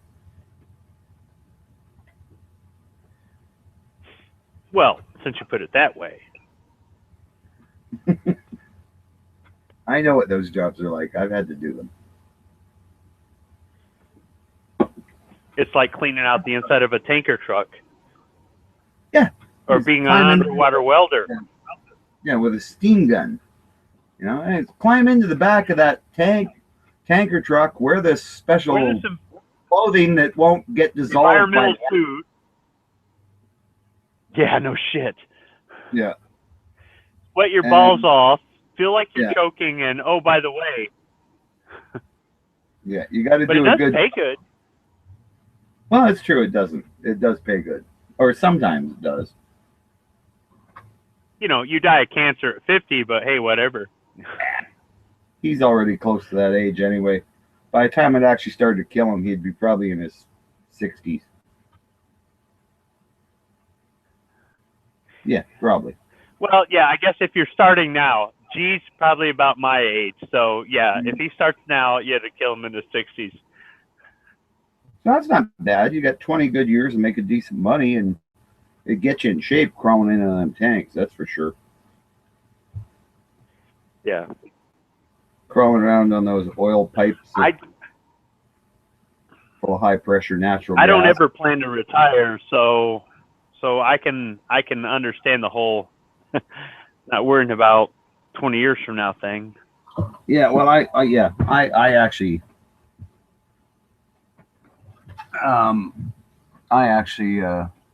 liked retirement. I like retirement. It's fun. Well, yeah, but Bob, you're still doing stuff. You don't just sit around and watch TV and get fat.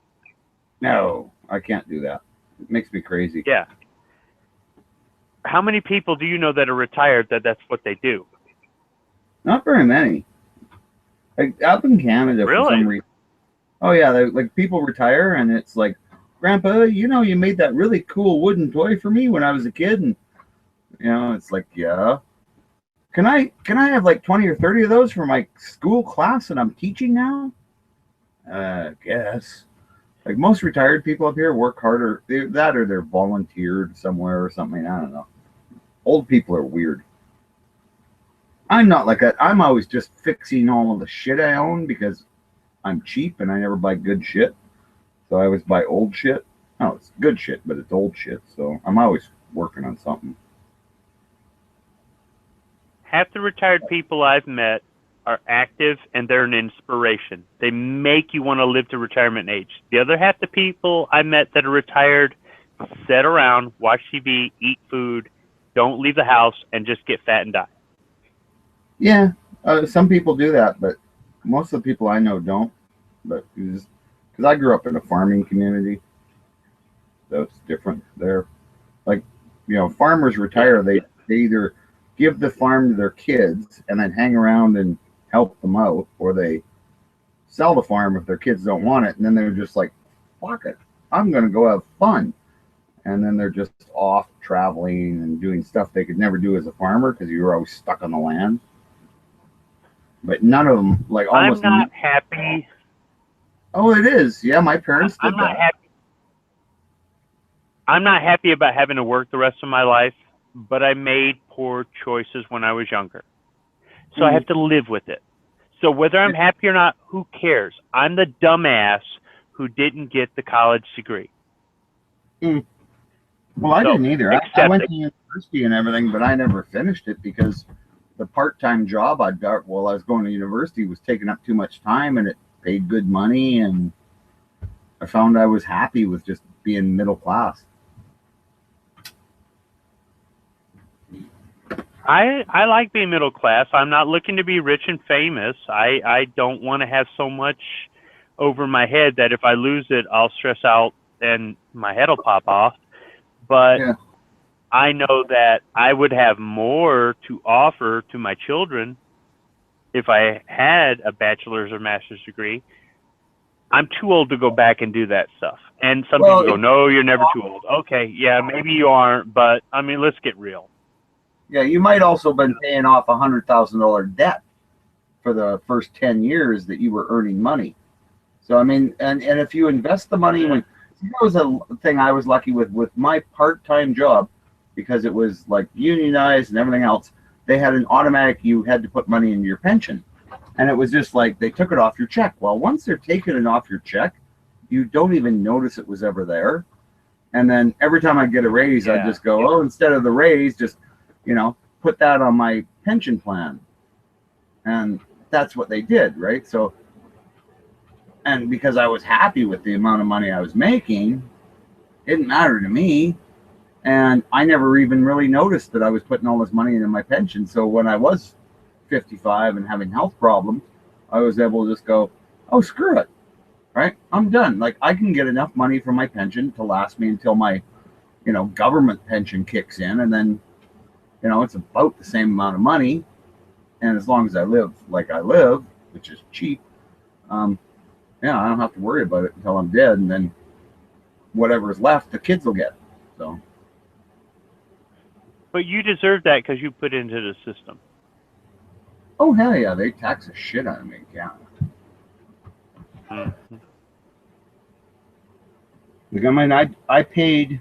Well, there was extenuating circumstances like getting divorced, but yeah, I just paid the government $8,000 in taxes. Oh, you don't have to tell me about divorce. I've done it twice. It's expensive. Oh, good God! What? I never want to get divorced again. Never, never, never, never, never. Not ever going to happen again. I will tell you this. The mistakes I made in my past have paid off for my future. Well, and I guess now I understand what you're saying. When you made good choices earlier on. I would not be where I am today, and I'm happy with where I am today if I hadn't fucked up when I was younger. So. Yeah. Oh, me too. Live and learn. Live and learn. Live and learn. Yep. Yep.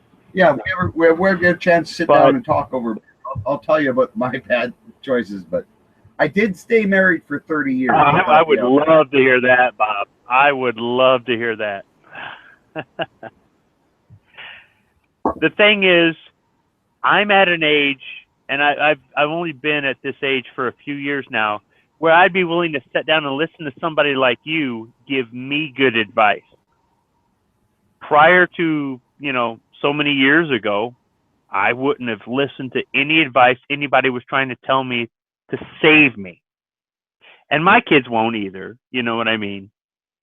Oh, so. Yeah, no, I have teenage kids. Well, no, one's actually 20 now, but and I didn't have my kids till I was in my 40s, so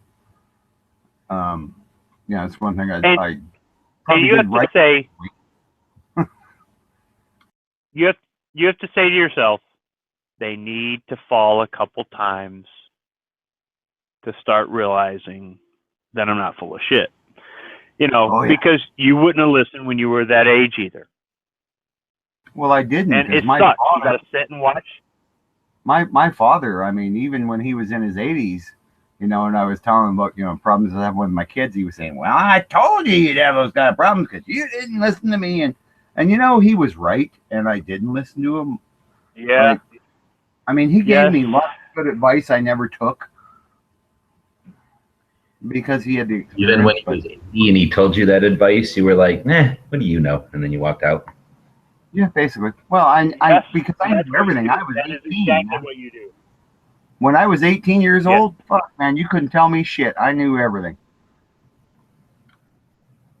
And somewhere around age 40, you go, oh, fuck. So. Yeah. Well, and my kids are going to do it too. I have to realize that. I have to accept it and go, okay, I have to watch them fall and say, okay, they're going to learn from this the same way I learned from this. It's the same way their kids are going to learn from this. That's just the way it is. That's life. Oh, their kids will all be controlled by the Skynet, so there won't be any problems with them. They'll just be little drones. That's where it's going. That's what they're going to inherit. They're going to inherit some bitching guns, so, And that's part of the thing that drives my purchases is, will my kids want this? Will this benefit my kids? Will this be valuable to my kids if they ever have to sell it to feed their family? That's actually one of the factors when I decide to make a firearm purchase. I mean, sometimes it's just like, I got to have this. And other times it's, will my kids want this?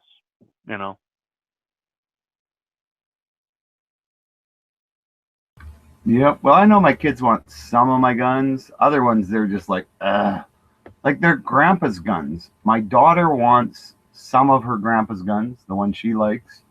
But the big hunting rifle, she's like, eh. And whereas my son he could care less about even the tactical stuff, which I find really weird because he's one of these kids who plays lots of, the battlefield, the battlefield and all the stuff. And I've got some cool tactical guns and some other guns that are, old battlefield type guns, like, 1912 Mausers and stuff. And he's just like, it's heavy, it kicks a lot, only holds 5 bullets. And I'm like, well, everything only holds 5 bullets. I'd say one or two things. I'd say one or two things. Either hope that at some point he gets his head out of his ass, or explain to him the historical aspect of each piece. I mean, you've got to admit, having something like an SVT-40, that's a piece of history. How can you look at it and go, this is just, a FUD rifle or whatever? What? Are you kidding me? It's a piece of history. He thinks the SVT-40 is this big old funky gun, eh?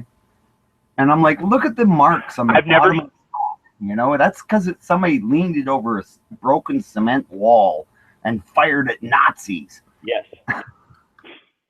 I've never shot one, but it's a piece of history. I'd be honored just to be around one.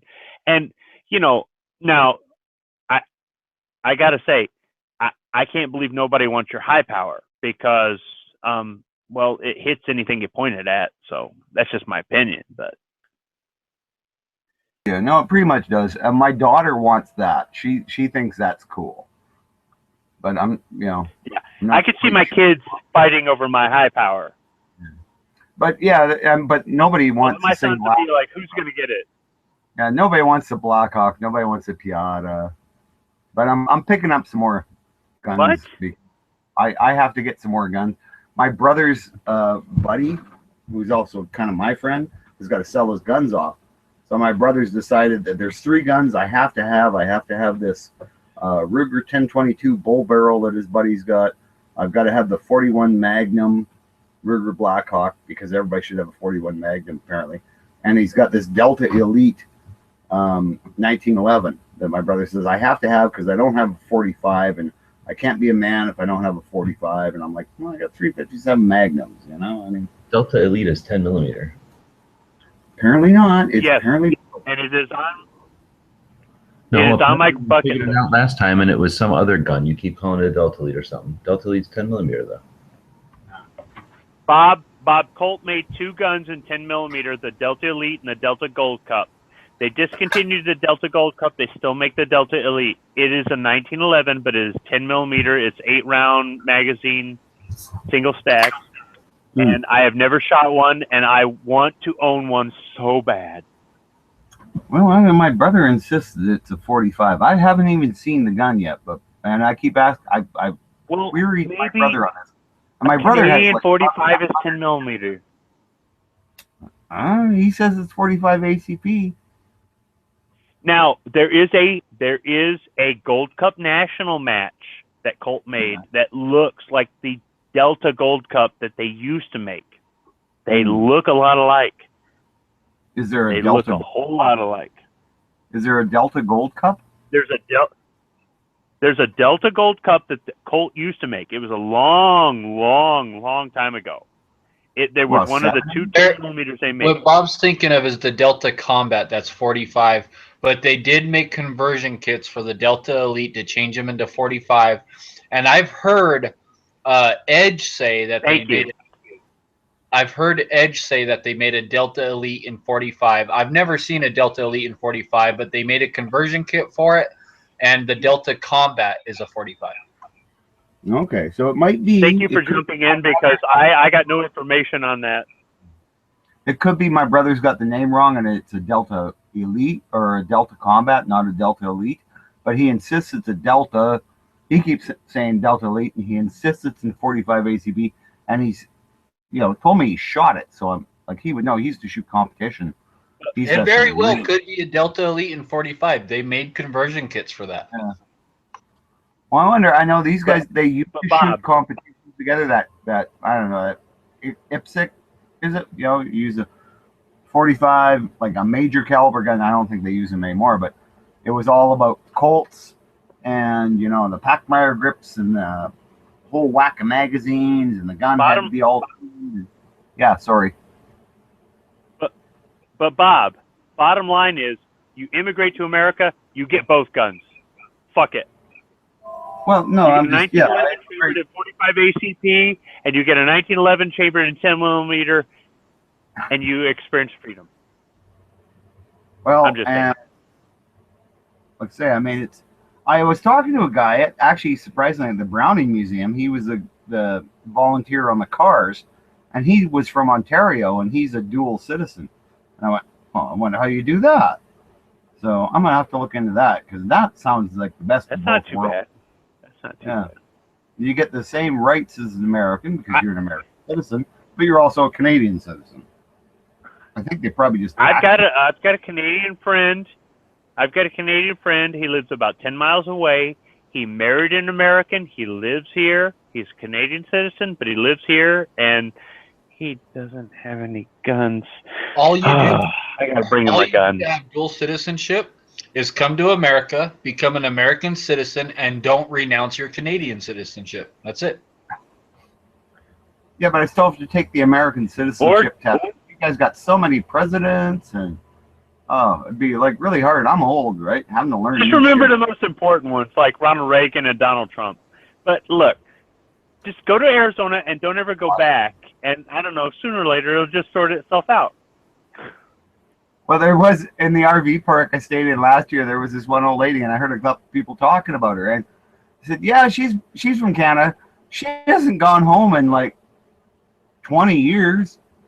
You know, I don't know. She just lives down here." You're back on free healthcare, but you know. Well, I guess you do, but at the same time, you know, well, now you don't have to pay taxes on it anymore because I guess she just like quit paying taxes and everything, right? Look, just don't try to disarm anybody with a knife, and you'll be fine. Yeah. Well, you know. The next one will be different. We'll be on a beach in Cali. That would be awesome. Well, I don't know. It could happen That this would year. be awesome, but my ribs almost healed. Yeah, I can take a deep breath I now. demand you use a crane technique. No, I actually thought like there's different things I should have done, but at the same time on that surface, I mean, I don't want to throw them to the ground, but yeah, watching the video actually made me think of all kinds of different things I should have done. But well, like I say, It made him think of things too. Be ready. I would say the same thing to Hash. So. Yep. Oh, he better be ready because if we're on the beach, he's going down.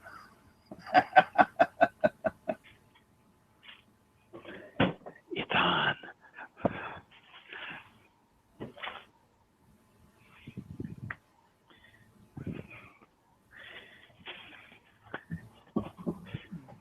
But no, it's should be a lot of fun actually.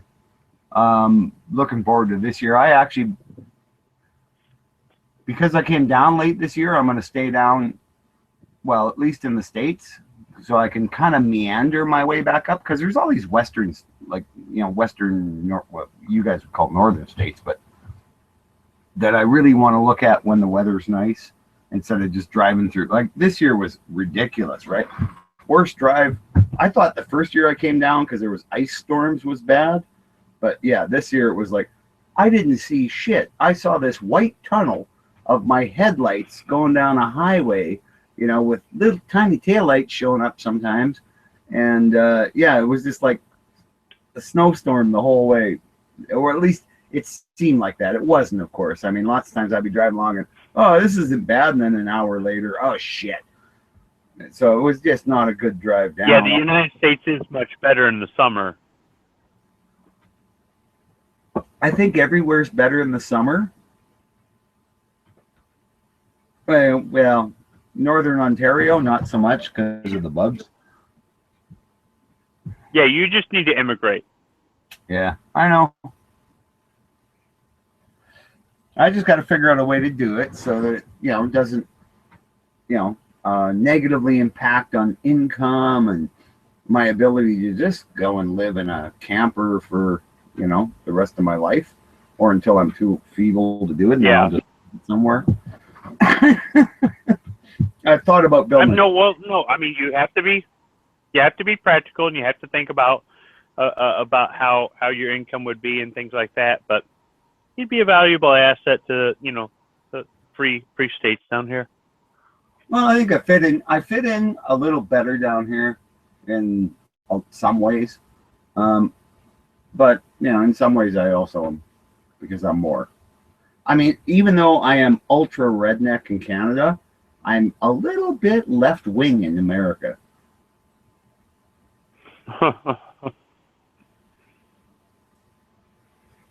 But I mean, that's what they've always said, right? Like, the really right wing Canadians, when they go down to the States, they're a little bit left wing, just a little bit, right? They're like, move to California. God, no. No, they got worse gun laws than we do in Canada. I almost choked when you said that.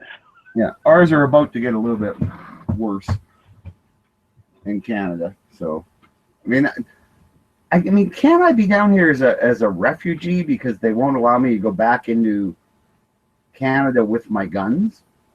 Like, if I'm down here and I've got a bunch of semi-automatics and they make semi-automatics illegal, well, doesn't that mean that I would have to leave my property here, which I'm not allowed to legally? So, do I just live in limbo in the border zone? Do I just park my camper and what I want to see you do plug it in is grab everything, load it in the camper, come across a border, turn around and say, fuck you, eh? And, and they just keep coming. But I know it's not as easy as that. If you get dual citizenship, that would be great. But, yeah, there's probably ATF paperwork and the whole 9 yards. I mean, I'm just saying there are certain people that come over here and live, and they add to America. And there are certain people that come over here and live, and they take from America. I see a lot of it living where I live. You don't seem like the kind of person that would take. You seem like the kind of person that would add. I don't know if I'd add, but I wouldn't take, that's for sure. I'm pretty much a neutral. Right? I mean, especially at my age, I'm just like, because I'm the kind of person that'll go, I'm not going to go to the doctor, and then I'll just die, and then it does cost nothing. But I'd be like that in Canada, Sounds right? like my retirement plan. Oh, exactly. I'm like that in Canada. I only went to the doctor 2 weeks after my heart attack because I didn't know it was a heart attack. But when I did go see him, he went, it rushed me to the emergency, and I'm like, wow. He's like, should I call an ambulance? I'm like, no, I got my truck in the parking lot. I got to take it somewhere, right? I'm just not going to leave it in the parking lot. So I drove to the hospital, and then that's the way they do things in Canada. You know what? It really is. And that's what a lot of people are like, though, there. It's like, no, my wife will drive me. I don't need an ambulance. And she's like, but I'm in the bath. Well, just get your ass out. You can take me when we can put the thumb back on. No matter. It's on ice. I put it with the beer. No, I'm not shitting, man. I've had a guy come up to me at work, and one of the guys I worked with, and he was like, damn, man, I'm really sorry, but can you give me a ride to the hospital? And I'm like, yeah, sure. What's the problem? I cut my thumb off, and he shows me his thumb's missing. I'm like, oh, well, no shit, dude. Missing. Did make him put a bread bag on it. Got it in this nice reclosable bag here. Yeah. I made him put his hand in a bag before I let him get the truck because, well, it's a new truck. I didn't want Put your thumb in a bag, sir. Well, I made him put his whole hand in the bag because he was bleeding like a pig.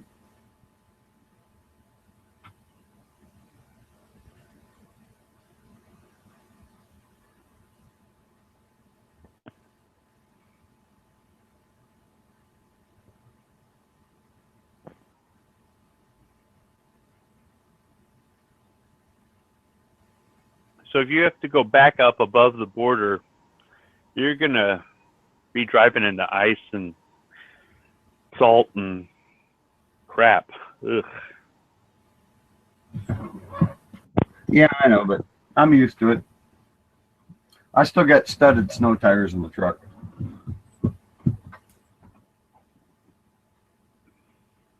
But I mean, this is the last year for him. I'm gonna put new tires on it this year, and I am not putting studs on it again because I'm not gonna go driving that shit anymore. I'm gonna come down here earlier,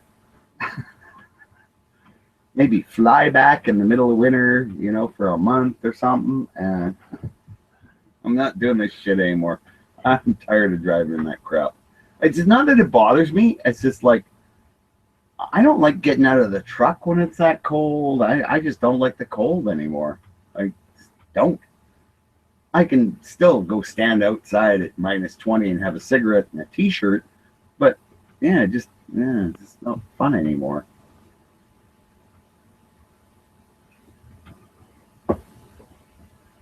Plus, oh man, my bones ache so bad in that temperature. Now it's like probably because of all the surgeries and shit, but yeah, it's bizarre. I get down here, even down here to Vegas, where it's been kind of rainy and only about 50 degrees or whatever a lot of days, and not the best weather. It's like crap, man. I feel so much better than I did a week ago when I was back up in Canada. It was -30. Your damn bones ache when you get old.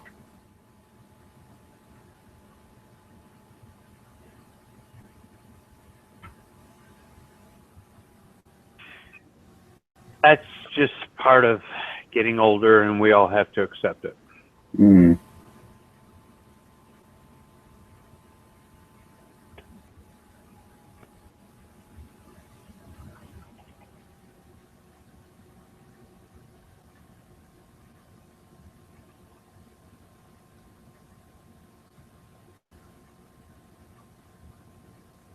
True though.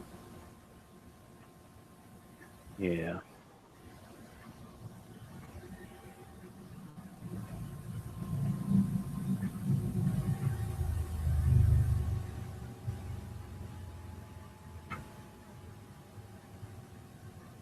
Are you stationary or are you driving? No, I'm stationary. I'm sitting in the camper. I'm not gonna leave. Sound like something just drove past you. Oh no, I'm not gonna leave for back home till Monday. I got to do some laundry, so I got actual clothes to wear. And that's the thing about SHOT Show is you have no time to do anything, right? Normally, because I'm in my camper and shit, I can run over and do my laundry during the day at some point and stuff like that. Normally, I don't do much of anything, right? Just look after myself. But yeah, SHOT Shows. Busy. Are you in a casino parking lot or are you in a Walmart parking lot? I'm actually in a real RV parking place. Like I'm in what? RV whatever's RV park. So yeah, it's a real RV park, plugged in, got sewer hookups, the whole 9 yards. I can think of some big parking lots you could have stayed in near the Hilton, so you could go to SHOT Show real easy. And there's plenty of Walmarts all in the Las Vegas area. You could stay in the parking lot. Sam's Club. Shit. Las Vegas is one of those few cities where Walmarts do not encourage you that. And I wouldn't worry about the security at Walmart. Oh no, I'm not really worried about it. I could do that without a problem, but this is real convenient because I'm like, God, can't be more than 50 feet from a casino that has really good buffets and stuff like that, so I don't have to cook. Okay. Like good security, which is nice because you're not here most of the time. And, I got to worry about Charlie. Somebody might steal that wonderful dog. Somebody wanted to make alpaca fur out of or something, because he sheds like an alpaca. But, so I got all that, and it's still cheap. And, yeah, it's nice to have I can use the convection oven I cook when I'm here, but you know what I mean? It's real convenient. And, when you're not around, it's good to have some security, even if it is just guys riding around on bicycles, but they are armed, which is cool.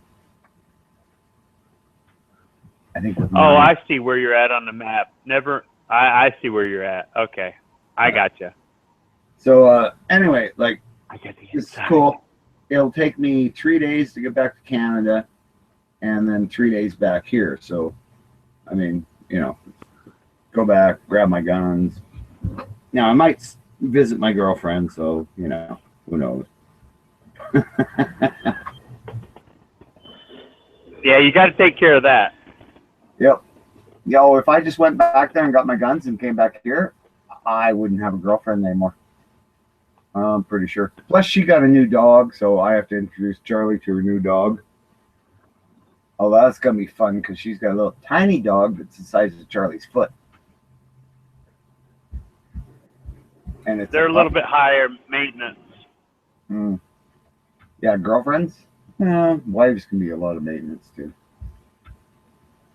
No, I meant the dog. The little I know, dog. but I had to say that. Yeah, okay. But yeah, no, it should be fun. I'm going to see my brother and talk to him some more about these guns and try to get some clarification on what this thing is. Like, I don't really care. I just know my brother thinks I should buy it, and I kind of need a 22 pistol because I don't have one. I do really want a 45. Wait. And Clarification on what? on whether it's a Delta Elite or it's some kind of conversion or it's a Yeah, the caliber. Delta Gold Cup or whatever it is, right? Yeah. But I'm getting them at a good price, so I don't really care. Plus, I'm helping out a friend, and my brother thinks I should have them. So it's a win all the way around. Except I'm gonna then pay money for them, but I can probably afford that. I'll just have to quit smoking for a couple of weeks.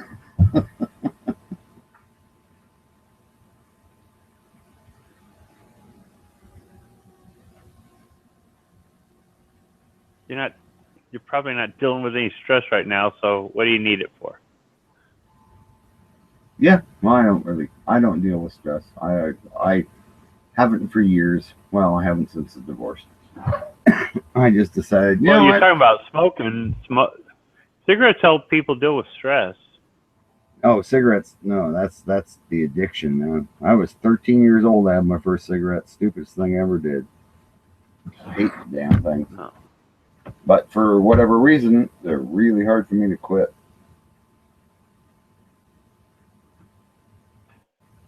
So yeah, the big thing's vaping now, and I can't vape. I mean, every time I do it, I cough like I'm gonna, cough a lung up. I don't know why. I've tried all kinds Too of much different. humidity in it, or I have no idea. I've got ones with dials on them, so you can change all that, and I've tried them every which way and everything else, and just nothing seems to make any difference. I just cough. So. I've never tried it. I only smoked cigarettes for a couple of years, and I was really bad at it. I understand why people smoke cigarettes because I smoke cigarettes. However, it just wasn't me, and I got out of it. I mean, my third wife said, I really don't want you to smoke. And I said, okay. And I threw them away, and that was it. But it was probably because I didn't start when I was a teenager, and I there were times where I was stressed out, and I said, dang, I could really use a cigarette, and then get busy with work, and then 2-3 hours would pass and go, oh, I forgot to smoke. So, I mean, I really was not very good at it, but I understood. You take that drag off that cigarette, and it's like, wow, beer don't even compare to this. But I didn't like to smoke in my house. I didn't like smoking in my vehicle. It smelled awful. I brushed my teeth constantly. And I said, I understand why people do this, but it just really isn't me. So when she said, I really don't like smokers, would you quit for me? Easy, But I can understand somebody who's been smoking it for decades and smoking a lot of cigarettes. It takes the edge off. So I understand what they feel, but I don't have to deal with the addiction. I've had a couple cigarettes since I quit, and they didn't make me feel better, or they didn't make me feel good. Maybe it's because I don't have no stress no more. I don't know, but they didn't give me that buzz or whatever you want to call it. So, but I can appreciate where smokers are coming from, but it just doesn't do anything. I mean, the smell of cigarettes makes me want to puke. So, but if people want to do it, hey, do it. It's not illegal, so whatever. True that. That my ex-wife was like that. When we met, she smoked, but she wouldn't smoke until noon some days, and I was a smoker that before my feet hit the floor, I was lighting one, and but she would go the whole day without a cigarette, and then just when she went out for drinks after work, she would have cigarettes, and then she would smoke that night, and then the next morning, no, I'm not going to smoke in the morning, and maybe she'd have one at lunch or something, but it was just, so she was never truly addicted. And that's, some people are like that. The nicotine does not fire as strongly on those endorphin centers. And that's just like they say, it's easier for some people. Some people can actually get addicted on marijuana, which to me is just like, well, it's silly, right? It's just weed. It just makes it kind of mellow. I've never smoked marijuana. I smell it and it smells awful. So I don't know. I've never taken any illegal drug. I'm not like the poster child for Mr. Perfect. Are you Ted Nugent? But I've never. No, I'm not Ted Nugent. I've never smoked weed. I've never done cocaine or anything. I just haven't. But I didn't take my first drag off a cigarette till I was 28 years old. And I took that first drag off the cigarette, and it made my head spin. And I actually fell through a doorway after smoking it.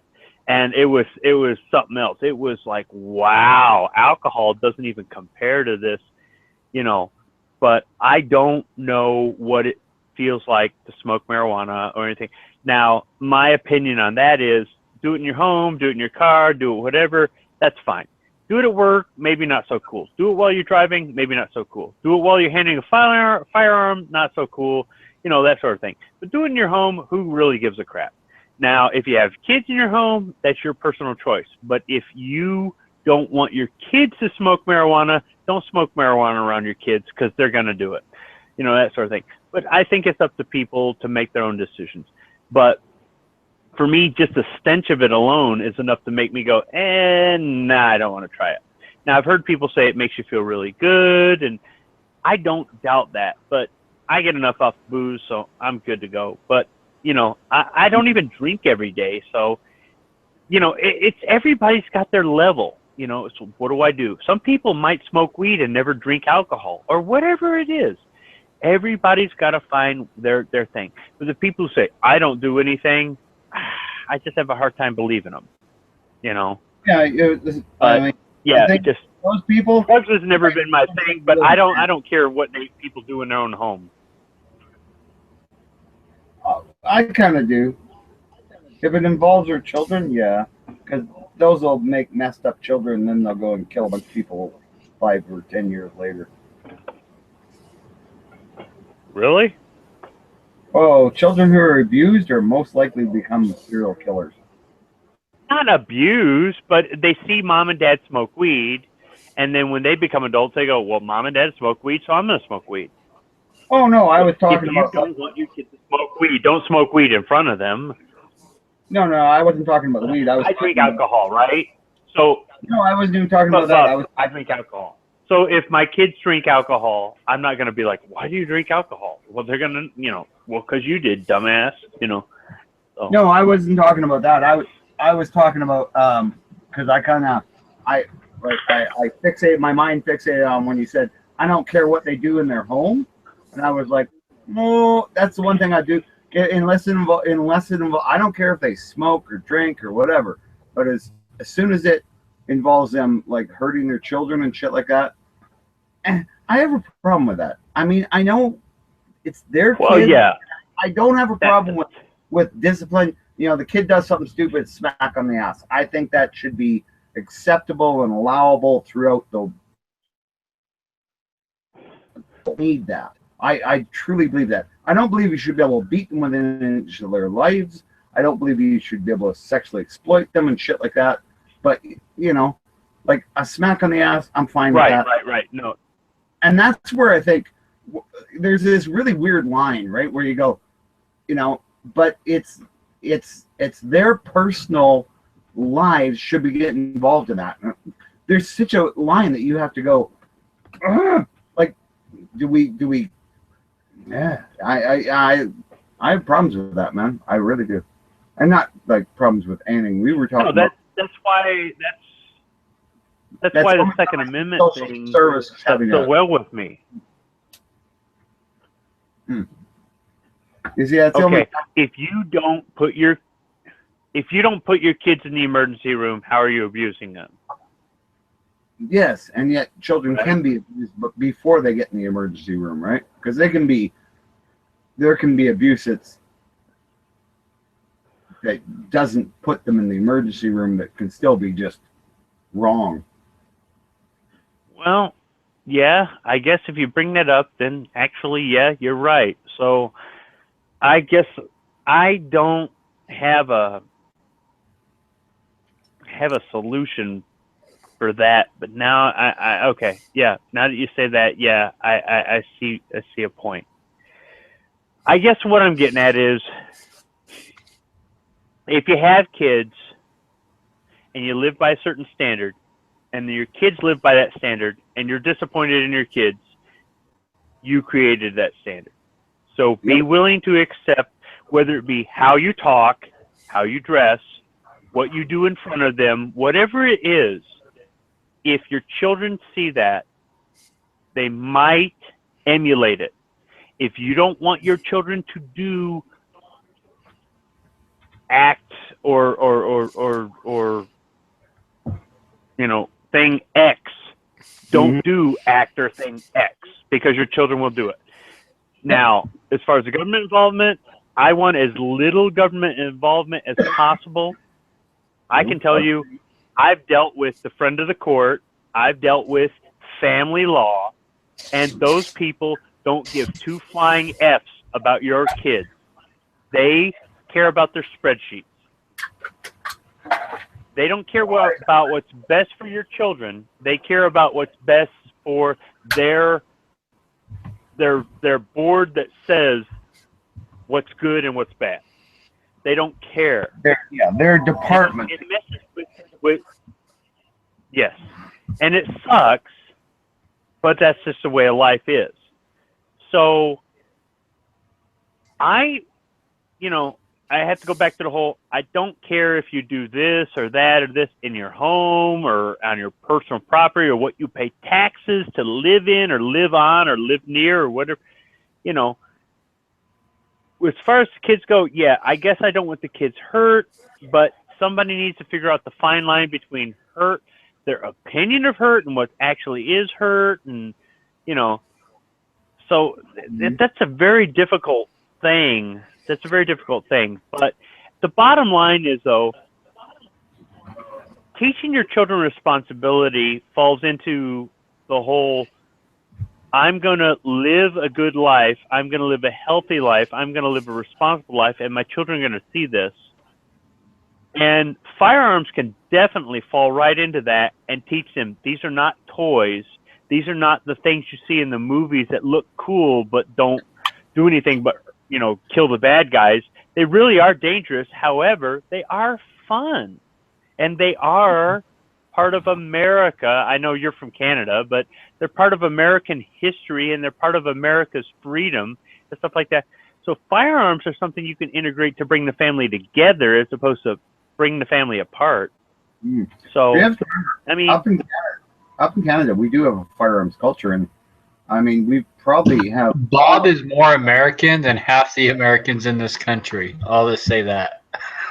But yeah, I would agree with you on that. I would agree with you on that.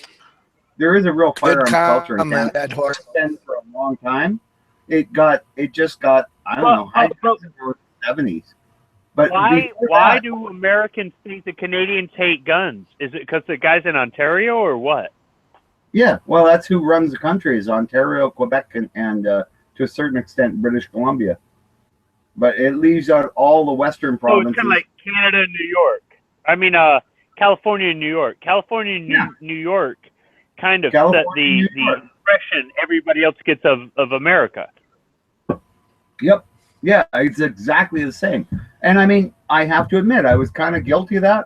When I first came down to Tucson, I was so impressed by the teenagers saying, you know, holding doors open for you or saying, thank you, sir, yes, sir. And not just people that work and, you know, were working. I, you know, be walking up to the door of a convenience store and some like scraggly teenager with his hat on sideways hold the door open for me, you know, and it's like, oh, thanks. Oh, you're welcome, sir. It's like, what the fuck? These people are politer than Canadians. So yeah, it was but that's where I was, right?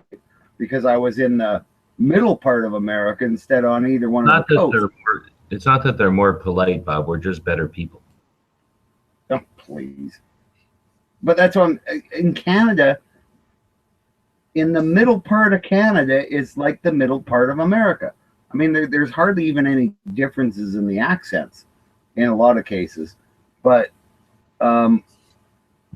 you get out to the coast, and that's where people get goofy. I don't know what it is.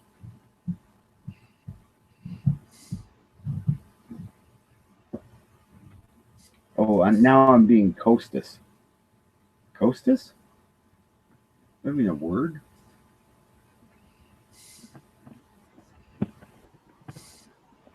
Interesting concept, though. You can't really be racist against just people who live on the outer areas of your country, can you? Would that be regionalist? Regionalism? That's possible, yeah. Something like that. Yeah. But it's funny. And I almost feel that way. That the and I think it's just the core group, the really, you know, maybe it's the pioneer spirit people used to talk about, like the people who went to the middle of the country. Those were the ones who kept going, it's sucky here. I'm going to go to where there's nicer people. And eventually all the sucky people died because nobody'd help them after a while.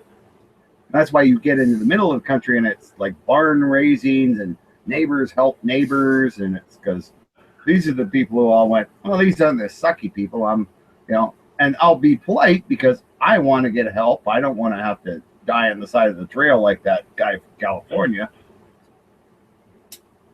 But the media has a lot to do with the impression people get of people that live in a certain region or in a country or in a certain region of a country. Yep. Oh, yeah. Media is a, you know, and it, like when I was a kid in the 50s and shit. Okay. Yeah. It was centric towards the country. Like America, Canada were always good. Like any of the Western countries were good. Anything in the East was bad. But the reporting they did on the towns and cities and the country, they actually reported what was happening. They didn't report their opinion on it. They didn't report any of that. It was, this is what happened, right? That's what they told you. And you'd see it like, you know, 3 times a day, or you'd read it once a week in your newspaper, however you got your news. But it was, you could expect at least when it came to local type stuff, you could expect, country type stuff, you could expect it was truth as far as what happened, you know? They weren't giving their opinions on it. Like nowadays, news is not so much news as opinion pieces. Well, it's not even just the news. It's the movies and TV shows. I work at a company that is owned by a French company. I work with lots of Europeans because of the nature of the work that we do at the engineering center I work at. We have people from a lot of people from Europe. However, we have people from all over the country because our company has a footprint in Africa, Europe, Asia, and so we have people from all those countries working in professional level jobs at my engineering center in Michigan. And some of my English friends there have told me that their parents refuse to come visit them in America because they've seen American movies and American TV shows, and they think Americans live like the wild west of the 1880s. They think it's a bunch of gun-toting people walking around these rough dirt streets shooting each other every week because of media, because of television and movies. And it's like, this is 2017. They still won't come visit you? No, they're convinced that if they walk down one of these dirt roads in America, they're going to get shot up like what they see on TV. And it's like, are you kidding? This is England. This is one of the most modern countries in the world. But that's what they believe. So people are influenced not just by the news, but by the movies and TVs. And you got these actors who star in these roles where they play these heroes and they shoot these fully automatic weapons, and maybe in real life they own these fully automatic weapons, but they don't feel that the average public should have these fully automatic weapons because they're not good enough. But yet they portray them in movies as the hero. What the, I mean, me personally, I would love to have the right to own a fully automatic weapon without going through any extra paperwork, because if the government trusted me to carry an M60 in the Marine Corps, why don't they trust me to carry an M60 as a civilian? However, even if I had the right to own it without any extra background checks and paperwork and blah, blah, blah, blah, blah, and they weren't very expensive, I probably wouldn't own one, just because shooting that much ammunition costs an arm and a leg. Why can't they be good enough? Carrying all things around would be a pain in the ass. 30 cal disintegrating links would be a pain in the ass, and then cleaning up after yourself. So yeah, nobody would really ever do it. They would just. That's why. But some of us do like to own guns like that just to have them. Like, even if we can't afford. Oh no, I'm not saying. I'm just saying. But realistically, it's just like. Well, all drugs should be legal, as if as soon as cocaine and heroin and meth are legal, that everyone's going to go get high on meth. Like, name one grandma who's going to go try meth or cocaine when they're legal. I mean, it's the same thing. Just because an M60. I don't have a problem. I don't have a problem with everybody owning an M60. I don't see everybody owning an M60 going out and shooting it every Saturday. It'd break the bank.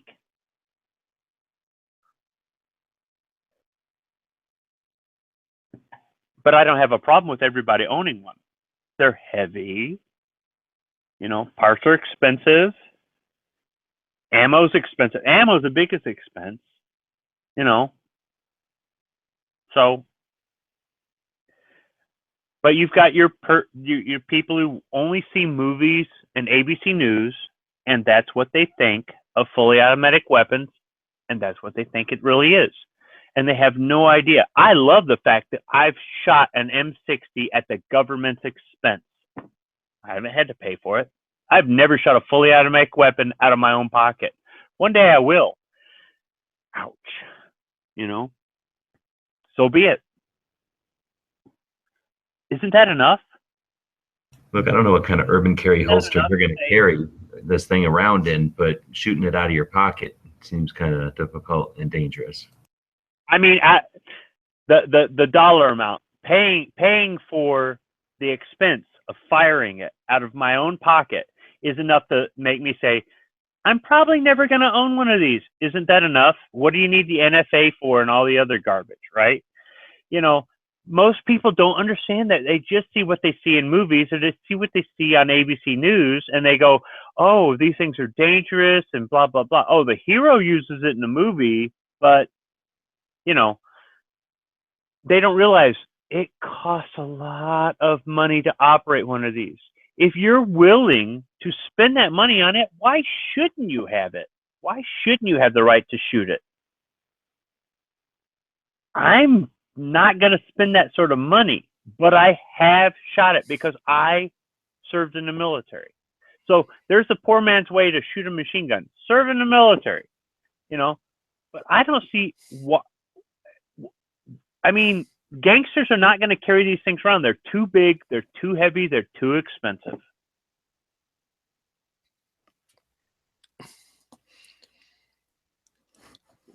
And that's part of the opinion people from other countries have of America. They see movies, and they see the news feeds off of the news channels, and they think that's what we really live like, and we don't.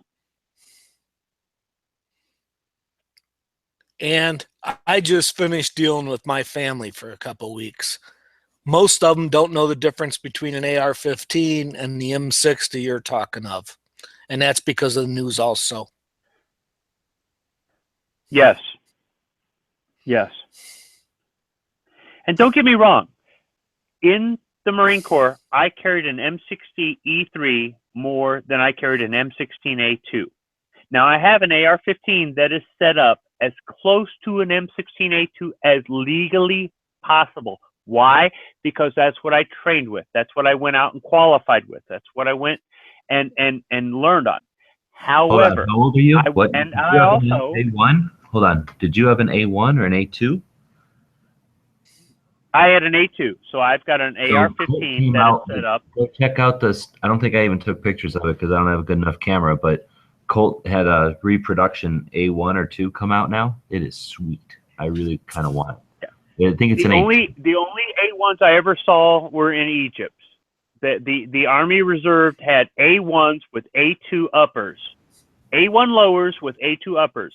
Army Reserve unit in Egypt that I hung out with. Those guys were pretty cool. So that was the closest I ever come to an A1. That's because the reserves get all the hand-me-downs. Oh. They don't get brand new shit. So they had A2 uppers. They had A2 uppers on A1 lowers, and it was pretty neat. But I have an AR-15 that's set up, so it's semi-auto, obviously. I don't have the 3-round burst. I didn't like the 3-round burst. It jammed all the time. Whatever. But it's I've got the carrying handle and the flash suppressor and the 20-inch barrel and the 1-in-9 twist and blah, blah, blah, blah, blah. It's set up just like my M16A2 that I qualified with in the Marine Corps. I also have an M9. I'm not a 92 FS, an M9, a Beretta M9. They did a couple runs of limited production M9s before they started selling M9s to everybody. I bought one of those limited edition runs because I carried an M9 in the Marine Corps. I wanted an M9. I didn't want a 92 FS. I would have taken a 92 FS because it's the same weapon. I would still love to have an M60E3. I carried that more than any other weapon in while I served. I can't get it. It's too expensive. It's too much trouble. I can't get it. It sucks. But I have the other 2 weapons that I carried while I was active duty, while I was serving this country. Why can't I, as a veteran, even have this fully automatic weapon? What the is wrong? But I really don't have a problem with my neighbors having it because it's so expensive to use. I really don't see anybody going out and using this thing in a criminal way. It's just too expensive to use. But like you used a flintlock. But I don't have a problem with anybody owning it. What's wrong with the flintlock? I'm just saying, it's like, would your average robber use anything that size to go into a 7-Eleven? Of course not. Right? Now, I want a Sten. No, and they'd probably be... A Sten would be great, too. Oh, a Sten gun would be badass, plus it's cheaper to shoot. It's better than those silly Mac 11s and stuff. It's still more expensive to shoot than a semi-automatic weapon. So I don't see a problem with a person owning it. If they're willing to pay all that money, I want you to think about range day. Sunday for Bob with his Sten. How much would it cost you? You're willing to pay that? F it. I'll burn 500 rounds out of my Browning. I mean, and that's with 10-round magazines.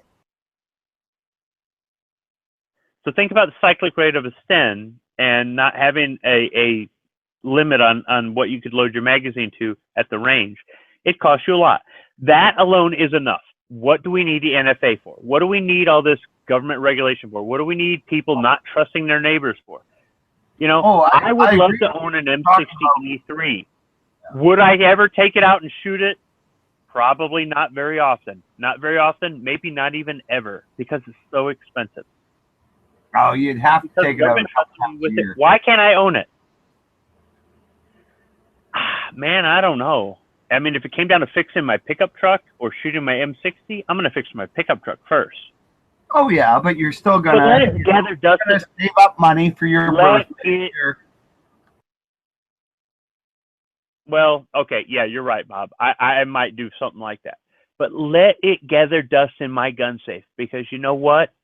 If the government trusted me to carry this effing thing around more than an M16, why can't I carry it around as a civilian? What are they afraid of? If I'm willing to spend the money to go out to the range and shoot it, you know, hashtag credit card max out. So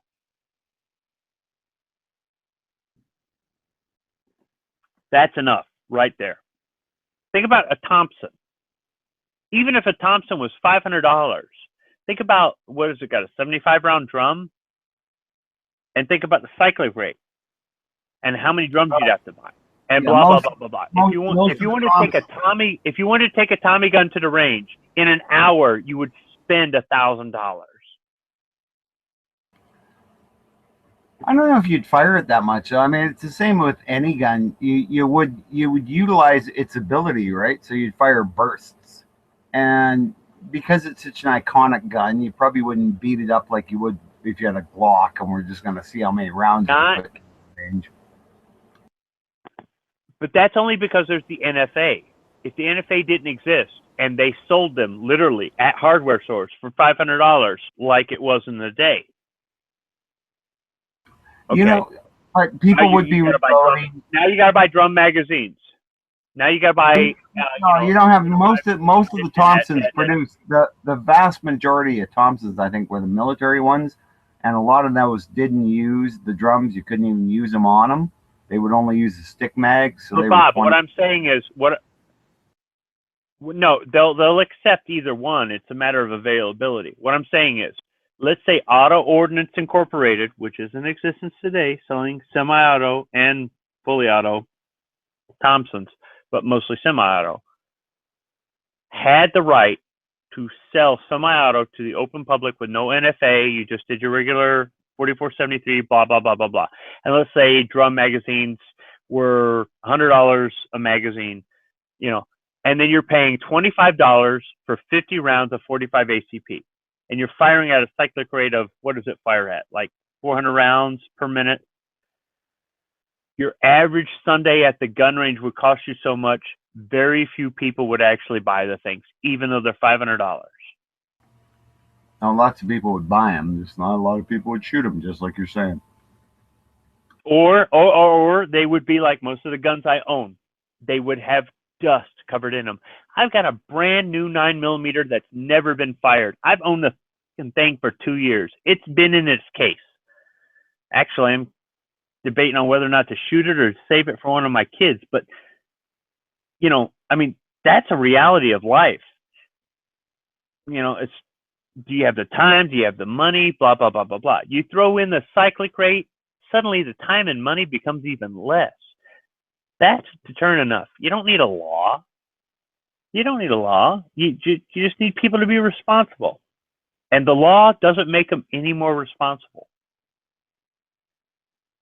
That's why you need to move down here to America, where we can debate our laws, you know.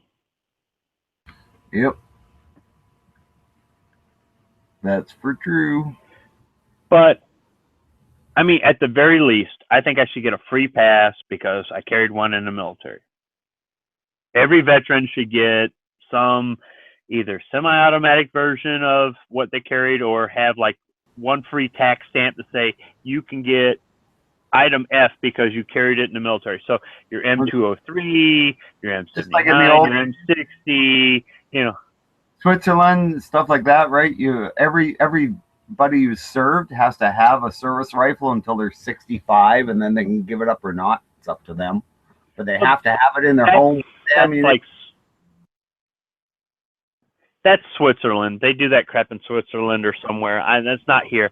But no, but think about it though. I mean, why not? Like, that's a militia. That's a real militia. Well, yes, you're absolutely right with that. So from that, take that like this: 20% of America served in the military. 20% of America has a military weapon in their house, and 20% of America is trained to use that weapon efficiently.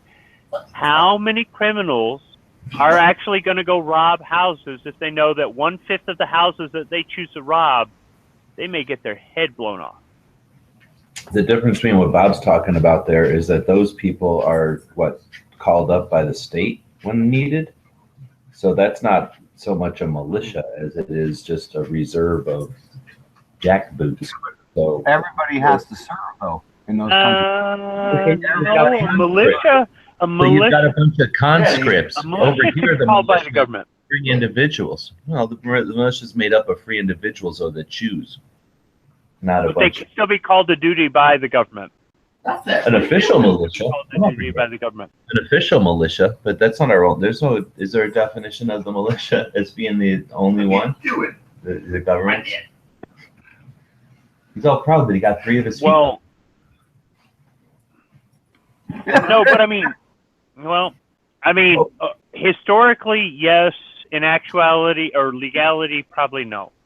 If I was in a militia, air quotes around militia, and the state of Michigan said, we need some guys to stand guard around blah, blah, blah because of blah, blah, blah, I might volunteer. If it was lawful. Mississippi. No, so is not sick on that bed, except the other bed. But I'm not afraid. I'm not afraid of my neighbors owning a MAC-10 or a Tommy gun. I'm not afraid of it. Because we stop them. Push them, they'll quit. And why should you be unless they're knowing crackheads and drug dealers? And then it might be, well, the police should have taken care of that a while ago before they could legally buy one. And actually, the parents should have. What I am criminals, then they shouldn't be allowed to own them.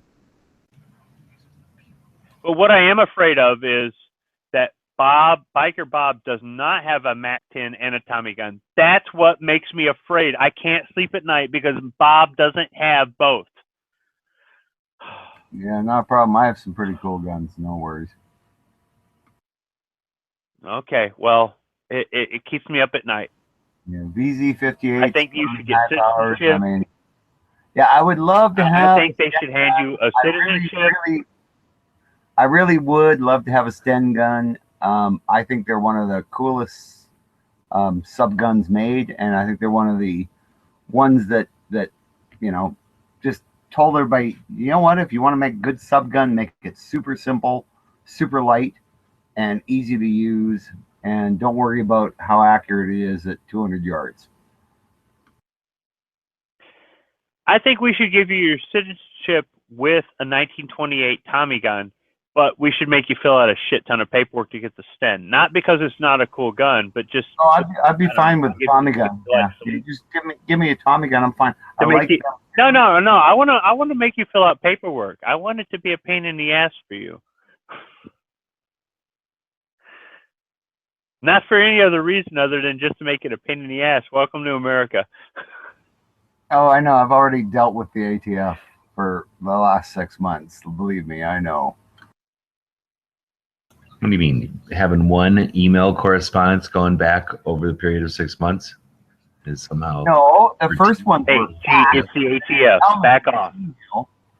No, this is the thing that pisses me off is, the first application, can't bring these guns. Okay, take those guns out. Next application, you can't bring that ammo. And I'm like, couldn't you tell me that all at the same time? Right? So next application. And then the third one. And so then finally I go to their website. I email them and say, is there a faster way to do this than this faxing thing that you told me was the way to do it? And they're like, well, you could email the documents to us. smash, smash, smash, smash. You know what, Bob? Print them, fill You know them what, out, Bob? sign them in your own hand, but then you can scan them and email them. But they never said this. They said you have to fax them, and then I fax it. But then they don't tell me that, on the same application, exactly the same application, I took guns off, but not ammo.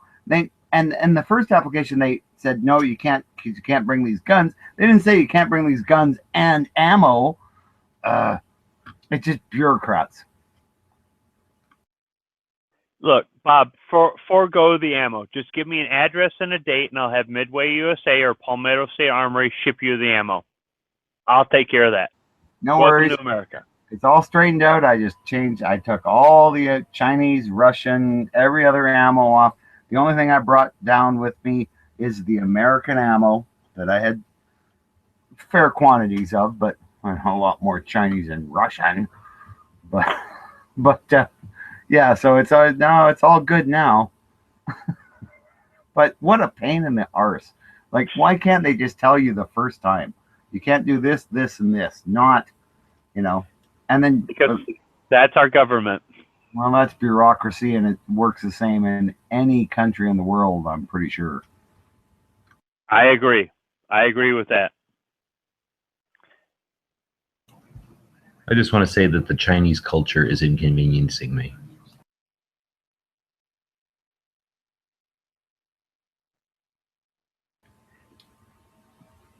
Those girls just don't want to do that, huh? No, I guess it's evidently their new year or something. They're taking like freaking 3 weeks off. Thought they were hard workers or like ambitious workers. Well, except They're when not ambitious. They're communists. I think maybe we need to have a more communist China so that they get more work done, less vacations.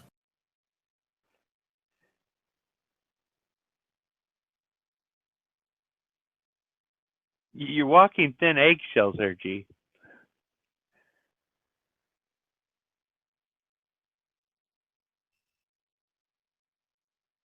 Yeah, seriously, if there's anything the Chinese are, it's ambitious.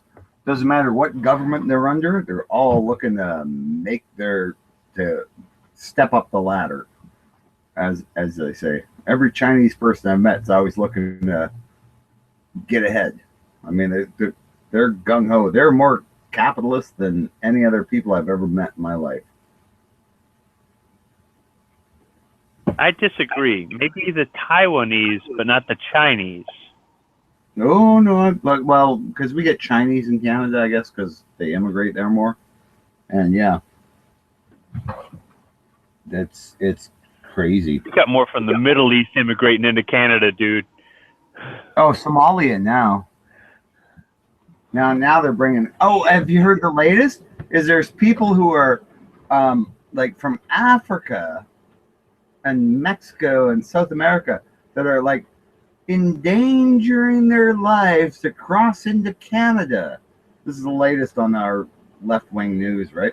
Endangering their lives because they're like crossing the border in the middle of winter, like just walking, thinking they can just walk across the border. And of course, it's like, number one, it's, to get anywhere where you're not going to get found, it's like miles and miles and miles, and it's like minus 30, and these people have no clue. Fucking hilarious. They're a big news story on some guy from Africa who, and then it's like, oh, this poor refugee, and then you find out the real story. Well, he'd been a refugee in America for a few years, but because they found out he wasn't really a refugee, they're going to send him back.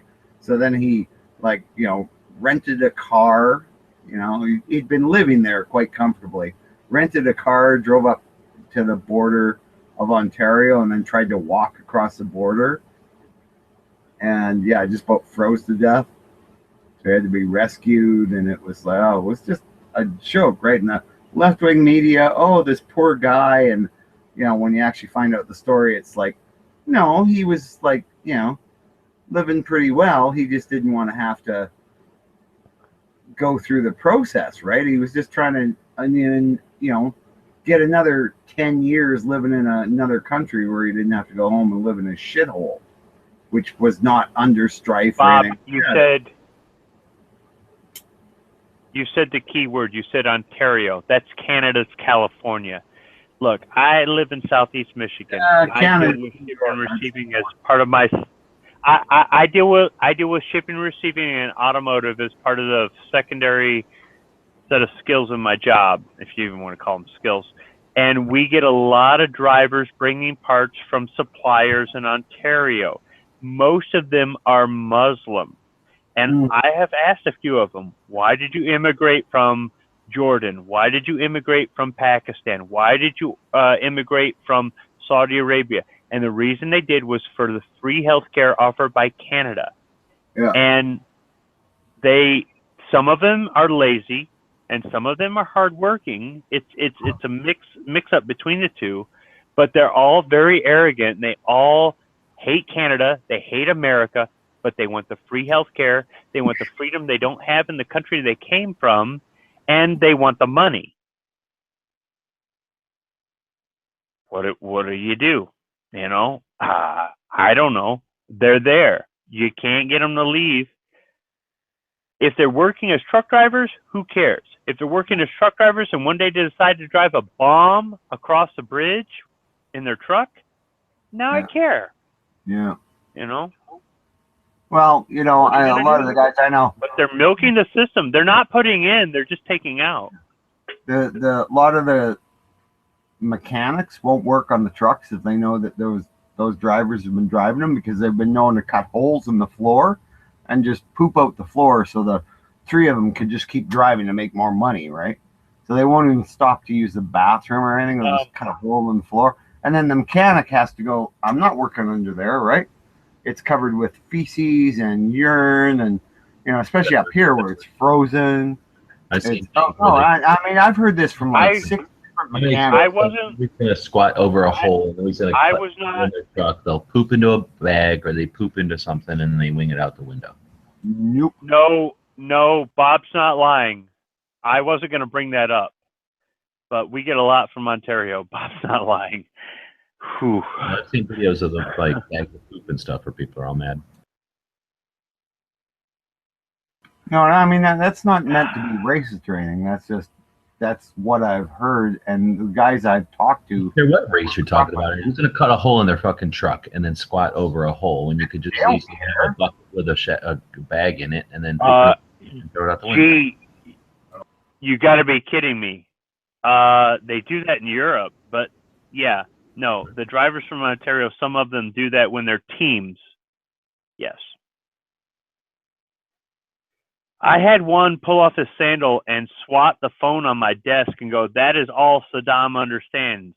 He understands the shoe under your foot. And I'm like, okay, thank you very much. You know, like, don't send this guy here anymore. It's just a difference in culture, and it's a difference in ideology, and it's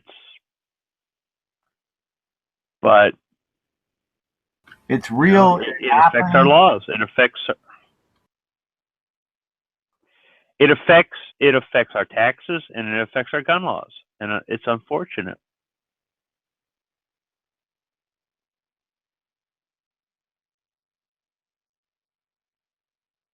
I'd like for them to be as free as we are over there, so that they want to stay over there at home. And I'd like to get along. I really would like to get along. And I don't see why they can't have guns like we do, and we can all be cool and hang out, and, you know, whether it be online or whatever, and be like, you know, okay, you believe in God and we believe in Allah, but hey, man, you know, have you seen the latest Colt? Blah, blah, blah. Why not? Are you guys having trouble getting these things shipped into your country? Because we're having trouble, you know. Why not?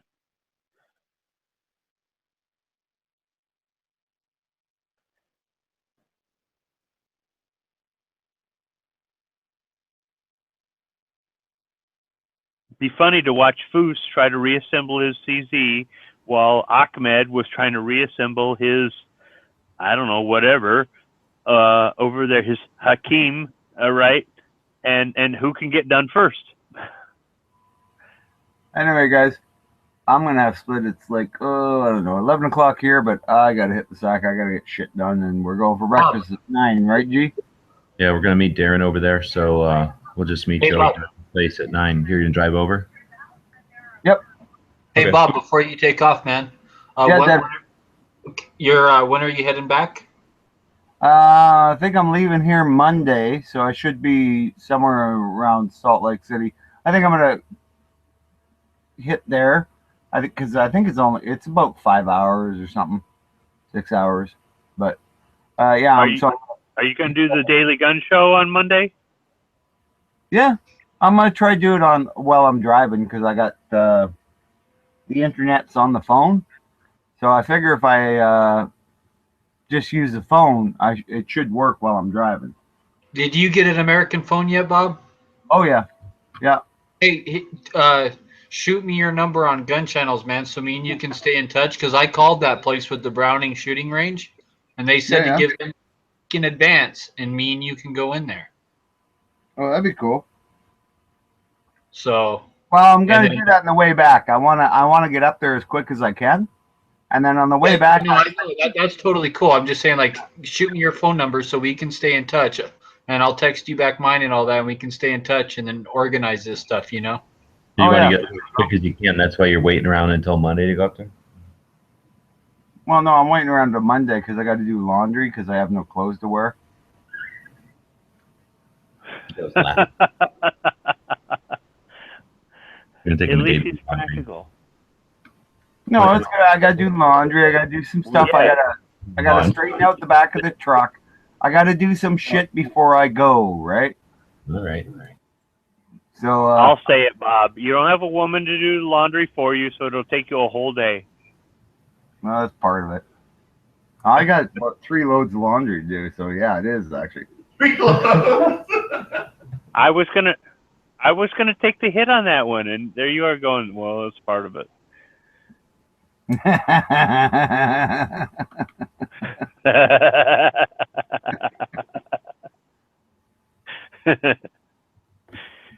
I told you we got your back over here. Immigrate. Because it's yeah, I don't like doing anything too fast. I don't know. You'll I'm- succumb to the pressure, and you'll have no choice. People doesn't do anything all on the spur of the moment. Oh yeah, I do, but I don't. Just takes me a while to do anything these days. But and also make sure you shoot me your number, Bob, because when you just on your way up or whatever, if you want to if you want to get together, get something to eat or something, just let me know, man. Yeah, grab dinner. That'd be kind of cool. I should be there around dinner time. Then. All right, I'm gonna jump out too. I think I'll see you in the morning, Bob. All right. All right, later, Stu. Take it easy, guys. Just tell right. Good night, G. you're on vacation. When you're on vacation, you don't have a time schedule. Well, I'm not really though, because I want to get back home because I haven't touched my guns for over a week, and it's just not right. So, hey, Dead Horse, there you go. I sent it in the internal there, not the chat internal, but the gun channels.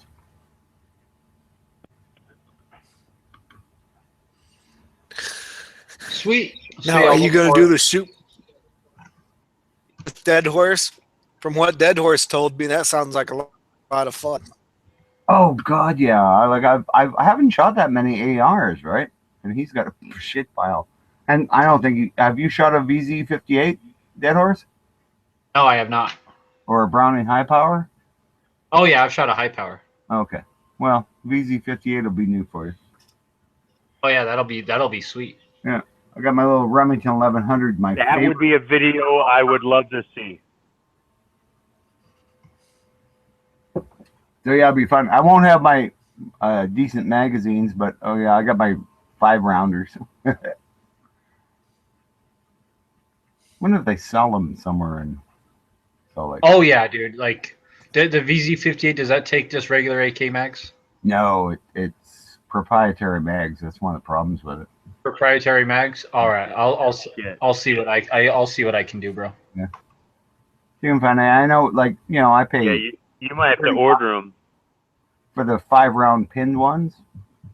Like, so it's a standard VZ magazine, aluminum magazine, because they're aluminum, weighing nothing.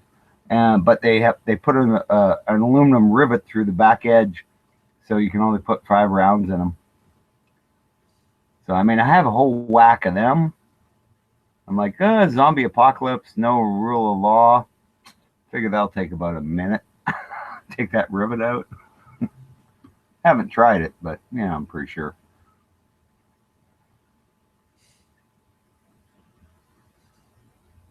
That's why I have a whole bunch that are pinned to 5 rounds.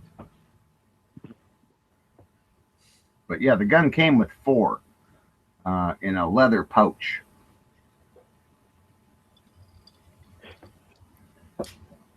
And then I bought a couple of 5-rounders just because, why not? It's limited to 5 rounds. Might as well buy magazines that are chopped off at 5 rounds. Makes a rifle. If you got Now, wood is furniture, that a government law or? Oh, that's our Is that law government here. law, like just Yeah. to own it, or is that for hunting? No, that's just to own it in Canada. You can only, a center fire rifle is only allowed 5 rounds. Okay, you need to bring your cool rifles down here. Immigrate down here. Oh, what I'll do is I'll bring my And Yeah, sometimes you'll have to. Sometime you'll have to go through the tunnel so you can meet up with Squib and I. Oh, for sure, man. well, if he wants to meet up with me, he's got to go through Communist Ontario. So Well, you got to be near the tunnel, aren't you? You're in Warren. Didn't I hear that? yeah, I'm in Waterford, so I'm an hour from the tunnel, and I'm 4 hours from the Sault Ste. Marie Bridge. So Didn't I hear Saskatchewan and either way, he's got to go through Communist Ontario. they Oh want to shit, split up? Garth Brooks is in the chat. They What want up, to split. Garth? Hey, how's it going there? Is the thunder rolling? It's on the road. But I heard Canada was. They want to split Canada. Edge, don't quit your day job. Oh, I know.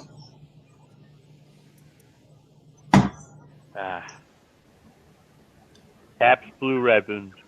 Bless Say you, it. Edge. Oh, man.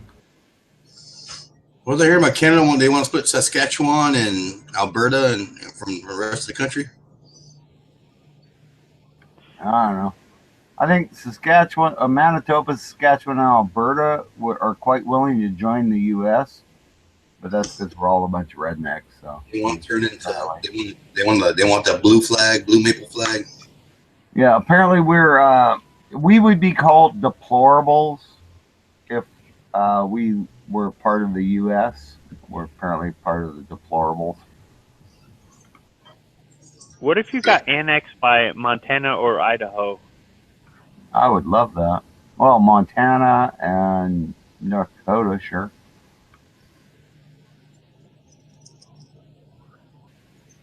Yeah, we So how- we got to rescue you. We got to rescue a few other Gun Channels members. Yeah, we're gonna get Bob when he comes down there and get him. He's a Yeah, cowboy. Z. Yeah, next time Z flies to Texas, they've just got to put him on the no-fly list so he can't go home. Shit. Well, if you decide to come down through Ontario, you've got a place here in Michigan you can stay.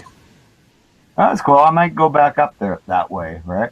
Go back up to when I go from Tucson, right? I want to see more of the states, so I could just go up that part of the country and then just. You can hit Toledo. Well, I can drive along the border until I get to where I live, right? It's kind of like, drive up to the border of Ontario and then just drive around it all the way back up to Canada. Because it juts down. Well, coming down through Sault Ste. Marie is an awful long way for you to go. But if you wanted to go to the trouble, I'd give you a place to stay. I was gonna say because the biggest meme, And your dog. the coolest meme I recall was the guy said, This meme I saw where this guy says, I miss, he was in Florida, he says, I miss Detroit. So I broke his driver's side window and stole his radio. So I hope this helps. That sounds about right. So Edge, I'm kind of mad at you, right? We're in Vegas. We're walking around. We're, finding a good place to eat. Here we see you own a fucking restaurant in Vegas, and you don't give us comp tickets while we're there. I mean, like I'm telling you, man, they had like 48-month beef that had been hanging. It was like all green and grody looking, but apparently it tastes the best. Yeah, Edge Steakhouse in Las Vegas, and he doesn't even tell us he owns it or tell us anything or give us comps. I mean, just a discount, 50%. Because I mean, damn steaks were $90. Hey, Edge, guess what? You also own Texas Station on Sahara Avenue. Did you know that? Exactly. I can't let every vagabond in there. No, wait. That's Palace Station. I'm getting it mixed up. It's one of the station places. Texas Station's on the east side of Las Vegas. But I can't let every vagabond in there, Bob. I mean, I got a rep to protect, even my friends. I got okay, you can come in the back door and I can hook you up. We would have made Marco stay out in the car. It's not a problem because he's I mean, I have requisites in the place where you have to have a tie. And they're like, "Fuck your tie!" Like, I had a nice string tie. Let's get Metro Police right here. Metro. All right, let's get this guy out of here. Yeah, I don't think G-Webs would have got in though. Hey, Bob. I'm a popular guy. What can I say? The little people. That's what it's all about. Also, Bob, I have a range in my backyard, and I have a full hookup camper spot also. So if you ever come down the way, Michigan, stop by. So you're trying to tell Bob is that like, hey, Bob, go to sleep, buddy. It's time to go to bed. Yeah, it's late. Man, go to that camper out back. Yeah, there we go. Pat, pat, pat, pat, pat. Yeah, no, I appreciate it. And that, because hey, I am a vagabond, right? I don't have to be anywhere at any time. I don't have to do anything I don't want to do. So, yeah, it's going to be kind of neat. As long as I can keep my ATF, because it's only good for 6 months. I can only bring my guns down here for 6 months. So it means I have to go back home in 6 months. Which kind of works out because that's with the healthcare and all that shit too. So. No, what it means is after 6 months you have to become a citizen. Yeah, that would be better. Bob is the No, I'm sorry, sir. Your citizenship has to be American. Yeah. Yeah, because all of a sudden you're pissing red. It's gonna be red, white, and blue all of a sudden. You can't have that. Well, Canada's flag's got the red and white. We just don't have the blue. But see, Bob, Bob's been trying to make it down here for 2 years now. Still hasn't made it. Texas, yes, I know. I'm gonna make Texas this year, and guess what? I got my paperwork. I'm going back up to Canada, and I'll be back with my guns in a couple of weeks. I see my dog. I already showed him the picture. Did you? So, Charlie, I've been showing pictures. You and me. You and me. You and me. Yeah. You just wait. Charlie's going to look at your dog and go, what a funny looking little fucker, and smack him on the head. Your dog's a midget. Oh, please. I've seen your dog. It's a tiny little thing. Shit. As big as they come. Unfortunately, the fucker doesn't know how big he is. He thinks he's a fucking rat. Like 70 pounds? 90 pounds. Oh, so he's the same size as Charlie. Except Charlie's now a Canadian dog, so he's tougher. You apologize for pissing on people's legs? No, actually, him and Oro had a few arguments. Well, they had one. Oro tried to sniff his junk, and Charlie told him in no uncertain manner, "Fuck off!" And then, of course, Charlie, being a bitch went and like for the next 20 minutes, he just stood there and barked at Oro. Like, I don't know what he was trying to tell him, but he wouldn't shut up. So we ended up putting Charlie away. Well, not away, but put him back in the camper. Yeah. It was really funny. He was not forgiving at all. Not a Canadian dog, really. I don't prayers. Like, all right, dog. Yeah, take him out back. Stairs flowers, Charlie. He was not forgiving. So.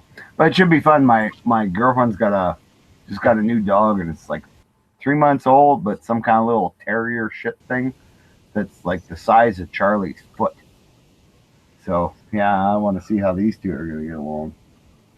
I got a little Yorkie poo, and that dog loves to fucking pick on the big dog. He's always all over him and biting his tail and his ears. And he's not mean about it. He's like, just leave me alone, please. You know, get the fuck off me. Yep. That's why I see Charlie's gonna do is just like, okay, we've had fun now. F off, right? And smack. You gotta let me know when you come down, Bob, because I'll make time for that.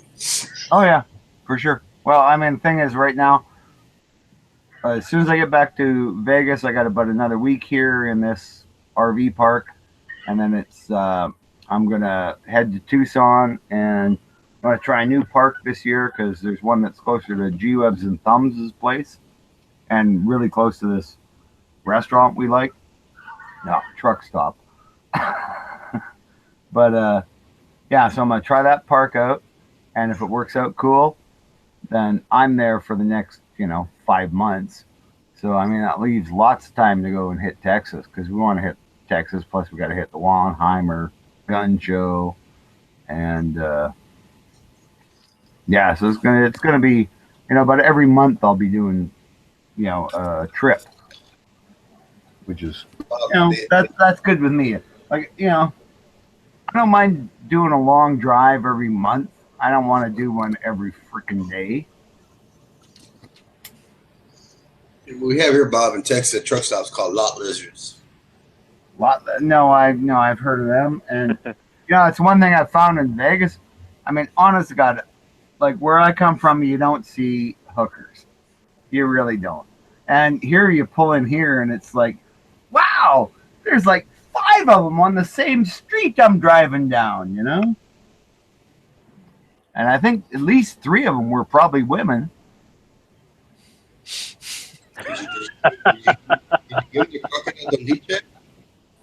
I don't know what part of Vegas I'm in, but it's probably not the greatest part. But did you give them the crocodile Dundee check? No.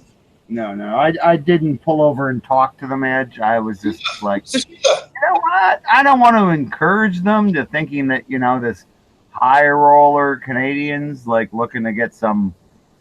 Yeah, no, it was just like, no, I'm just going to pull in, park my camper. Oh, good. It's got lots of trees around it. Nobody can really see it. I'm stealth, but in an RV park. So they see your license plate and they think gold. Well, it says low roller on the tab. Mine says Saskatchewan, which means that he's some grain farmer. He's probably got not a lot of money, but he's probably cheap as shit. Oh, you're a diamond mine owner. Oh yeah. Yep. I don't know. That damn pipeline that Obama blocked. That really bugs me. Is that I've heard from people that Canadians don't tip right and stuff like that, and of course that makes me tip even more. Like I've always been a person who tips at minimum 15% because that's what my mother told me you should. I tip 15% if it's good service. You know what I mean, or more. But if I get shitty. Canadians, I won't even leave a tip. Don't tip. They count on the government to tip for them. Yeah, I tip based on service, straight up. Like if I get shitty service, I'm not leaving no 15%. Fuck that. I agree with that, Horse. I hate it when those restaurants where they give you like a little scale of what your tab is. If it's like 18, 20, or 25%, I'm like, I don't tip 25%. So whatever, I didn't come here to make somebody rich. I came here to I've straight up had a $20 bill and left a $20 tip because the service was fucking fantastic. But I've had a $100 bill and left like $2 as a fucking tip because the service was fucking horrible. So I totally tip based on service. I don't buy into that 15% or whatever bullshit. I remember what time. I do 15% for average service. I do better if it's better service. And one thing in Vegas is you always get good service. I've never had bad service in Vegas because it's such a, I mean, that's what their whole fucking. But you didn't pick up an escort, so you wouldn't know. No. No, but he leaves the Canadian money, and they're like, "What the hell is this?" I went to the bar the first night I was here, and I had like these like nice MILF type ladies hitting on me, and it's like, what the hell? It's just because it's. It was a dude, Bob. Yeah, I'm a dude, and I'm. No, Bob. They're all Bob. All those chicks are from out of town, and they're all like, "What happens in Vegas stays in Vegas." Apparently, yeah. Like they're looking to sleep with you. They know you're old, so as soon as they sleep with you, you'll pass out, and then they steal your wallet. Yeah, whatever. They were all. Yeah, but it's all Canadian money, so they can't do nothing with it. Whatever. No, Bob. Here's what happened. I'm old. I'm not dead. Here's what happened, Bob. Is they told you, like, I like your beard. Mine grows in kind of like me too. And they're like, shit. Oh. Remember, the best I've ever had was terrific. The best hand you can get in Vegas, let me tell you. What I like to hear is when they goes 23 skidoo. No. But going back to Dead Horse that we was talking about, I remember when I was the Hard Rock first opened in San Antonio, Heck Cafe, and we went down there, and the Hard Rock really is just a bunch of fucking overpriced burgers and shitty food, but people like to go there, and eat there. So the first open, we went there, and this fucking waiter dude, he split us up in 2 tables, or the host split them 2 tables, for whatever reason, next to each other. And the waiter, we order burgers, and the waiter brings 1 table, a burger condiment tray, and doesn't bring us shit. And then, I guess he expects you to go make my fucking burgers, walk up to my sister's table and fix my burger over there. And then when all said and done, it's like a $80 tab or whatever it is. So I fucking give him $100. And then when he walks back, there you go, here's $1. And he, thanks, bro. What the fuck? You fucking suck as a waiter. Do you really do this for a living? You fucking suck, dude. That's why I gave you $1 to get your attention, and obviously at work. You fucking suck. Get the fuck out of here, dude. I gotta go, man. It's getting late here, and it was a busy day at the gun show. So, talk to you guys later. Hey, Edge, sorry you were in so late. We would have more time to talk, but yeah, I'll be in Texas, and I will have some beer for you. Number?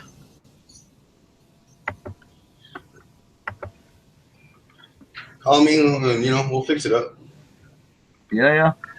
No problem, man. Talk to you later, man. All right. Talk to you later, guys. Even Bob's hooker pull a time constraint on him.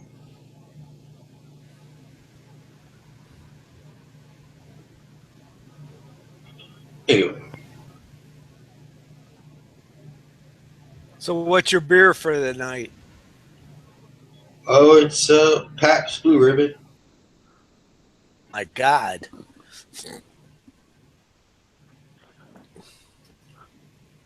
I'm not bragging. It does the job.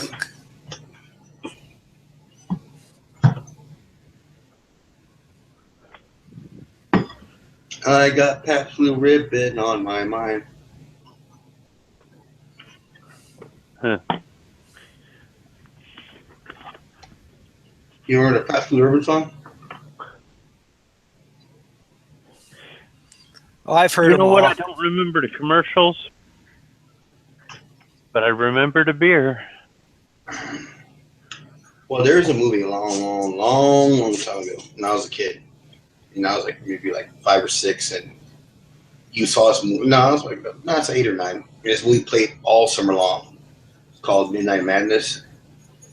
Like a scavenger hunt. You have to go find all these clues and find all these parts, and then another day, and I think Michael J. Fox was 14 in the movie. It's made like in '79 or so, or '80, 1980. And part of it is they go to a Pat's Blue Ribbon brewery. It's pretty funny because this one team is a bunch of jocks or a bunch of heavy drinkers, and this one dude jumps in the whole vat of Pat's Blue Ribbon.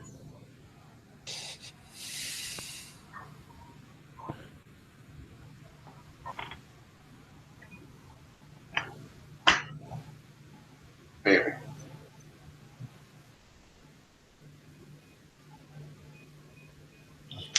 So, what was the hot topics tonight I missed? I don't know. We've covered quite a few tonight. We've talked about a lot of stuff. It's been kind of a good chat most of the night. Mostly about Bob's citizenship. Bob's cyst? Squib made a lot of good points about a service guy being able to own an automatic weapon, which I really trained for that weapon. I think he should be able to own it. It's a new world, man. It's getting better every day.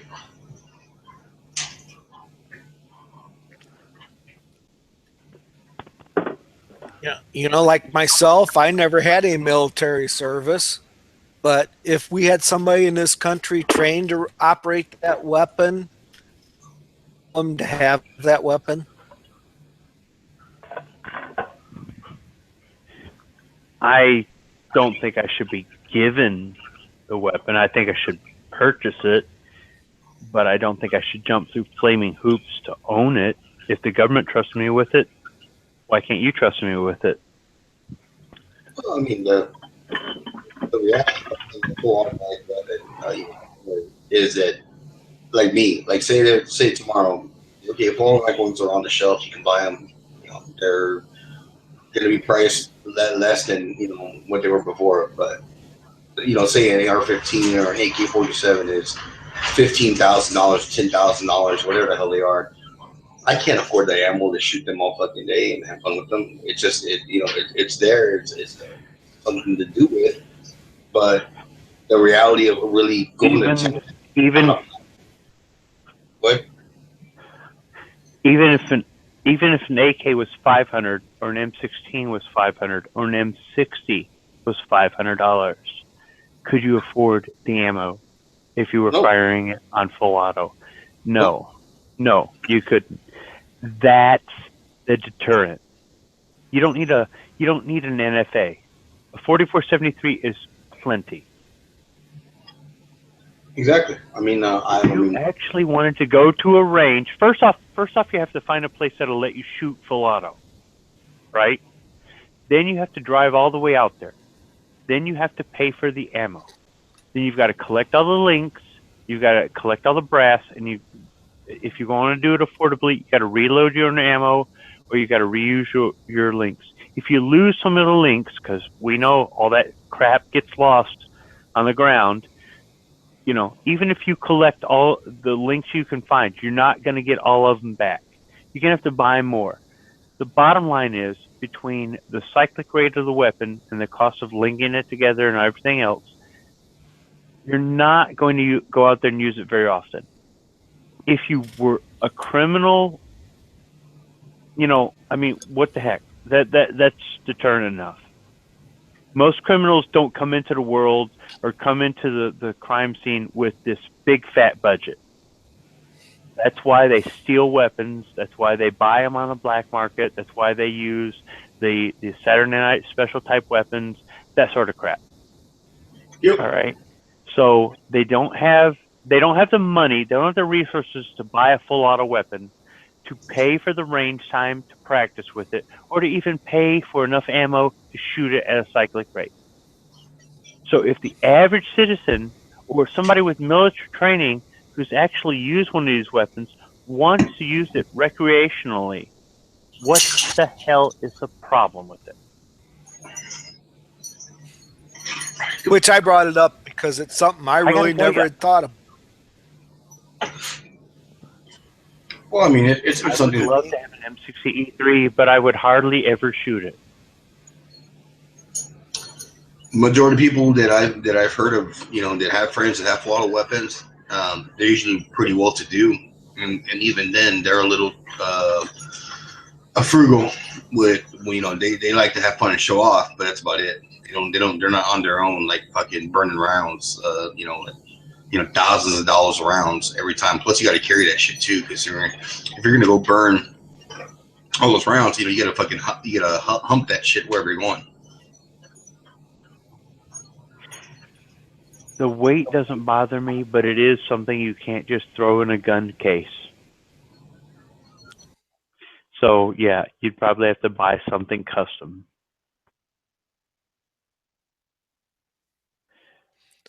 But I'm gonna jump out. I'm gonna call it a night. Thanks, guys. Right on. Good night.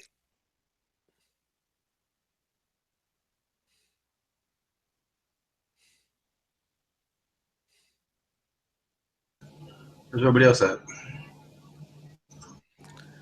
Well, we seem to be losing everybody. I do that to chat, so that's all good.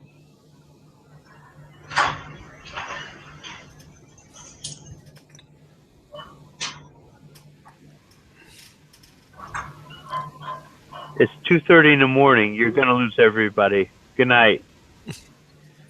And we're in Michigan, so it is 2:30 in the morning.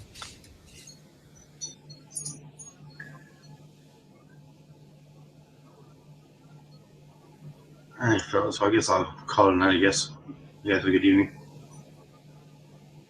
I guess I probably should too. I seem to find myself going into the house about 3 or 4 every morning and not getting anything done all day. So maybe I should go to bed also. I'm not going to bed. I'm just going to call night. No. All right. Good evening.